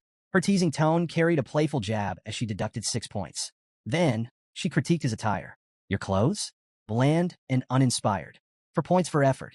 Noticing that Vikir was entirely ignoring her commentary, she smirked. 1 point for your so-called manners. Finally, her eyes softened as she studied his face. Your face? 99 points, she said, her tone quieter and more sincere. But you lose 1 for that lack of expression control. Vikir let out a heavy sigh, his patience wearing thin. Enough with these pointless evaluations, he said, his tone firm. Camus' eyes narrowed, her tone sharp as she shot back. Pointless? I'm just being stern with my future husband. Vikir froze, confusion flashing across his face. Future husband? What are you even talking about? Camus folded her arms, huffing indignantly. You passed the test, remember? My uncle's test. That duel was to determine if you were worthy to be my husband. Vikir's eyes narrowed as realization set in. She was talking about the duel he had fought 7 years ago against her uncle, a test of his abilities as her potential partner. Camus, her frustration mounting, continued venting. I never agreed to this. That duel ruined my path to marriage. But she sighed heavily, her anger fading into reluctant resignation. A promise is a promise, so I have to follow through. Not that I'm happy about it. Vikir watched her silently, acknowledging her skill as a fire mage, among the best he had ever seen. Finally, he interrupted her rant with a blunt declaration. I've forgotten all about that day. As far as I'm concerned, it never happened. Camus' face turned bright red. Without hesitation, she grabbed her jacket and threw it at him. You idiot, she shouted. You can't just pretend something like that didn't happen. Besides, I'm a genius. I never forget anything I see. Vikir caught the jacket and stared at it, recognizing it instantly. It was the same one he had given her after their duel, 7 years ago, when her clothes had been burned. Camus, still blushing furiously, turned away with a huff. Don't read too much into it, she muttered, and stop saying such nonsense. Vikir examined the jacket more closely, smirking faintly. She returned it unwashed. As they reached the outskirts of the fortress, Camus pointed toward a distant wall. The barbarians ambushed the ruby mine, she explained. They've been pillaging crops and capturing indigenous slaves to sell elsewhere. She gestured toward the massive wall, a towering structure of earth and iron. We had our mages construct that in just 1 month. Vikir studied the wall, his eyes narrowing in appraisal. Impressive. It would have taken several hundred workers over a year to build something like that. Camus nodded, pride evident in her expression. Naturally, but Vikir's gaze lingered on the wall's flaws. Several large holes gaped in the structure, their edges jagged and burned. His expression darkened. Those were they caused by Balak arrows? Camus' expression turned grim. Yes, their arrows are imbued with a strong aura. We've suffered heavy casualties, especially during night guard duty. Those arrows can pierce walls 2 to 3 meters thick. She hesitated before adding, even my uncle wasn't spared. One of their arrows broke through his magic shield and struck his chest. He survived, but his pride didn't. Vakir's brow furrowed as he recalled a similar incident with Hugo, the Baskerville patriarch. A Balak arrow had grazed Hugo's nose bridge, leaving him seething with fury. Do you know who's behind these attacks? Vakir asked, his voice serious. Camus hesitated, her tone uncertain. It's hard to say. Their faces are painted black, so identifying them is nearly impossible. But I think it's a woman. Their conversation was cut short as a mage hurried toward them, addressing Camus with urgency. Vicehead, we've captured a reconnaissance member of the barbarians. Please come quickly. Vakir and Camus exchanged a glance. Curiosity and concern mirrored in their expressions. Following the mage to a large tent, they found a disheveled barbarian restrained and surrounded by guards. Vakir's sharp gaze swept over the captive. After a brief moment, he spoke with certainty. This one's from the Rococo sorcerer tribe. Camus turned to the mage, her expression firm. Have you been able to extract any information from him? The mage shook his head, frustration evident. He's uncooperative. His sorcery makes him resistant to psychic magic. We haven't been able to read his mind. Camus' eyes hardened as she directed her attention to the captive. Tell me about the ambush on the Mords clan's fortress. How many people did you take? The barbarian remained silent, his expression unreadable. Camus' voice sharpened with anger. Among those taken was Rose, a daughter of the Morgs. She's my sixth cousin. Tell me, what have you done with her? A twisted grin spread across the barbarian's face, and he muttered something in his native tongue. Camus frowned, turning to the mage. What did he say? Is there anyone here who can translate? The mage shook his head again. We don't have anyone available who understands his language. Vakir's calm voice broke the tension. I know a little Rococo. Camus raised an eyebrow, surprised. Is there anything you don't know? I'm not fluent, Vakir replied, his tone measured. But I understand the basics.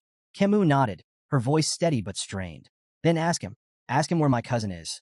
She's 12 years old, with red hair, red eyes, and white skin. Vakir stepped forward, his voice firm as he questioned the barbarian in his native tongue. The barbarian's grin widened, and he replied curtly, his tone dripping with mockery. Vakir's expression turned grim. He closed his eyes for a moment before looking at Camus. Your cousin is dead, he said quietly. Camus' face contorted with fury and grief, her hands balling into fists. She straightened, her voice cold and resolute.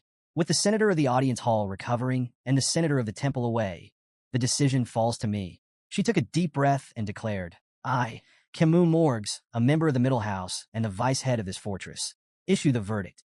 Immediate execution. Without hesitation, a sharp spike shot through the barbarian's body, followed by a torrent of flames that consumed him entirely. As the fire raged, the barbarian cried out in his language, his voice weak and filled with venom.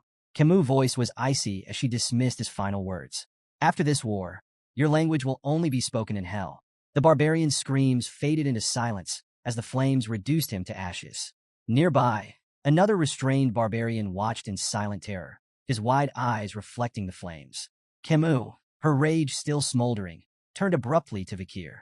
Follow me, she ordered, her tone leaving no room for argument. As Vakir exited the tent, he spotted Camus some distance away. Her shoulders trembled, and muffled sobs escaped her as she cried openly. Despite her formidable exterior, Vakir was reminded that she was still just a 15-year-old girl. He approached her slowly, his voice soft. Were you close with your cousin? Camus nodded, her tears falling freely. Very close. She was so pure, nothing like the rest of us. Unlike the cold-hearted Morgs, she didn't belong in a place like this. Vakir hesitated before offering comfort. I believe she left this world peacefully. Camus turned to him, her tear-streaked face clouded with doubt. Don't lie to me, she said, her voice trembling. I'm not stupid. I'm a genius. I understood a little of what he said. Her voice cracked as she pressed him. Tell me the truth. What did he really say? Vakir froze, unsure of how to respond. He had hoped she hadn't caught the barbarian's chilling words. We ate her. Camus' knees buckled, and she fell to the ground, her cries raw and full of anguish. I couldn't protect her, she whispered, guilt consuming her. I'm so sorry, Rose. Vakir stood silently, his expression unreadable as he watched her grief unfold. For a moment, he extended a hand toward her, but then he hesitated, pulling it back. Camus' heart-wrenching cries echoed through the air, and Vakir remained lost in thought, contemplating the weight of the moment. After a while, Camus managed to steady herself. Wiping her face, she stood and took a deep breath, her composure returning. This isn't a bad thing, she said, her voice steady despite the lingering tremor. If anyone had given me half-hearted sympathy, I'd have killed them on the spot. She turned to Vikir, her tear-streaked face now filled with resolve. This isn't the time to mourn. I need to focus. I need to prepare for revenge. Vikir studied her steely determination, a faint glimmer of admiration surfacing in his mind. Heroines really are built differently, he thought. He extended his hand toward her, nodding silently in agreement. Before Camus could take his hand, a loud, bell-like sound rang across the fortress, shattering the moment. Vikir frowned. What's that? Camus stood up abruptly, her expression serious. It's the signal for a barbarian attack. Vikir smirked faintly. Seems your time for revenge has come sooner than expected. Outside the fortress, a group of barbarian girls astride massive white wolves prepared for battle. Each was armed with a bow, their leader standing at the front. The leader, her face painted black, knocked an arrow. Drawing it back, she aimed toward the guards on the fortress walls and released. The arrow struck its mark with deadly precision, detonating in a fiery explosion that sent guards scattering in disarray. She raised her voice, commanding her companions. Attack! The barbarian girls launched into battle, their wolves charging with terrifying speed. The massive beasts tore into soldiers with relentless ferocity, while the barbarians themselves struck with brutal efficiency. Ropes flew through the air, lassoing soldiers by the neck and dragging them down with startling precision. The fortress descended into chaos. Vikir arrived at the scene, his sharp eyes scanning the battlefield. The gruesome sight before him, a storm of blood, smoke, and bodies, was something he had seen countless times before. Did I get here too quickly? He wondered, assessing the chaotic scene. His focus sharpened as he prepared to enter the fray. Suddenly, a rope shot toward Vikir, wrapping tightly around his neck before he could react. His crimson eyes narrowed as he turned his gaze forward, spotting two barbarian girls expertly holding the ends of the rope. In their native tongue, one of them grinned and said, "We've caught a good one. This hunt for husbands is going well." Vikir immediately understood their intention. The barbarians were capturing men to breed stronger offspring for their tribe. Without missing a beat, Vikir grabbed the rope with one hand and yanked it forcefully, sending the two girls flying through the air. "Sorry," he said dryly, "but I'm not available. I might already be engaged." The barbarian girls crashed to the ground with a heavy thud, eliciting shocked gasps from the male barbarians nearby. "What? Who is this guy?" one of them muttered in disbelief. The others quickly readied their arrows, uncertainty flickering in their eyes as they debated whether Vikir was friend or foe. Despite the tension, Vikir remained calm. Hugo's warning rang in his mind. Avoid engaging in battle before meeting up with the main force. Vikir hesitated briefly, considering whether to hold back, but his decision came swiftly. Drawing his sword, he strode forward confidently, unbothered by the arrows flying toward him. With precision and agility, he cut through the barrage with ease, each strike precise and deadly. His movements were fluid, almost mesmerizing, as he deflected every projectile aimed at him. The barbarians' shock turned to panic. "How is that possible?" they whispered among themselves. Their awe, however, was short-lived. A wave of fire suddenly erupted across the battlefield, engulfing the barbarians in searing heat. Cries of pain echoed as flames consumed their surroundings. Camus stepped forward, flames crackling in her hands, her expression fierce and unyielding. "These barbarians will burn," she declared, her voice dripping with fury.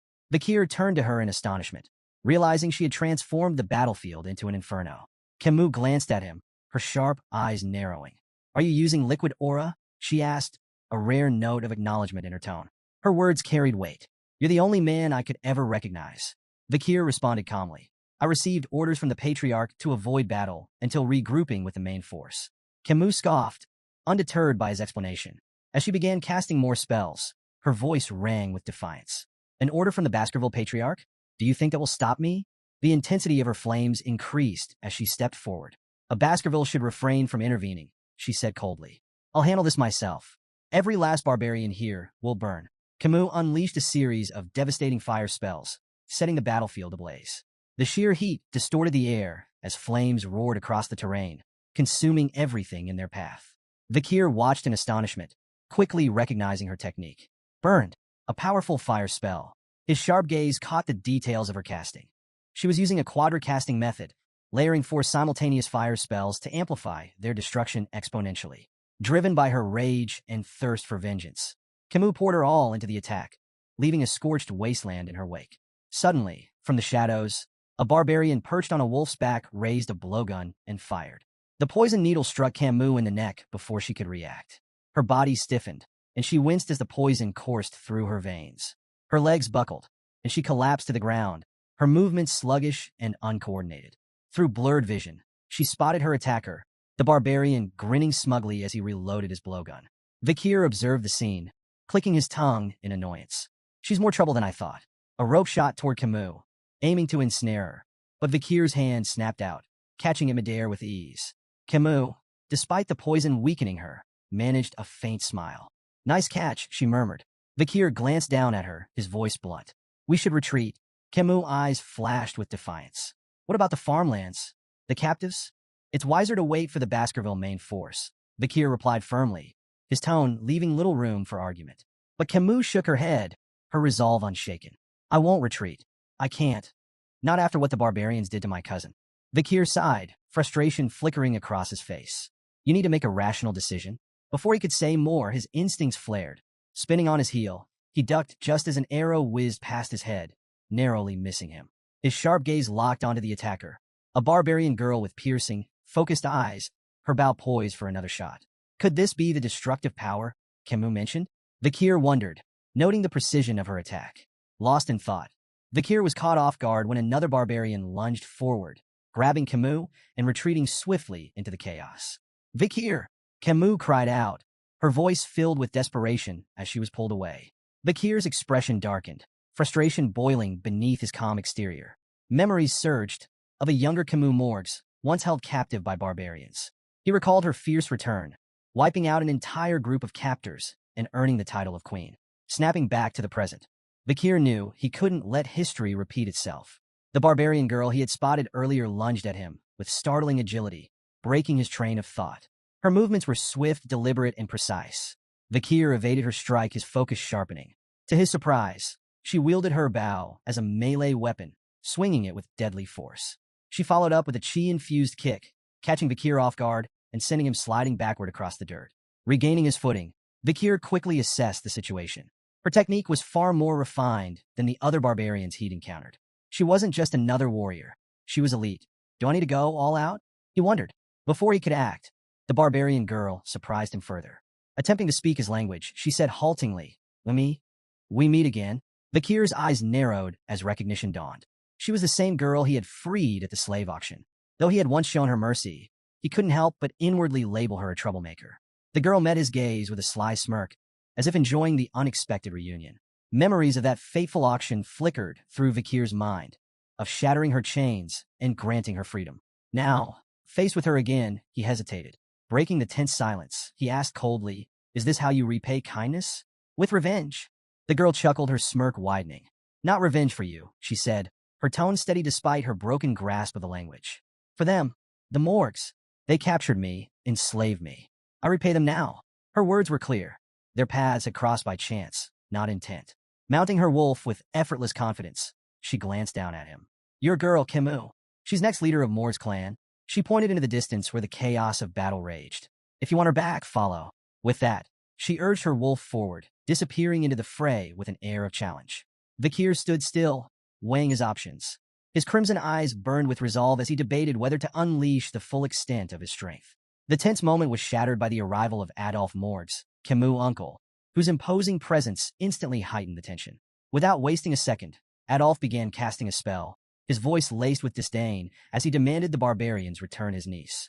The ground beneath him fractured, jagged shards of earth flying through the air toward the retreating barbarians. But they were prepared.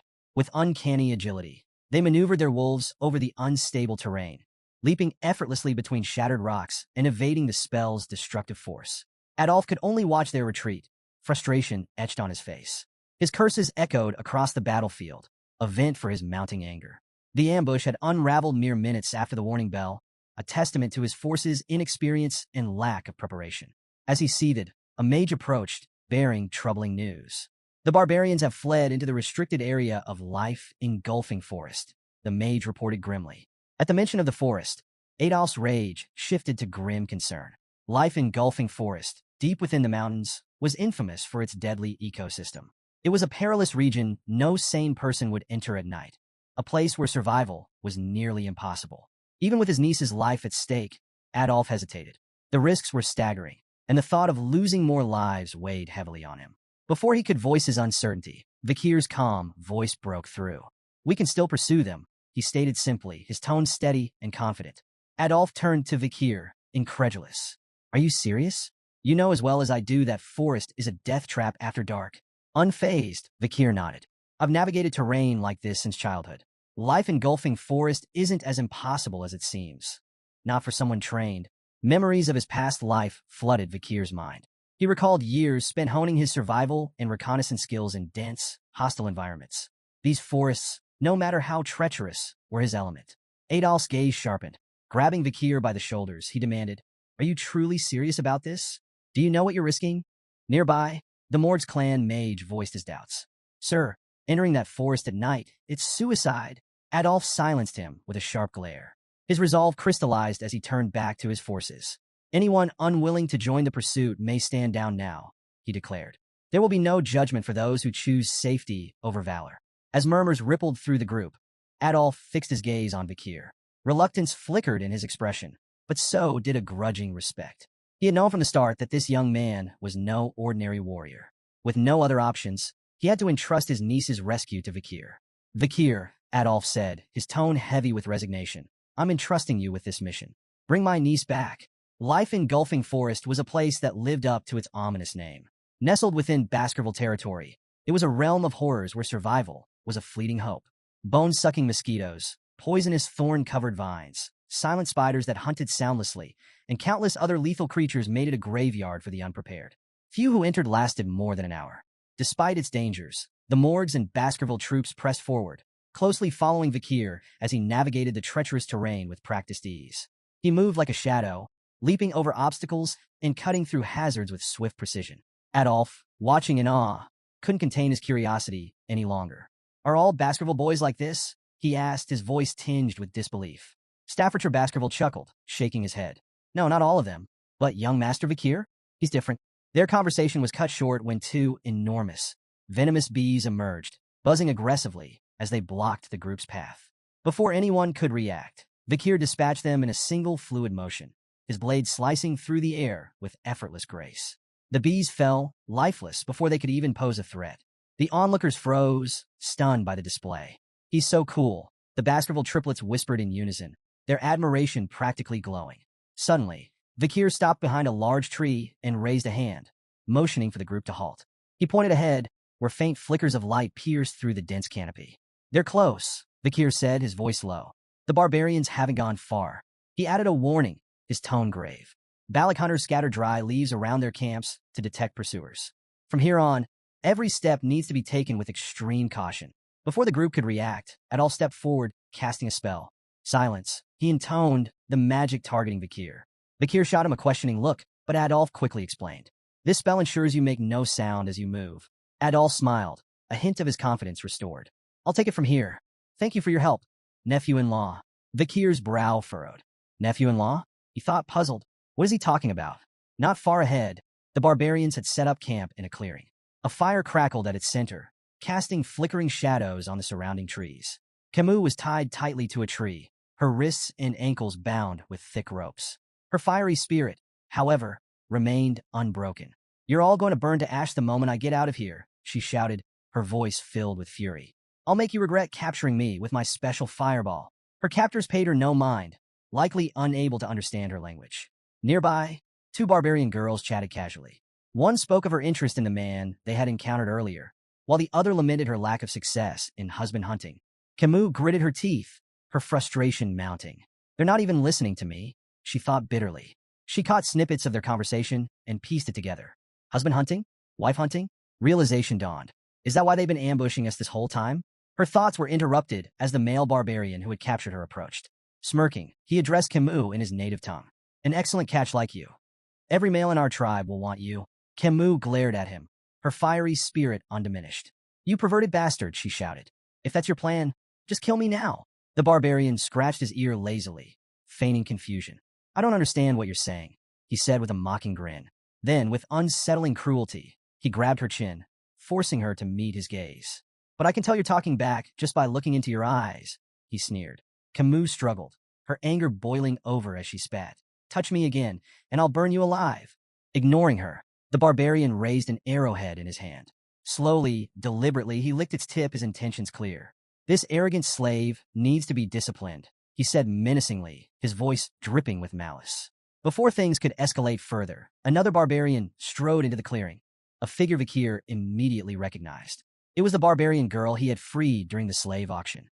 "Stay away from my slave," she commanded sharply, her piercing gaze fixed on the male barbarian, Ahan. Ahan hesitated, his bravado faltering. "Commander Ian," he stammered. Then, regaining a shred of pride, he added, "But I was the one who captured her." Commander Ian shot him a cold glare. "Lower your voice," she ordered, her tone sharp enough to make him flinch. Defensive, Ahan tried to justify himself. "I shot the paralyzing arrow. I set the trap." Ian cut him off without missing a beat. "If I hadn't stepped in, you'd be a corpse. That boy with the sword would have taken your head in seconds." Ahan froze, her words sinking in. After a moment, he muttered weakly, "So, this woman, she's your prize now?" "That's right," Ian replied, her voice brooking no argument. Camus, still bound to the tree, watched the exchange with growing curiosity. An internal power struggle? She thought. While her grasp of the barbarian language was limited, she caught enough to piece things together. The girl's name was Ian, and she was clearly their commander, a position of authority that even the brash Ahan seemed to fear. Ahan, still nursing his wounded pride, jabbed a finger toward Ian. "You may be a commander, but you're still just a woman." The clearing fell silent. Ian's eyes burned with fury as a powerful blue aura erupted around her, the air growing tense with her presence.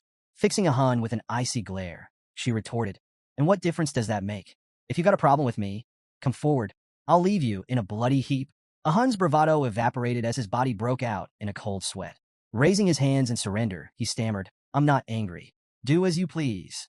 He turned and retreated hastily, thoroughly cowed. Camus watched the scene, taking note of the respect or fear that Ian commanded. "She's definitely in charge here." Commander Ian turned her attention to Camus, her gaze appraising. "Good eyes, strong physique, as expected from the future leader of the Morg's bloodline," she said, almost to herself. But her tone darkened as she delivered a sudden, sharp kick to Camus' side. Camus winced, anger flashing in her eyes as Ian continued bitterly. "You Morg's bastards sold me into slavery. If not for a stroke of kindness, I'd still be rotting in chains. But you won't be so lucky." Leaning closer, Ian's voice dropped to a menacing whisper. "I'll tame you. You'll feel it in your very bones and soul. Menial tasks, like licking the space between my toes, will become your new routine." Camus' fiery spirit flared as she gritted her teeth. "You think I'll break that easily? Dream on." Before Ian could respond, a piercing scream shattered the tension. A barbarian behind her burst into flames, his agonized cries echoing through the clearing. "What is this? An explosion?" Ian snapped, spinning around to assess the situation.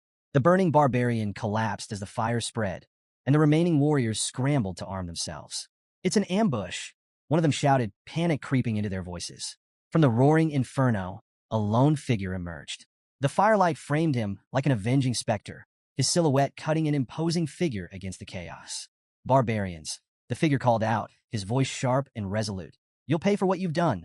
Camus' face lit up with relief and joy as she recognized the voice. "Uncle Adolf," she exclaimed, her hope renewed. Amidst the burning wreckage, Adolf Morg stood with flames dancing in his hands, his presence commanding and unyielding. His booming voice cut through the battlefield. "Release my niece immediately, or face annihilation." The barbarians froze, startled by the overwhelming force of the Baskerville and Morg's troops who were now hunting them down with ruthless efficiency. Perched on a tree branch above the chaos, Vikir surveyed the scene. His sharp eyes scanned the battlefield, narrowing in thought. Something felt off. The Balak hunters, renowned for their precision and tactical ambushes, were now scattered and in complete disarray. Below, barbarian girls astride their wolves voiced their frustration, barking orders to one another as they struggled to regroup against the relentless onslaught of the Morgs and Baskerville forces. Adolf's voice thundered once more as he spotted several barbarians attempting to flee. "No one escapes. Eliminate every last one of them." Camus, still tied to a tree, watched the pandemonium unfold with a smug grin. They deserve this, she thought, satisfaction gleaming in her eyes. But her moment of amusement was cut short. A rustling sound behind her caught her attention, and she turned her head sharply, her eyes widening in surprise. "Vikir," she exclaimed, her voice far too loud for the circumstances. Emerging from the shadows behind her, Vikir placed a finger to his lips, signaling for silence. Her loud reaction prompted a sigh of exasperation. With a swift motion, Vikir cut the ropes binding her to the tree and helped her to her feet. You came to save me. Camus beamed, her happiness radiant. Vakir, slightly irritated, replied curtly, do you not understand the meaning of silence? Before they could retreat further, Commander Ian stepped out from the shadows, blocking their path. Her sharp eyes gleamed with anticipation as she regarded Vakir. I expected you to come, Ian said, her voice calm yet brimming with authority. She studied him intently, her words carrying a weight that demanded attention. Your speed, your composure, your determination to save her. Impressive. I won't ask about your past, but you've passed. Vakir frowned at her cryptic remark. Past what? Ian offered no explanation, her attention shifting to Camus. The two locked eyes, their gazes sharp and unyielding. Though no words were exchanged, the intensity of their silent battle spoke volumes. Vakir's grip on Camus tightened, a subtle signal that he was ready for action. Concealing my abilities may no longer be an option, he thought grimly. As he studied Ian more closely, a flicker of recognition stirred in his memory. Could she be related to the one who scarred Hugo's nose? The infamous Balak archer, Night Fox, came to mind. But after observing Ian's movements, Vakir dismissed the thought. No, she's too young and inexperienced. Perhaps she shares the same bloodline. Suddenly, a dart flew through the air, aimed directly at Vakir. Without hesitation, he raised his hand, effortlessly intercepting the projectile. It shattered upon impact, harmlessly falling to the ground. Emerging from the chaos, the barbarian who had kidnapped Camus stepped forward, his eyes wide with disbelief. He had underestimated Vakir, failing to predict his uncanny reflexes. Vakir wasted no time. Sweeping Camus into his arms, he said firmly, things have gotten troublesome. I'll take you to your uncle. Camus' face turned bright red as she stammered. All right. Her embarrassment deepened as she noted his unusually formal tone. Is it the poison making her act like this? She wondered. Vakir moved swiftly through the dense forest, carrying Camus effortlessly toward Adolph's position. Behind them, Commander Ian watched with a conflicted expression. A mix of disappointment and determination etched across her face. Will you come to me willingly one day? She murmured to herself, her voice barely audible over the rustling leaves. As they pressed forward, Vakir glanced down at Camus. Are you sure the poison isn't too severe? He asked, his voice calm but concerned. Camus hesitated, unsure of her condition. I think, maybe it is, she replied uncertainly, her tone betraying her unease. Their exchange was cut short as two barbarians emerged from the shadows, firing arrows in quick succession. Vakir deflected both projectiles with precision, his movements swift and efficient. From a distance, Ian silently raised her bow, her expression cold and resolute. Her sharp eyes locked onto Camus as she knocked an arrow imbued with a bluish aura. Should I eliminate the girl from Morgs? She mused aloud, her voice devoid of emotion. Without hesitation, she released the arrow, its path streaking through the air with deadly accuracy. Vakir's glowing red eyes tracked the arrow as it sped toward them, its trajectory unerringly aimed at Camus. Reacting instinctively, he twisted his body to shield her. Camus, sensing his sudden movement, turned her head just in time to see the arrow close in, only 2 inches from her eye. But the arrow never struck. A shimmering ice wall materialized between them, stopping the projectile in its tracks. Are you hurt, my dear niece? Adolph's voice rang out, laden with worry. He approached quickly, flame still flickering faintly in his hands, the ice spell dissipating as he stepped forward. Uncle! Camus cried, relief washing over her. Adolph wasted no time, reaching out to cast Cure Poison. It's a severe numbing poison, he explained.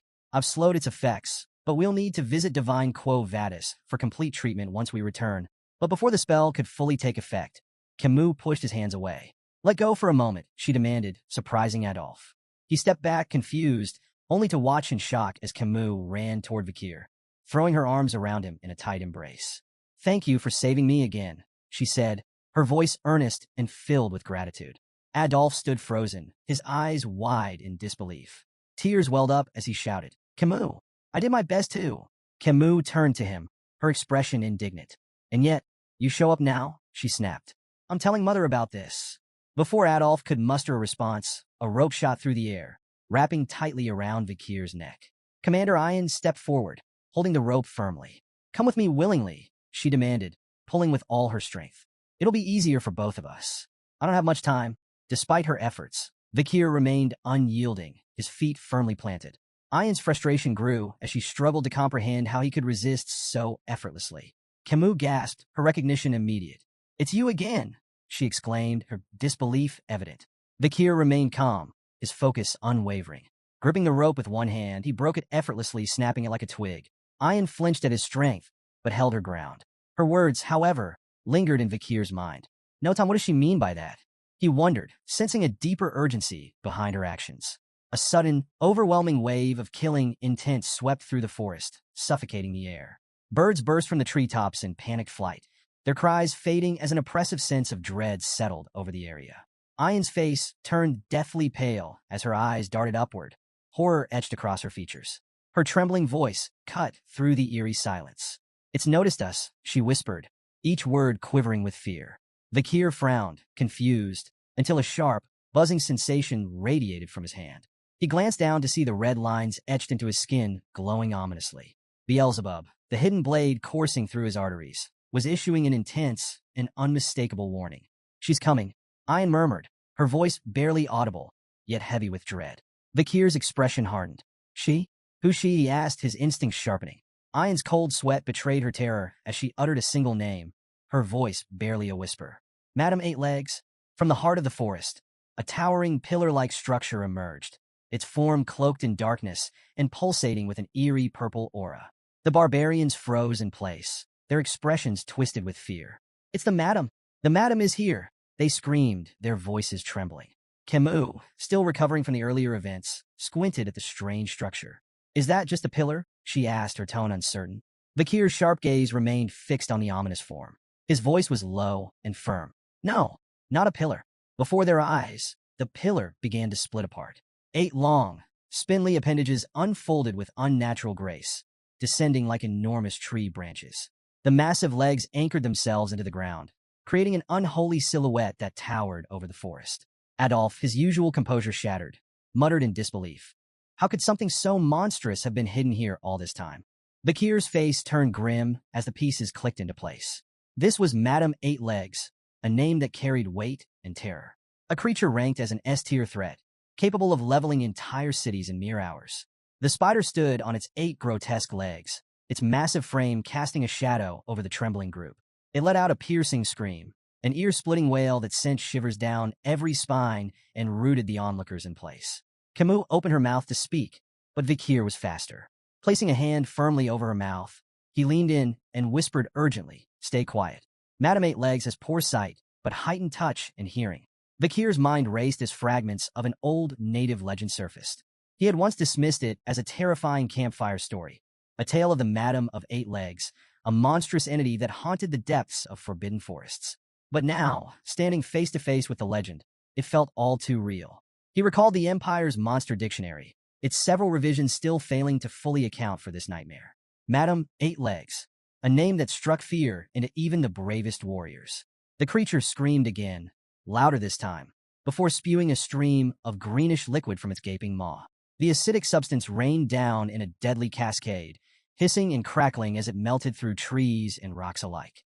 Vikir moved swiftly, dodging the falling poison with calculated precision.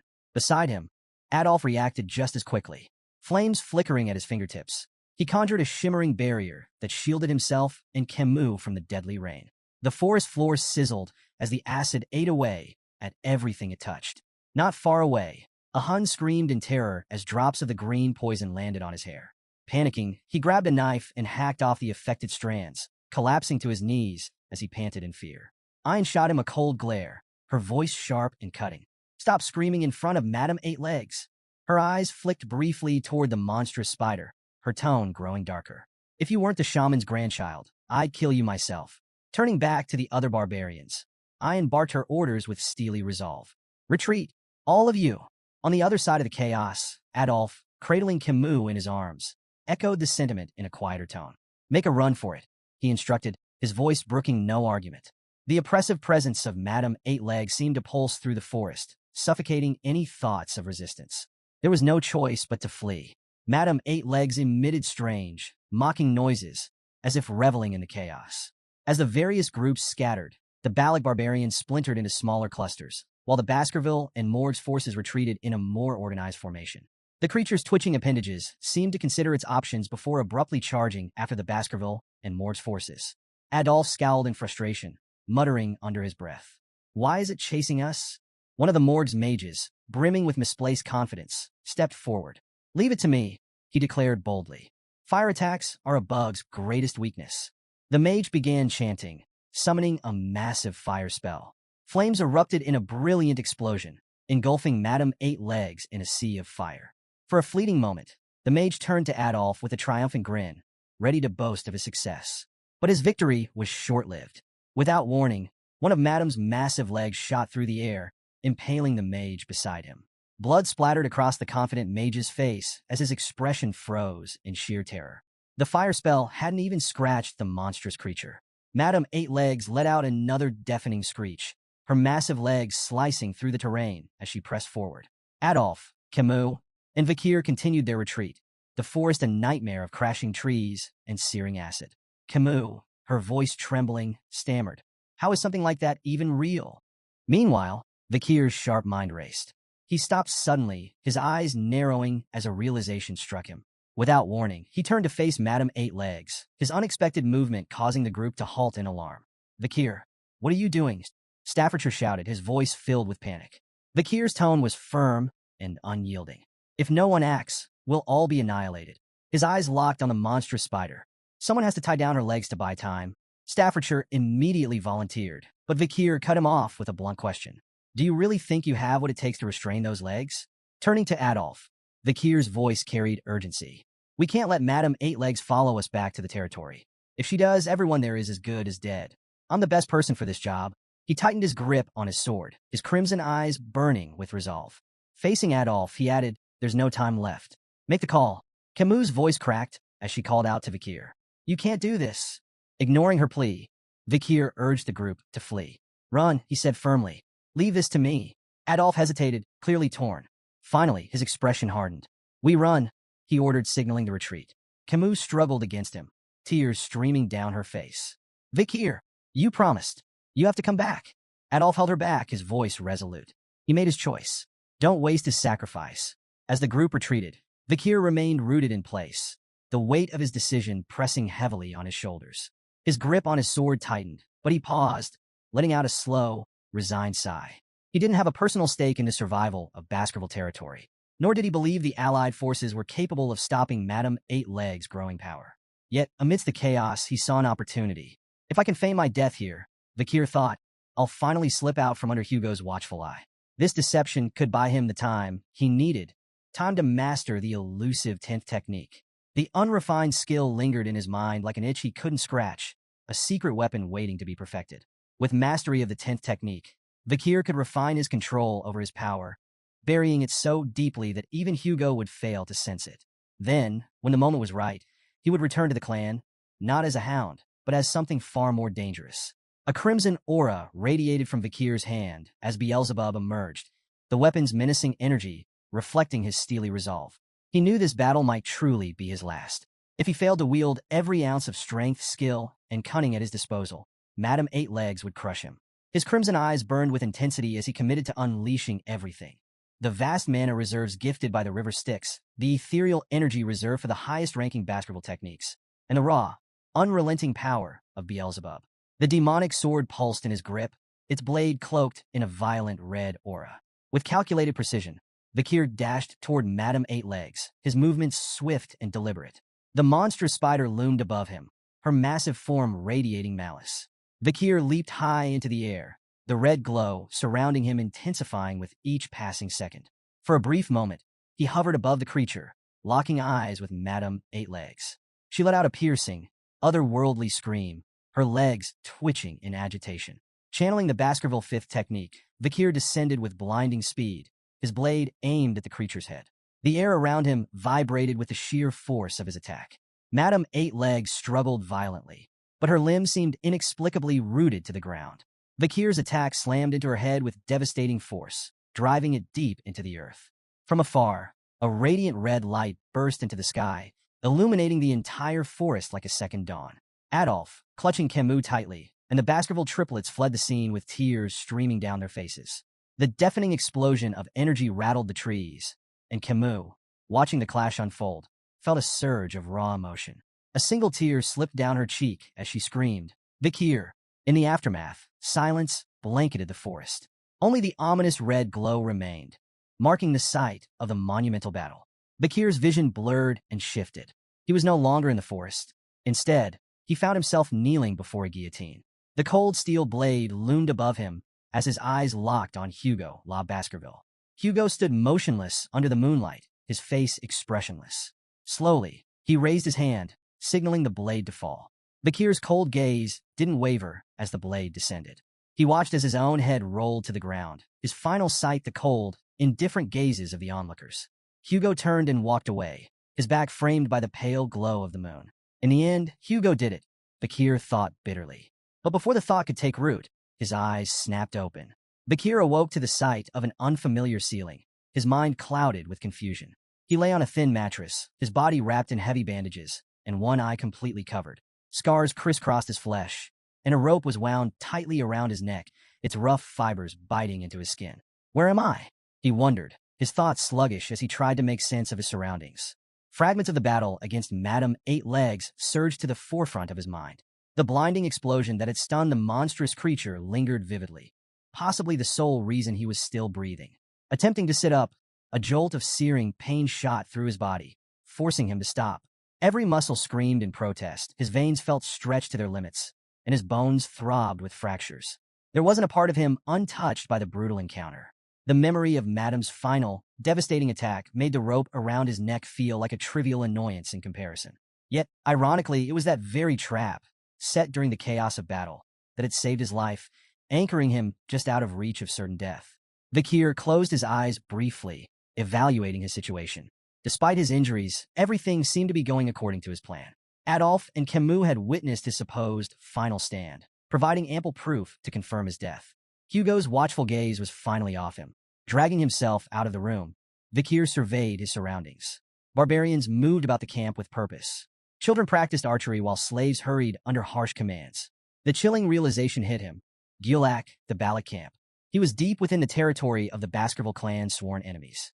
His eyes scanned the area, noticing something unsettling. Among the slaves were captured soldiers bearing the insignias of both the Baskerville and Mord's clans. Why am I still alive? He wondered. In his condition, escape was impossible, yet his execution seemed equally overdue. Before he could dwell further, a familiar face appeared.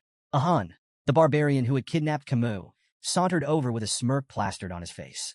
You should be grateful, a Hun sneered, looking down at him. If you weren't the commander's pet dog, you'd already be boiling in a pot. Pet dog. The phrase echoed in Bakir's mind, igniting a deep, simmering rage. Memories of Hugo flashed before him, of chains, humiliation, and subjugation.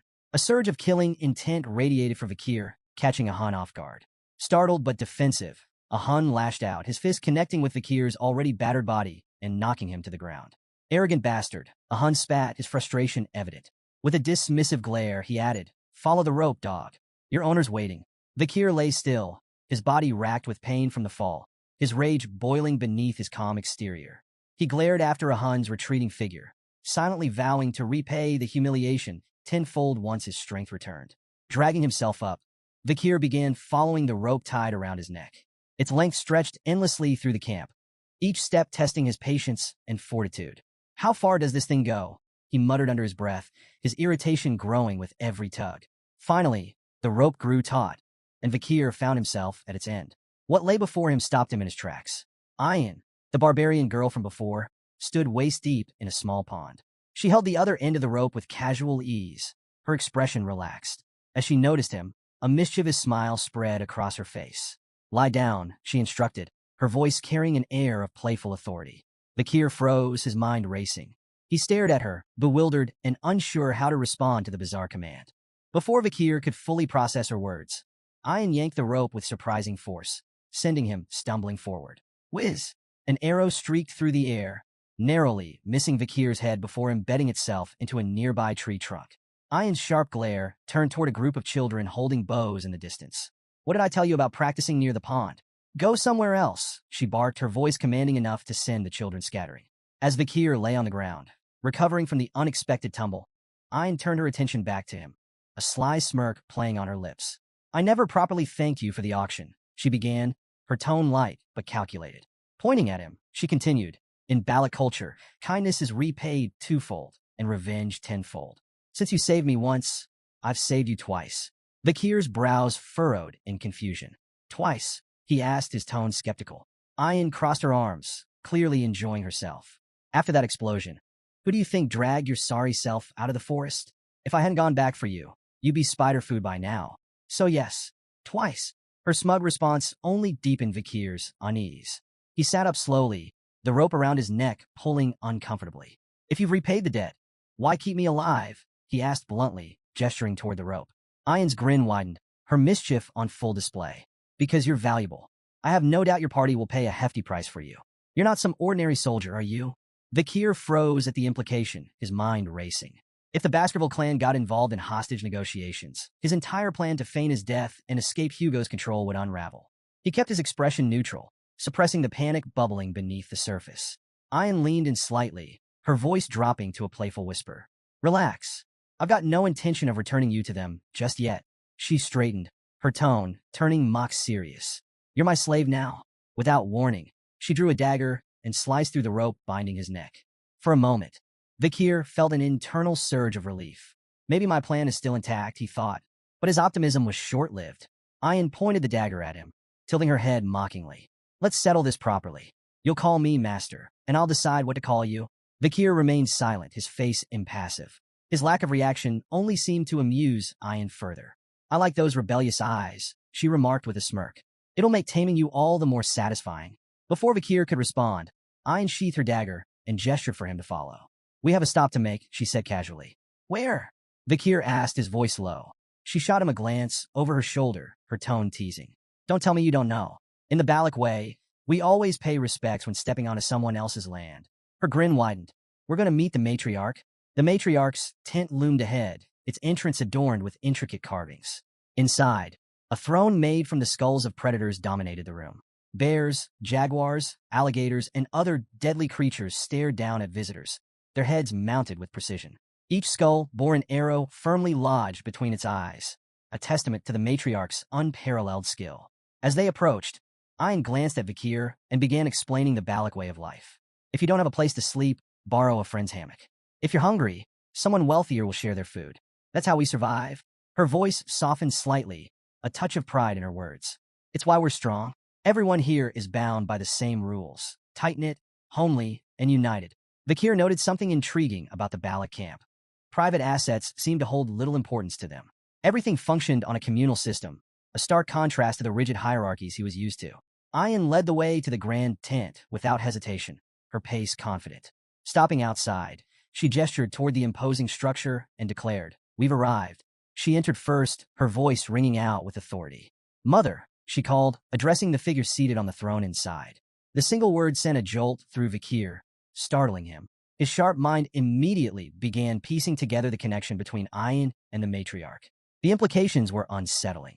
The matriarch rose gracefully from her seat, her commanding aura filling the tent like a storm cloud. Her piercing gaze swept over Ayan before landing on Vikir. So this is the boy we've heard so much about, she said, her tone calm but laced with curiosity. Ayan blinked, taken aback. Mother, I haven't said anything about him, she retorted, her confusion plain. Vikir's eyes narrowed as he silently assessed the situation. The pieces began to fall into place. Ayan was the matriarch's daughter, which explained her high standing among the Balak. His gaze shifted to the matriarch, and recognition dawned. This wasn't just any Balak leader. This was the Night Fox, the infamous female Balak warrior who had left a scar on Hugo La Baskerville's nose. Memories of her prowess flooded back, particularly how her influence had made crossing Le Rogue in life engulfing forest nearly impossible during his previous life. Vikir analyzed the hypothetical scenarios from his past. If his previous self had faced her head-on, the odds of survival were non-existent. Assassination attempts? A flat 0%. The only viable option would have been escape, and even that offered a slim 20% chance. The matriarch turned her sharp gaze toward Vikir, her lips curving slightly. You look familiar, she remarked, her tone probing. Vikir's thoughts raced. Does she recognize my connection to Hugo? Before the situation could escalate, Ayan interjected with an airy laugh. Most imperial men look alike, mother, she said dismissively. The matriarch tilted her head, unconvinced but unwilling to press the matter. Her attention lingered on Vikir, and she addressed her daughter with a question that carried an undercurrent of disdain. What are your plans for this stray dog? Ayan straightened, her voice firm. With proper care, he could prove useful, she said confidently. He played a key role in the attack on Madame Eight Legs. The matriarch's expression turned cold, her tone biting. You should understand your place before acting so impulsively, Ayan. There are consequences for overreaching. Her gaze shifted back to Vakir, appraising him once more. It doesn't matter what state his body is in, as long as the seed remains intact, she said coolly. The room fell silent, tension crackling like a live wire. Ayan, clearly flustered, interrupted quickly. No, that's not why I brought him, she blurted, her usual confidence faltering. The matriarch raised a brow, amused by her daughter's sudden change in tone.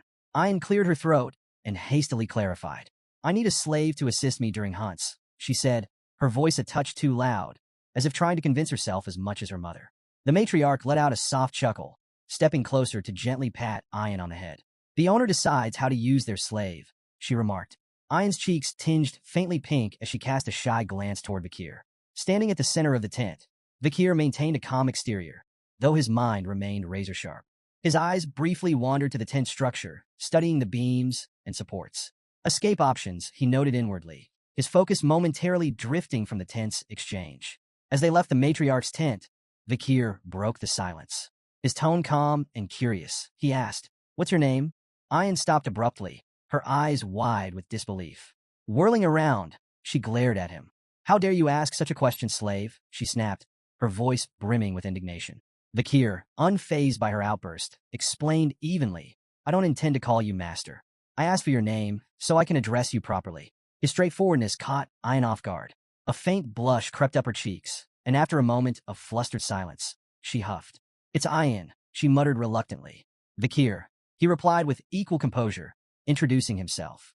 "Now, what's your first order?" Ayan's face reddened further, and she stomped her foot. "You're not supposed to call me by my name," she shouted, though a smirk soon curved her lips. She took a step closer and declared her command with mock seriousness. "Build a house. That'll be your new home, slave." She couldn't hide the satisfaction in her voice. Let's see this imperial swordsman figure out something so far removed from his training, she thought smugly. To her surprise, Vakir smiled. "Sounds enjoyable," he said simply. Hours passed, and Ayan stood staring at the results of Vakir's labor, her jaw practically hitting the ground. Before her stood a perfectly constructed tent, its structure seamless and sturdy. Her disbelief grew as she glanced at the crude tools she had provided him, tools that now seemed laughably unnecessary in his skilled hands.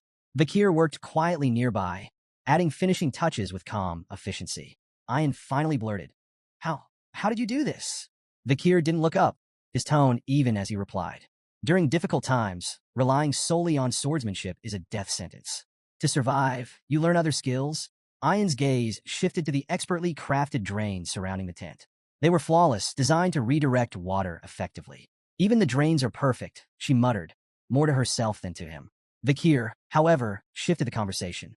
"The matriarch's tent," he began, "has a structural issue." Ayan blinked, taken aback. "What are you talking about?" Vakir explained, "The central pillar isn't stable. During the rainy season, the ground beneath it will shift, leading to water leakage." Ayan narrowed her eyes.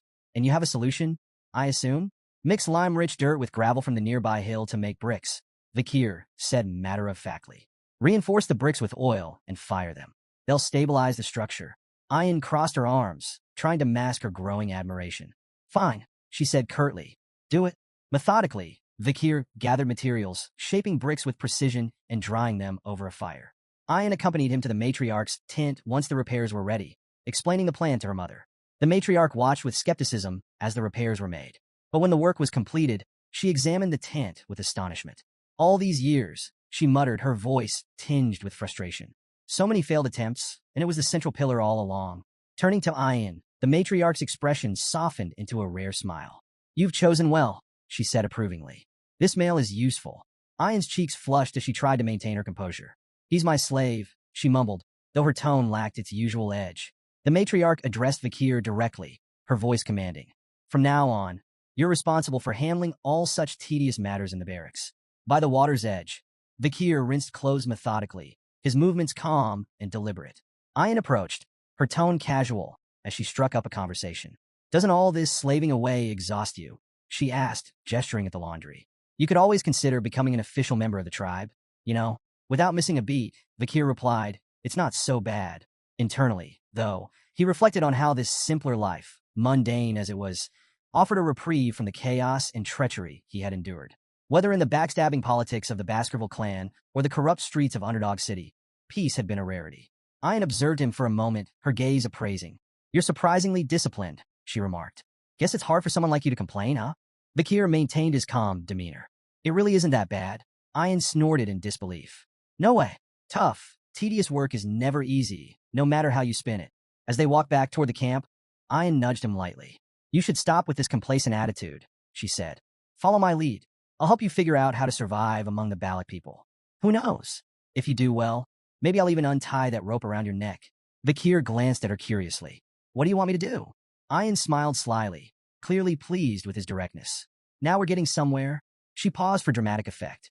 I want you to go on a hunt and bring back some big prey. Intrigued, Vakir pressed her for details. Ayan explained. The warriors haven't brought in anything substantial recently. The kids are growing, and they need meat.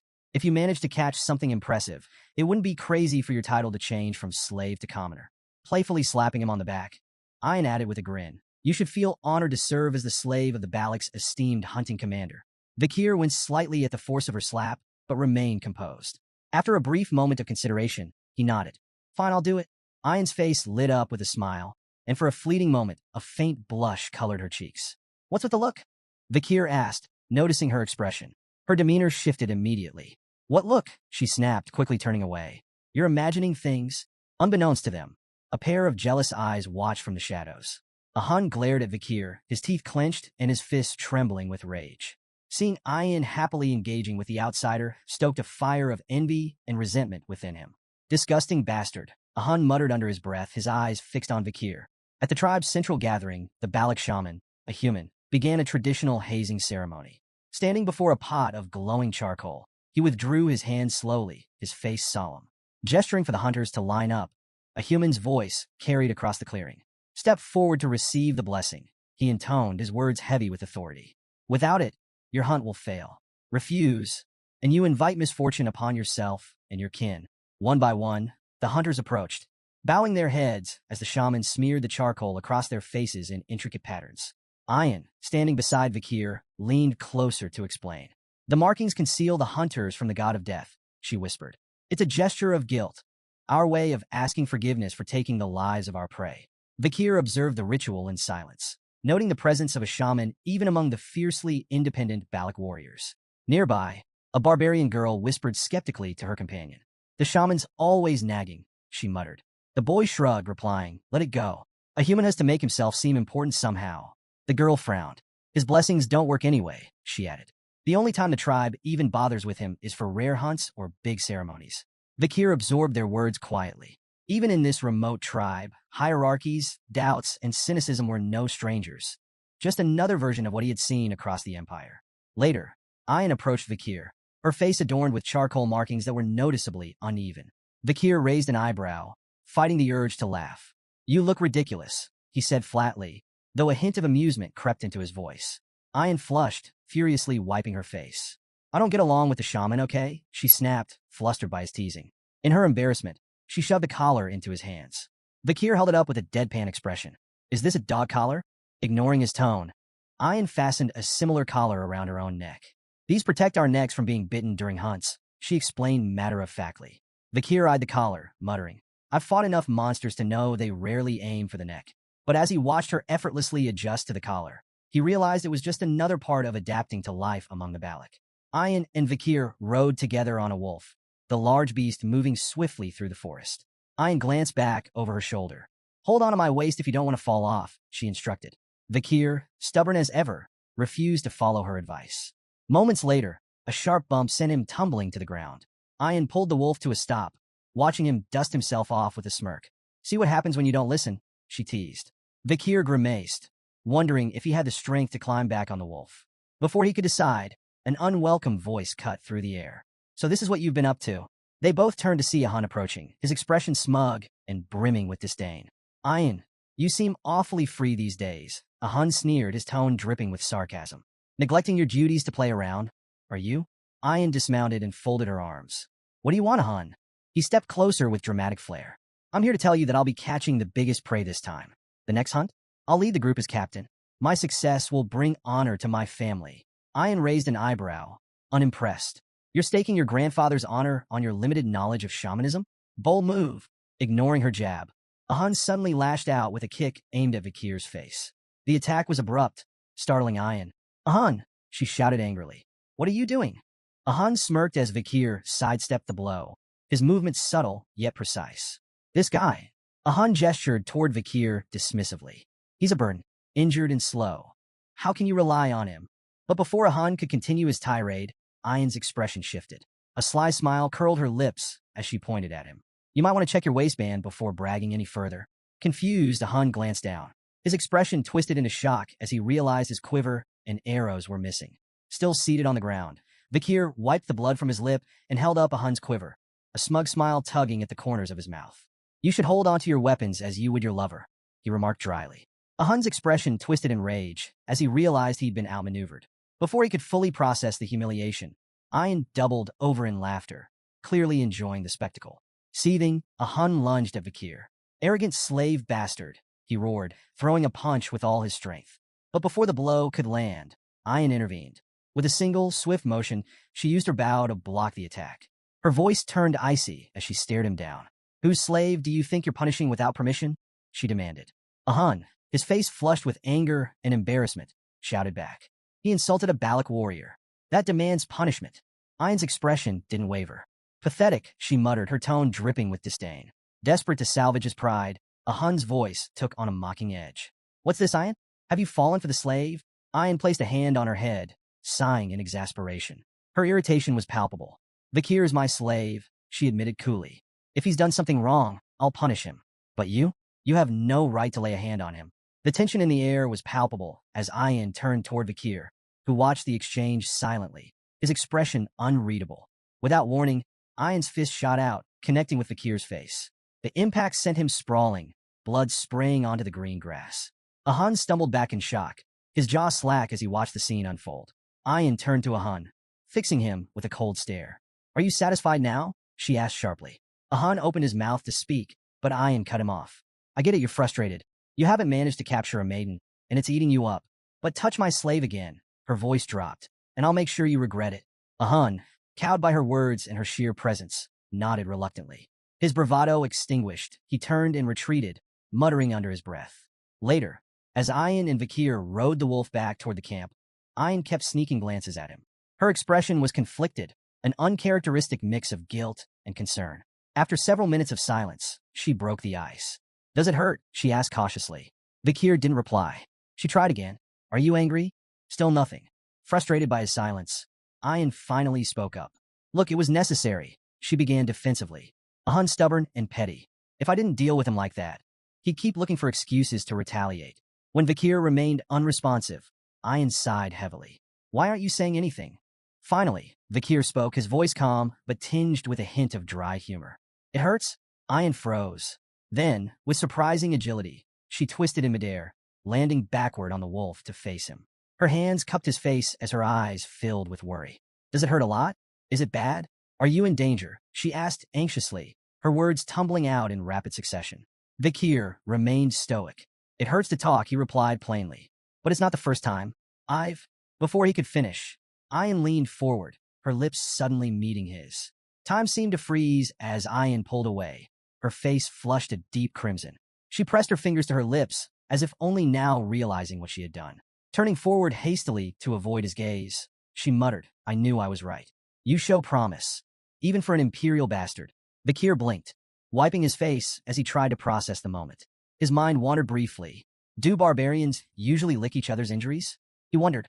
The thought of spreading infection crossed his mind, though it seemed a trivial concern compared to his confusion. Ayan glanced back, her tone suddenly more composed. So, is there anything you want from me? If it's within my ability, I'll make it happen, she offered. Vikir raised an eyebrow, intrigued. Anything? Her body tensed at his question, and she stiffened visibly. Trembling slightly, she nodded. A Balak warrior never goes back on their word. Vikir's expression turned serious as he considered her offer, leaving Ayan's mind to spiral. Her cheeks grew redder as she assumed he was plotting something inappropriate. Finally, Vikir broke the silence. Teach me how to shoot arrows, he said plainly. Ayan's hopeful expression fell flat, disappointment etched into her face. She quickly recovered, though, and nodded. Fine, she said curtly. As they continued onward, she added, we'll start your special training tomorrow. Vikir nodded in agreement, unaware of her lingering irritation. The next morning, Vakir took aim at a tree trunk, releasing an arrow under Ayan's watchful eye. The arrow missed its mark, landing far from the embedded target. Ayan sighed, her tone tinged with exasperation and amusement. No. Aim for the arrow already stuck in the trunk, she instructed. Vakir raised an eyebrow. Are you sure you're qualified to teach? Ayan smirked. You're the one who asked for lessons, she retorted. You'll learn properly, or you'll learn nothing at all. She reminded him of the importance of mastering the bow, especially since his injuries prevented him from wielding a sword effectively. If you want to capture prey and stop being a slave, you'll do this right, she emphasized. To correct his stance, Ayan pressed firmly against his back, adjusting his posture. Vakir winced, feeling the strain on his battered body. Suddenly, Vakira, Ayan's wolf, appeared behind them, startling her slightly. Without realizing it, Ayan applied more pressure to Vakir's back, eliciting a loud crack. Vakir crumpled to the ground, groaning in pain. Ayan, unfazed, turned to Vakira and asked, Did you find it? The wolf howled in response, and Ayan's lips curled into a confident smile. Good boy. Turning back to Vakir, she clapped her hands impatiently. Get up. We're moving now. They arrived at a serene stream where the river met the ocean, a tranquil location teeming with life. Ayan gestured at the unique surroundings. This place is special, she explained. It's where the ocean and river meet, so you'll find animals from both habitats.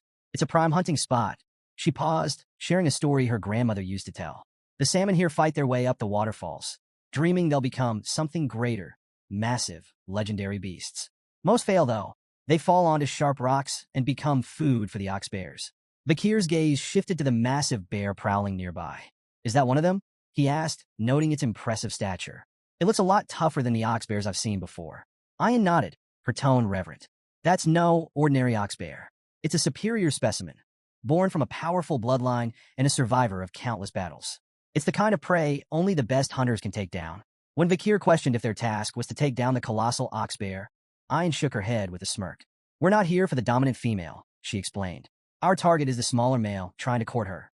As they watched from a distance, several male bears approached the towering female, each attempting to win her favor. One by one, she rebuffed them with brutal swipes, sending them fleeing into the forest.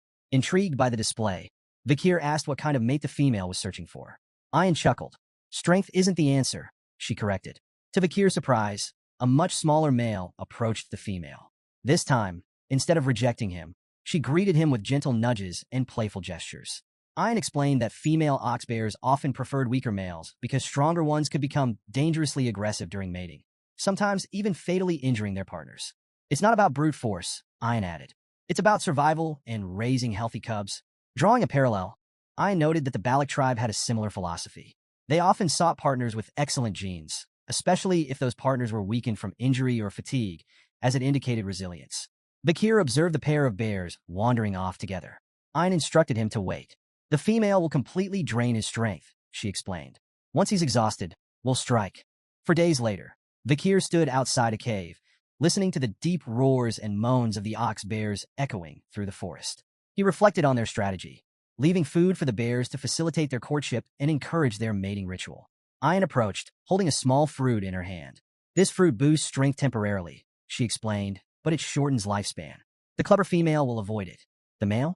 He'll eat it without a second thought to keep up with her. The strategy clicked in Vakir's mind. The male's desperate attempt to impress his mate would leave him depleted, making him the perfect target.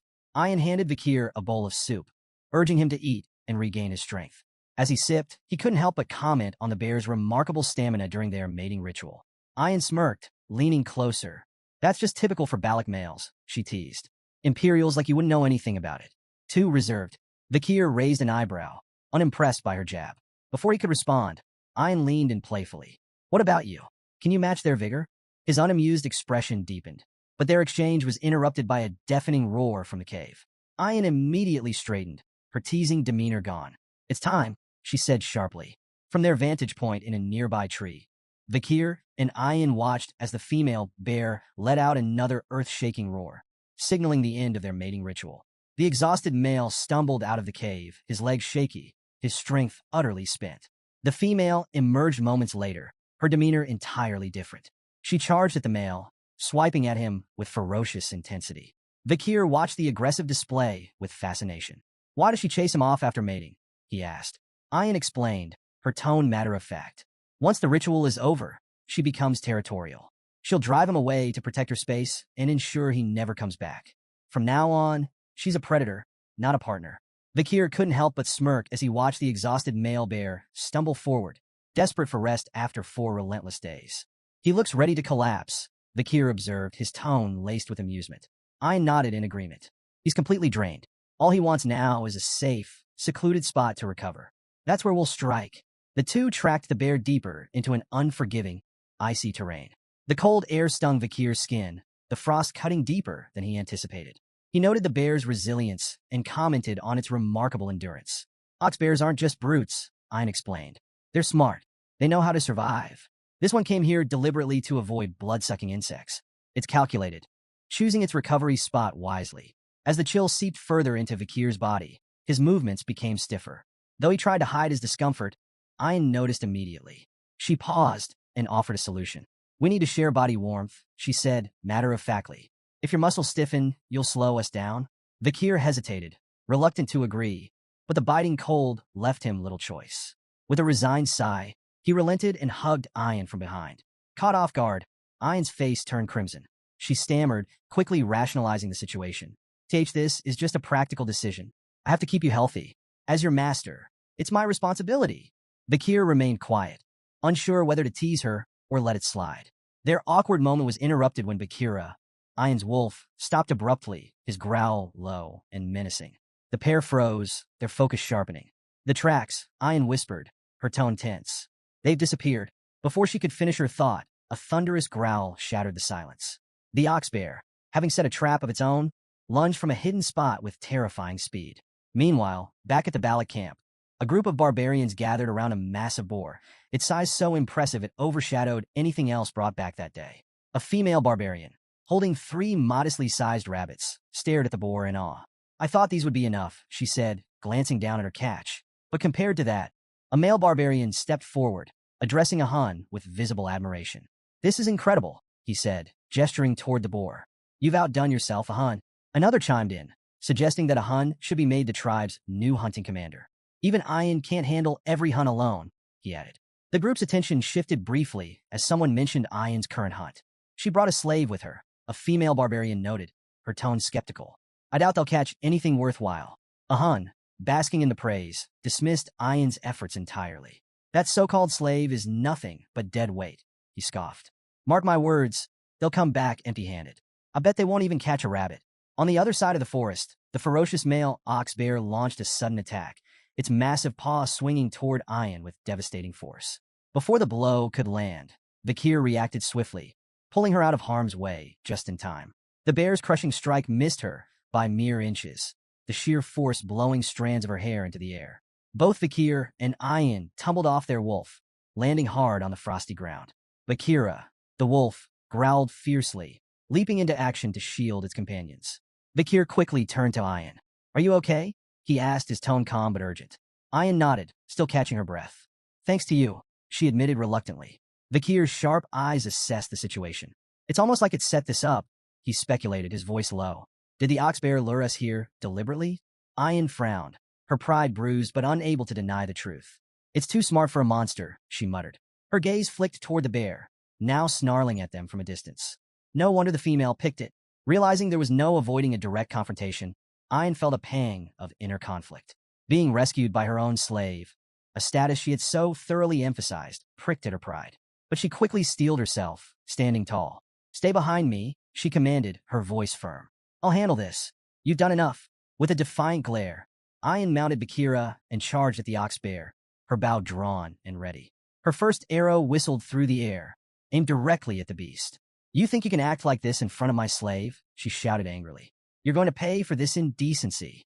The ox bear, sensing the danger, retreated behind an icy boulder for cover. Ein pulled another arrow from her quiver, her tone sharp with confidence. There's nowhere you can hide from me, she declared. She loosed the arrow, which embedded itself harmlessly in the boulder. The ox bear growled in defiance, thinking itself safe. But the moment the bear let its guard down, a surge of blue energy erupted from the embedded arrow. The aura-infused blast pierced through the boulder, striking the bear in the stomach with pinpoint precision. The ox bear roared in agony as blood spewed from its wound, its massive frame staggering forward. Vakir, watching from the sidelines, was momentarily awestruck. Ayan's archery was a masterful display of skill and precision.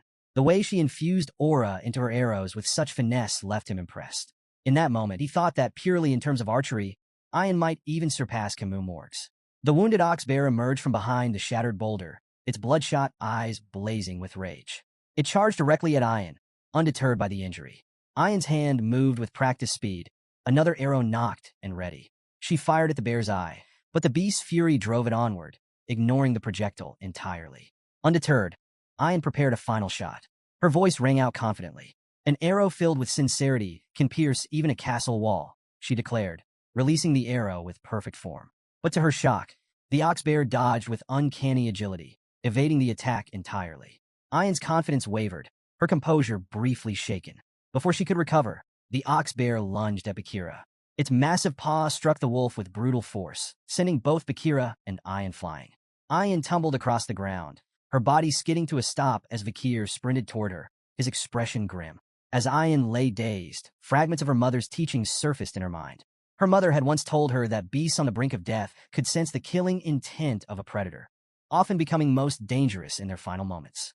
Ayan now realized, too late, that she had gravely underestimated the ox bear. Confidence, bolstered by her righteous intentions, had blinded her to the peril. The ox bear, now a towering menace, advanced with drool dripping from its massive jaws. Its mouth opened wide, ready to deliver a fatal bite. Paralyzed by fear, Ayan closed her eyes and braced for the inevitable. Instead of the crushing jaws of death, however, a familiar voice cut through the chaos. "Are you done demonstrating a master's dignity?" Her eyes flew open, and she saw Vakir standing before her, positioned squarely between her and the ox bear.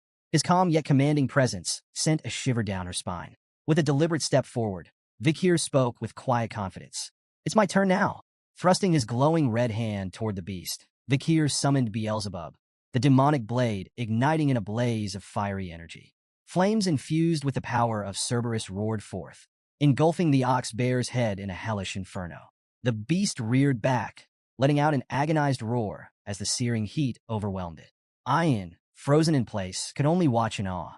The sheer ferocity of Vakir's attack left her speechless, her heart racing at the raw display of power. The ox bear staggered, its charred form collapsing lifelessly to the ground. The battle was over. The flames subsided, revealing Vakir's frame. The intense heat had burned away the bandages covering his injuries, exposing his fully healed body, including his once bandaged eye. Ayan's cheeks flushed a deep crimson as she marveled at his strength, her gratitude and amazement impossible to hide. "You saved me again," she murmured softly, her voice barely audible over the crackling of the fire. But her joy quickly turned to concern as Vakir's expression twisted with pain. She rushed forward as he admitted, "I might have overdone it." His legs gave out, and he collapsed to the ground. "Vakir!" Ayan cried, her earlier awe replaced by panic. She knelt by his side, frantically calling his name and trying to rouse him.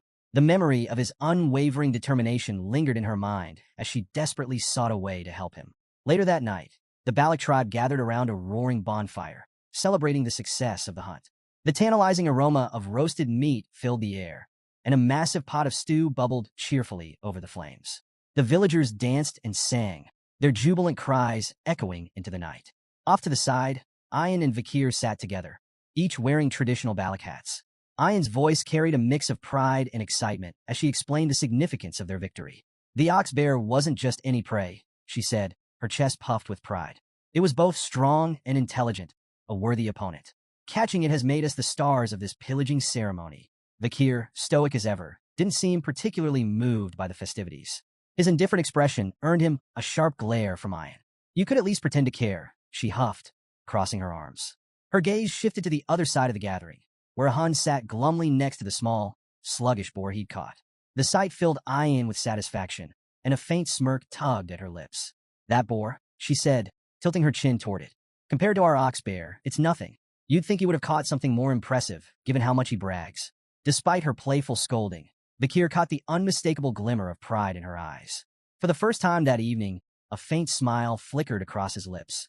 Ayan turned to a Hun, her eyes practically begging for backup. "Say something, a Hun?" A Hun, clearly irritated, shoved a bowl toward Vakir, sneering. "Here, slave. Eat." Vakir glanced at the bowl's measly portion of meat and raised an eyebrow. "This is it? Why so little?" A Hun rolled his eyes. tradition. The more honor you earn, the less you eat. You should be grateful for your honor. Ian stepped in with a smirk. In our tribe, the greatest contributor to the hunt gets the smallest share. It's a symbol of respect and selflessness. Vakir's expression remained blank. Selflessness? Sounds like a bad trade. Meat's a lot tastier than some imaginary points on the honor board. Ian laughed, clearly entertained by a Hun's growing frustration. Vakir, however, stared at his hands, deep in thought. The 600-kilogram hammer from Beelzebub lingered in his mind. Could he actually increase his weight by 600 kilograms while holding his breath? It seemed absurd. Then again, so did most of his life lately. Taking a casual sip of his soup, Vakir reflected on his recovery. Beelzebub's absorption of the ox bear hadn't just granted him new powers. It had patched him up like magic glue. Noticing Vakir's nearly empty bowl, Ian grabbed another, heaping with meat, and thrust it toward him. Here, eat. Vakir shook his head. I already had my share. A bit of meat, some blood, intestines, standard barbarian meal. I'm good. Ian pushed the bowl closer. You should eat more. Every part of the animal has a purpose. Weak eyes? Eat the eyes. Bad heart? Eat the heart. Weak limbs? The legs. That's how we grow stronger. Vakir squinted at the bowl, particularly at the coiled piece of meat bobbing in the broth. So, you're saying my insides need work? His tone dripped with sarcasm. Before Ian could answer, 3 barbarian girls approached, their presence as subtle as a thunderstorm. Commander, the first one huffed, glaring at Ian. Why are you bothering with him? The second chimed in. It's so obvious what you're doing. And the third? Why waste food on a slave? Vakir ignored the peanut gallery and took a bite. The meat was tougher than he expected, but he chewed through it. Ian's eyes lit up with excitement. Good. Now you'll be ready to fulfill your duty. Vakir stopped mid-bite. Duty? What now? I already played my part in the hunt. At dawn, Vakir found himself near a massive tree trunk, its top sliced clean off. He noticed faint scorch marks at the edges and recalled something Ian had mentioned last night. While standing at this very spot, he'd seen slabs of prime meat laid on the trunk. He questioned Ian about wasting such quality food, especially during a shortage. It's an offering, she had explained, her tone reverent. To Madam Eight Legs. It's how we ask for permission to live here. Ah yes, the village's 8-legged landlord. Vakir had taken a moment to digest this, realizing how deeply the Balik people respected and feared the creature. Now, staring at the offering site in the cool morning light, Vakir muttered, what an annoying monster. As Vakir approached his hut, a peculiar scene stopped him in his tracks. A line of barbarian girls, chattering like eager festival-goers. He blinked, trying to piece together the reason for the commotion. Was there a special event he hadn't been told about? One girl proudly announced she'd been in line since dawn. Another gloated about snagging a spot near the front. A third bragged about staying up all night to ensure a place. Amid the chatter, a few speculated about the previous day's hunt. Maybe a village woman will be chosen as Vakir's wife, one suggested starry-eyed. After all, he did take down an ox bear. Before Vakir could back away unnoticed, Ian appeared, a freshly hunted deer slung over her shoulder. Spotting the crowd, her expression soured. What's this nonsense? She barked. Go home. He's already spoken for. The girls gasped and immediately began protesting. You can't claim him just because you fed him stew, one argued. Yeah, that's unfair, another chimed in. You should have shared with us. Ian narrowed her eyes. If you're so hungry, why don't you catch something yourself? Set some traps. Prove you're worthy. The girls groaned in defeat, explaining they had tried and failed. We even went as far as the Empire's border, one muttered wistfully. But there's no one like him out there. Then keep going. Ian snapped, her tone sharp. Try hell while you're at it. Her glare was enough to send the girls scattering, their excitement evaporating like morning mist. As they disappeared, Ian muttered under her breath, annoyed yet wary. Those sneaky girls might try something while Vakir's still recovering. Her irritation turned into a self-assured smirk. After all, she had fed him the ox bear stew that made her claim indisputable. A sudden shift in the air made her glance sideways. There, not 10 feet away, stood Vakir, arms crossed, watching the entire scene unfold. Ian froze. Oh, I didn't realize you were standing there, she stammered, visibly flustered. Vakir's face twisted slightly as realization dawned. So that's what I ate yesterday. Sensing his discomfort, Ian scrambled to change the subject. Anyway, my mother held a meeting with the elders last night. You'll be called before her soon as the honorable hunter. When the time comes, make sure to ask for what I'll suggest. It's important. Later, in the matriarch's tent, the atmosphere was charged with quiet reverence. On one side, the elders sat stoically. Opposite them, the younger prodigies gathered in silent awe. Vakir knelt, bowing his head respectfully. The matriarch, the famed night fox of Aquila, greeted him with a warm yet commanding nod. "You've brought great honor to our village by hunting the ox bear," she said. "Because of you, we feasted well." Vakir replied humbly, "I only did my duty." The matriarch smiled, her gaze sharp yet kind. "You've healed quickly, proof of both your resilience and the tribe's care," she noted. As Vakir observed her, he felt a flicker of respect. Despite her reputation as a fearsome archer who had once terrorized even the Empire, she carried herself with an almost maternal warmth. He couldn't help but compare her to Hugo, both commanding figures, but her demeanor was far more approachable. The matriarch rose gracefully, her voice commanding as she addressed the gathering. "Vakir's deeds have proven his worth. From this day forward, he is no longer a slave, but a member of the Balak family." The room buzzed with a mix of murmurs and hushed whispers. While many nodded in agreement, a few elders, notably a human, the tribe's shaman and Ian's grandfather, exchanged skeptical glances. A human cleared his throat loudly, his disapproval evident. The matriarch ignored the undercurrent of dissent, her tone steady. "As a member of our family, you have earned a reward. Speak your desire." She paused, her lips curling into a teasing smile. "Perhaps a maiden to share your life? I would gladly bless such a union. Or, if that's not your interest, perhaps a loyal servant instead?" Ian, standing nearby, subtly gestured to Vakir with discreet hand signs. Her message was clear. Stick to the plan. Vakir locked eyes with her briefly, before closing his own in thought. When he reopened them, his voice was calm, yet firm as he spoke. "I request to bathe in a hero's spring." A heavy silence blanketed the room. The weight of his words hung in the air like a thundercloud. The matriarch's playful demeanor vanished, replaced by a sharp, calculating expression. Her gaze bore into Vakir. "Do you understand what you're asking?" she asked, her voice cold. Before Vakir could reply, a human stood abruptly, his voice booming with anger. "Such arrogance!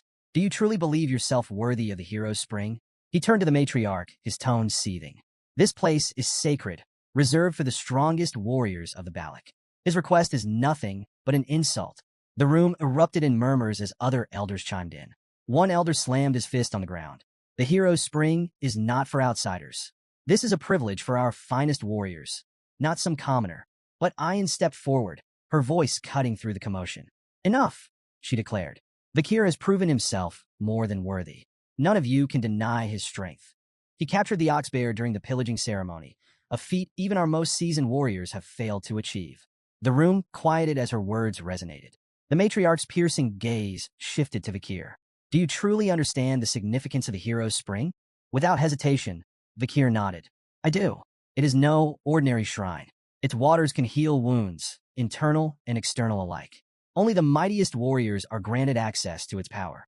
The matriarch listened, her expression unreadable. Around her, the elders resumed their debate.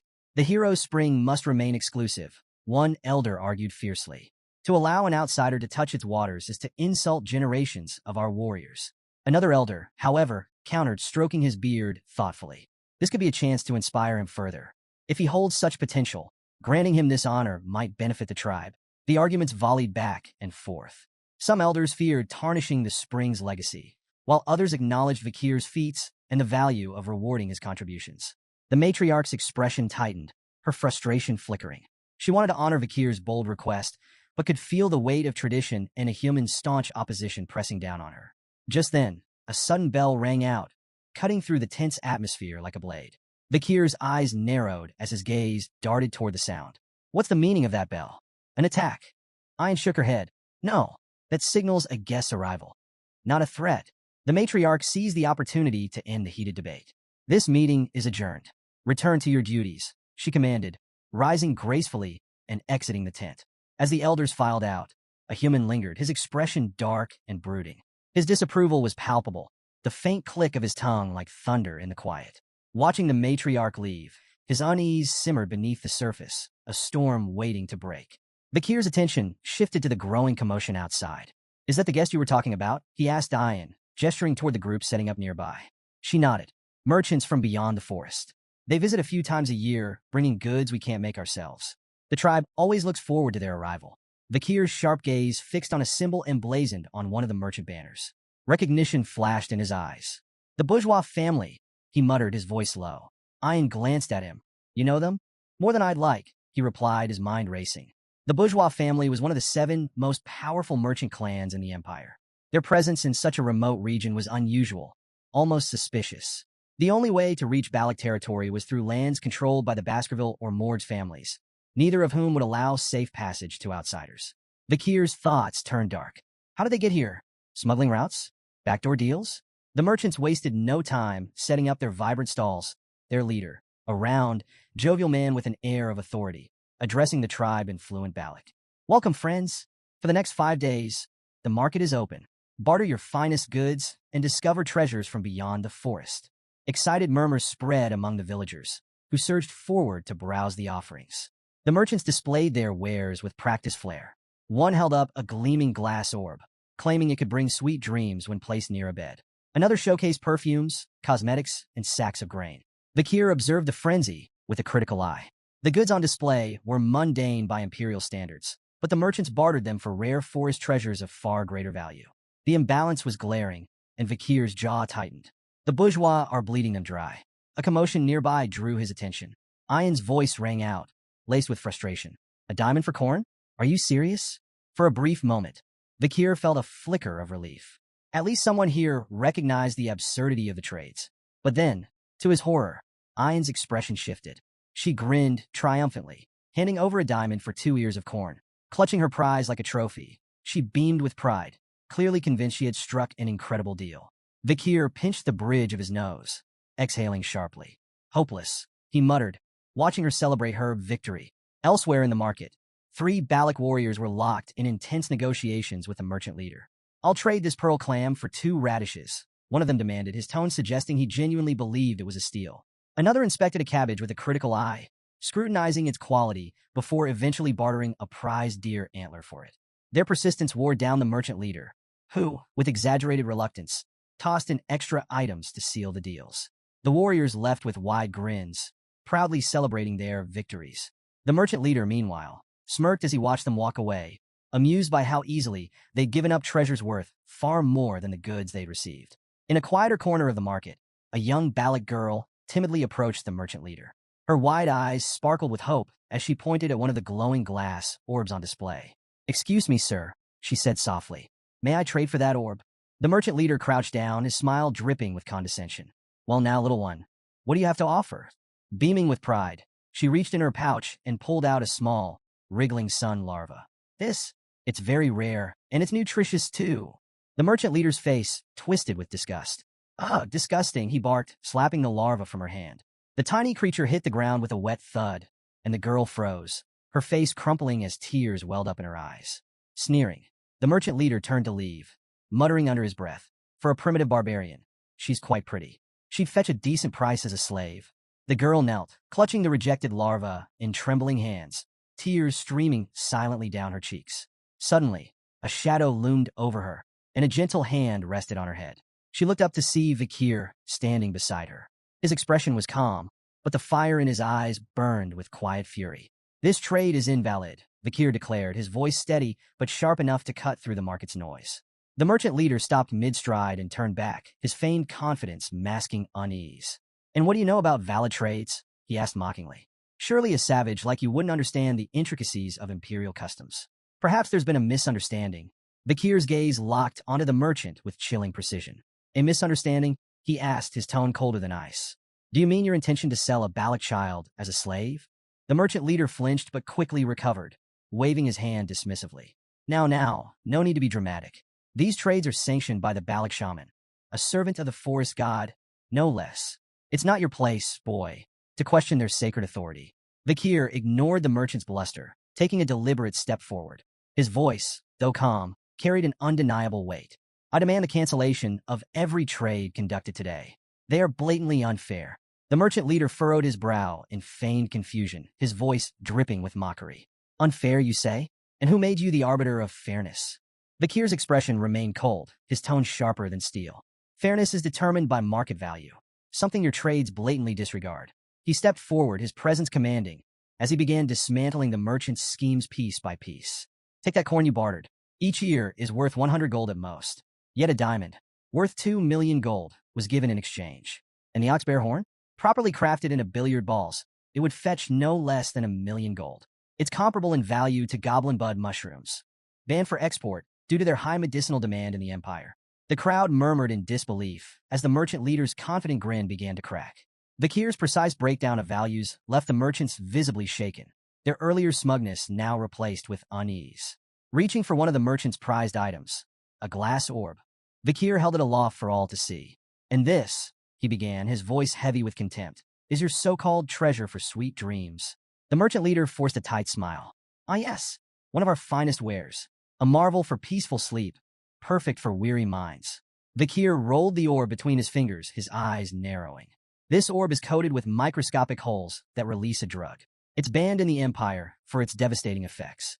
While it may induce dreams at first, prolonged exposure destroys the mind, leaving its users broken." Without warning, he crushed the orb in his hand. The crowd gasped as shards fell to the ground, releasing a fine, powdery mist into the air. "This isn't a treasure," Vikir continued, his voice hard as iron. "It's poison, and you've been spreading it under the guise of trade." The merchant leader stumbled backward, his pale face glistening with sweat. Nearby, one of his associates leaned in, whispering frantically, "Who is this boy? How does he know so much?" The leader swallowed hard, his voice barely audible. "Someone who knows far too much." Ayan's voice cut through the tense silence like a whip. "What did you mean by poison bodies and harm?" she demanded, her fury palpable. Vikir gave her a single nod, confirming her worst suspicions. Ayan's expression darkened further, and her rage turned toward the merchant leader. "How dare you poison our people?" she roared, her voice trembling with indignation. "You've been deceiving the Balak without fear or consequence, haven't you?" The merchant leader raised his hands, stammering as he searched for a defense. But before he could speak, a sharp whistle pierced the air. Ayan's arrow struck true, embedding itself in his shoulder.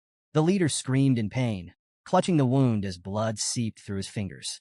His face contorted in agony as he staggered back, tears springing to his eyes. "You cowards preyed on us with your lies and poisons." Ayan snarled, her bow drawn and ready for another shot. The merchant leader glared at her, his voice weak but venomous. "You'll regret this," he spat, his words barely audible over his labored breathing. His companions wasted no time. Scrambling to their feet, they shouted frantic orders to pack their goods. The merchants hastily mounted their horses, clutching whatever they could as they fled into the night, leaving behind shattered wares and stunned villagers. Vikir watched the merchants flee into the shadows of the forest. He turned to Ayan, his expression calm but questioning. "You're letting them escape?" he asked. "You know they'll regroup to recover their losses. Why not end it now?" Ayan lowered her bow, a cold glint in her eyes. "Sometimes you don't kill the beast outright," she said sharply. "You wound it, let it run, and it'll lead you back to the pack. Then you take them all down in one strike." Vikir considered her strategy, his gaze shifting back to the fading silhouettes. The merchant leader, still clutching his bleeding shoulder, cursed and spat promises of revenge as he stumbled deeper into the forest with his group. The merchants eventually reached a hidden mercenary camp nestled in the woods. The firelight cast flickering shadows over the assembled fighters, their sharp weapons glinting ominously. The merchant leader, now seething with a mix of pain and humiliation, wasted no time ranting. "Those savages," he roared. "They humiliated us. They stole everything." The mercenary leader leaned lazily against a tree, his piercing eyes shining in the light of the campfire. Lighting a cigarette, he smirked. "Sounds like words won't get you far with that lot," he drawled, exhaling a cloud of smoke. "You hired us to handle your dirty work, didn't you? So we'll handle it. Either we wipe them out or drag them back in chains. It's your call." The merchant leader hesitated, his earlier bravado now tempered by the reality of the Balak's strength. "You don't understand," he said, his voice wavering. "The Balaks aren't ordinary. You'll need everything you've got to defeat them." The mercenary leader chuckled, flicking ash from his cigarette. "If you're that scared, why'd you bother hiring us in the first place? You're paying for results, so let us do our job. And remember," he added, his tone darkening, "our deal still stands. We get a cut of your profits. If things go south, we'll help ourselves to the spoils." Reluctantly, the merchant leader nodded. "Fine, just make them pay for what they did." The mercenaries began preparing for their ambush, whispering strategies under the cover of night. One passed a matchstick to his companion, who lit a cigarette, then handed it to a third man eager to do the same. "Hold up," the second man warned. "Only two to a match. You know the superstition. Third man gets bad luck." The third mercenary scoffed, lighting his cigarette anyway. "Superstitions for fools," he muttered. The words barely left his lips when an arrow whistled through the air, striking him clean through the forehead.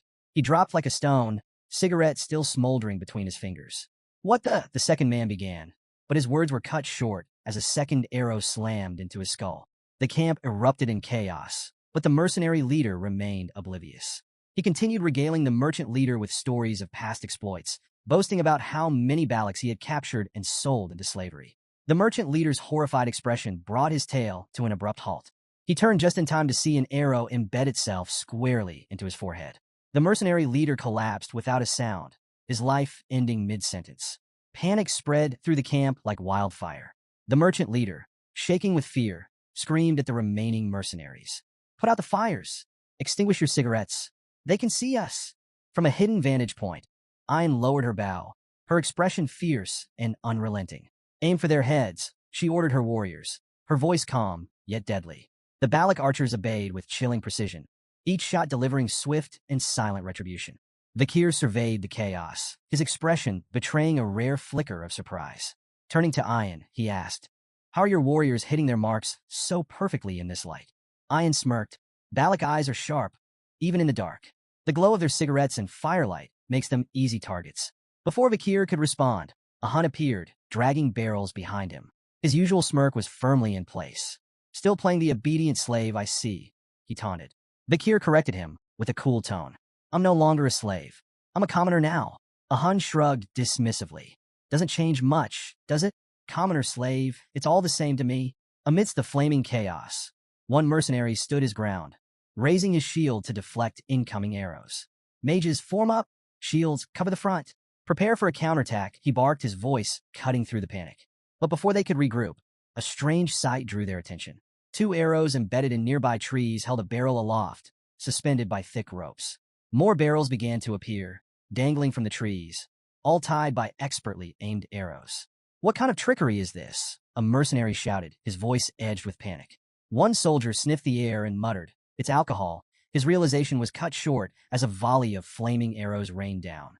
The suspended barrels exploded in a fiery inferno, engulfing the camp in a massive blaze. The fire spread rapidly, consuming everything in its path. The screams of burning mercenaries filled the night air, mingling with the crackle of flames. Hidden behind a tree, the merchant leader's face twisted in horror. "They're using oil barrels as weapons," he muttered, his voice trembling. "Launching them with arrows? How?" A rustling noise behind him made him freeze. Turning slowly, he saw a shadowy figure emerging from the darkness. His heart raced as he recognized the crimson glow of Balak eyes. "Wait, don't kill me," he pleaded desperately. Fumbling, the merchant leader pulled a document from his bag, the official seal gleaming faintly in the firelight. "This is an exploration permit," he stammered, "stamped by the deputy consul of Underdog City. If you kill me, the Baskerville family will have their revenge." Vakir stepped into the light, his red eyes gleaming coldly. "This deputy consul," he said softly, "was his name Vakir by chance?" The merchant leader nodded eagerly, sensing a lifeline. "Yes, Vakir, the infamous Vakir." A faint smirk tugged at Vakir's lips. "Strange," he replied icily. "I don't recall granting any such permit." The merchant leader's face paled as recognition dawned. "You're—" His words were cut short by Vakir's arrow, which struck him cleanly in the chest, silencing him forever. "Those who forged the Baskerville seal," Vakir stated, his voice steady and unforgiving, "are executed without exception." Moments later, Ayn arrived astride her wolf, urgency in her voice. "We need to move, slave. Hurry." Vakir's brow twitched as he corrected her, his tone firm. "Not a slave. Remember that." The surviving mercenaries, emboldened by the sudden cessation of Balak arrows, regrouped. "They're retreating," one shouted. "Pursue them. Make them pay." Before they could advance, the forest seemed to shift. A monstrous presence descended upon their position, a suffocating aura that struck terror into even the bravest. Screams of fear echoed through the night, as the mercenaries faced something far worse than the Balak warriors. Standing beside Vakir, Ayn watched the distant carnage. "The fire tactic was clever," she remarked, her tone tinged with admiration. "You're becoming a real Balak warrior." Vakir smirked faintly. "I could say the same whenever I see you." Their attention shifted to the looming shadow of Madame Eight Legs, her monstrous aura palpable even from afar. Vakir's expression hardened, his voice carrying a note of resignation. "This night just keeps getting better." Back in the village, the matriarch addressed the gathered Balak warriors with a warm smile. Placing a hand on Vakir's shoulder, she declared, "For your many achievements, resolving our food shortage, minimizing casualties with clever tactics, uncovering the truth behind the warriors' ailments, and exposing the merchant's deceit, I grant you permission to enter the hero's spring." The crowd murmured in approval as she added, Tonight's full moon marks a sacred time. Ayan, guide Vikir to the spring. Ayan stood with a cheerful, yes, mother, and led Vikir toward the sacred site. As they walked, she looped her arm around his casually, her tone light, but pointed. Did you notice a human stayed quiet back there? He was quick to blame curses for the warrior's sickness. But your discoveries? Let's just say they didn't help his reputation. Vikir's gaze drifted toward the shaman, recalling the merchant leader's words about a human being a supposed proxy of the forest god. He couldn't help but wonder how much truth there was in those claims, or how much the shaman might be hiding. That night, Vikir submerged himself in the hero's spring, letting its warmth seep into his battered body. He closed his eyes as relief washed over him. The spring's magical properties soothed his muscles, mended his bones, and purified his mana. It was leagues beyond the river Styx back in Baskerville, free of its limiting conditions. He was so absorbed in the spring's restorative effects that he almost missed Ayan slipping into the water beside him. Opening one eye, he raised a brow. The matriarch said I should bathe alone. If you're here, the spring's effect might diminish. Ayan waved off his concerns with a grin. Details. True Balacs don't bother with minor rules. Rolling his eyes, Vikir let it slide. His interest peaked when Ayan mentioned Sir Adonai, the legendary figure credited with discovering the spring. Adonai? What's his story? Ayan's tone shifted to reverence as she explained. He's the only warrior in Balac history who dared to face Madame Eightlegs head-on. The most powerful man in our legends. You should show him respect. Vikir nodded, acknowledging her words. If he stood up to that monster, he deserves honor. Ayan frowned, catching the faint trace of skepticism in his tone. I'm being serious. You're impossible to talk to sometimes. She huffed and turned away, muttering about how frustrating outsiders could be. Her irritation softened as she thought back to her mother's earlier words. The matriarch had spoken of Vikir's transformation, from a slave to a respected commoner with a growing reputation. With the hero's spring aiding his recovery, her mother had said, he might become the man he's destined to be. He wouldn't make a bad husband. Ayan's face flushed as she stole a glance at Vikir, her resolve strengthening. Today, I'm going to make him mine, she thought with determination. Breaking the silence, Ayan shifted the conversation, trying to mask her embarrassment. You know, I was aware of those merchants' shady profits, she said confidently. If you hadn't stepped in, I would have handled it myself. Vikir smirked knowingly, which only flustered her further. Her cheeks burned as she blurted, I really do know the price difference between diamonds and corn in the Empire. Curious to test her claim, Vikir asked Ayan to explain the actual exchange rate of diamonds to corn in the Empire. 20 corns per diamond, she declared confidently, only to falter at Vikir's silent stare. Quickly revising, she added, fine, 30 corns. Final answer. Vikir raised a brow before calmly revealing the truth. The staggering amount of corn 1 diamond could fetch. Ayan's jaw dropped. That's insane, she exclaimed, quickly clapping a hand over her mouth. Trying to save face, she mumbled, well, the Empire's logic is just weird. What could they possibly need all those shiny rocks for anyway? Unmoved by her evasions, Vikir shifted the focus. None of that matters. What does matter is this. Choose how you address me. My name or slave. I don't like ambiguity. Ayan blinked at his seriousness, her demeanor softening. Standing, she moved closer to him, her piercing gaze locking onto his. You don't like ambiguity, huh? She said softly. Gently, she took hold of his chin, tilting his face to meet hers. Her playful smirk turned intent as she leaned in closer. Then I won't call you slave, and I won't call you Vikir, either. Her voice dropped to a whisper, teasingly. What I want to call you is... Suddenly, their moment was shattered by the splash of children joyfully diving into the spring. Commander, they shouted as they ran toward Ayan, completely ignoring the tension in the air. Vikir's brother. Vikir. Ayan spun around, startled. How did you even get here? She demanded, her exasperation drowned out by their laughter and splashing. Vikir glanced at the commotion, only half listening. Her unfinished words lingered in his mind. If it's not my name or slave, then what does she want to call me? Ayan's temper flared as the kids splashed around. You rascals. If you keep playing here, the spring's effects will be ruined. But Vikir smirked, his tone laced with amusement. Didn't someone say a true Balac doesn't bother with minor rules? The children immediately took his side, chiming in with playful glee. Yes, stingy Ayan? One of the older children stepped forward, his serious tone contrasting with the chaos. It was the matriarch's command, he explained. She said the sick children should use the spring. It'll help heal the damage caused by the merchant's drugs. Ayan froze, her expression shifting to one of realization. Mother planned this, she muttered, her tone exasperated. Of course she did. Nearby, a small girl shyly approached Vikir, her brother by her side. Thank you for helping my sister, the boy said, his voice filled with gratitude. The girl nodded, adding a soft, Thank you. Ahan, who had been observing the scene in silence, stepped forward hesitantly. His face was tight with frustration, but his voice was sincere. I misunderstood you, Vakir. I'm sorry. Vakir's response was simple and unimpressed. Yeah, Ayan threw her hands up in disbelief. We're apologizing here. Is ya all you have to say? Unfazed, Vakir shrugged. Ahan's got too much anger in him. Better he learns to manage that first. Ayan's warm smile lingered as she glanced at Vakir, a light blush spreading across her face. We still have so much time together, she thought, feeling a quiet contentment. With a cheerful grin, she called out, Congratulations on officially becoming one of us, Vakir. After some time, a loud thud broke the peace as a solid punch sent Ahan sprawling to the ground. He groaned, clutching his face, blood trickling from his nose. Standing over him was none other than Vakir van Baskerville, now a striking 17-year-old. You're more of a crybaby than I thought, Vakir said with faint amusement. Ahan gritted his teeth, wiping the blood from his nose as he scrambled to his feet. Don't walk away. Let's go another round. But Vakir had already turned, his calm demeanor unshaken. That's enough for today, he said casually, his back to Ahan. Running away again? Ahan shouted, his frustration palpable. Vakir didn't stop walking. I'm just going for a stroll. The moment Vakir left, Ahan's friends rushed to help him up. Man, he's a beast, one muttered, shaking his head. He's gotten stronger since he recovered. Another chimed in, stronger? I heard his marksmanship's on par with Commander Ayan now.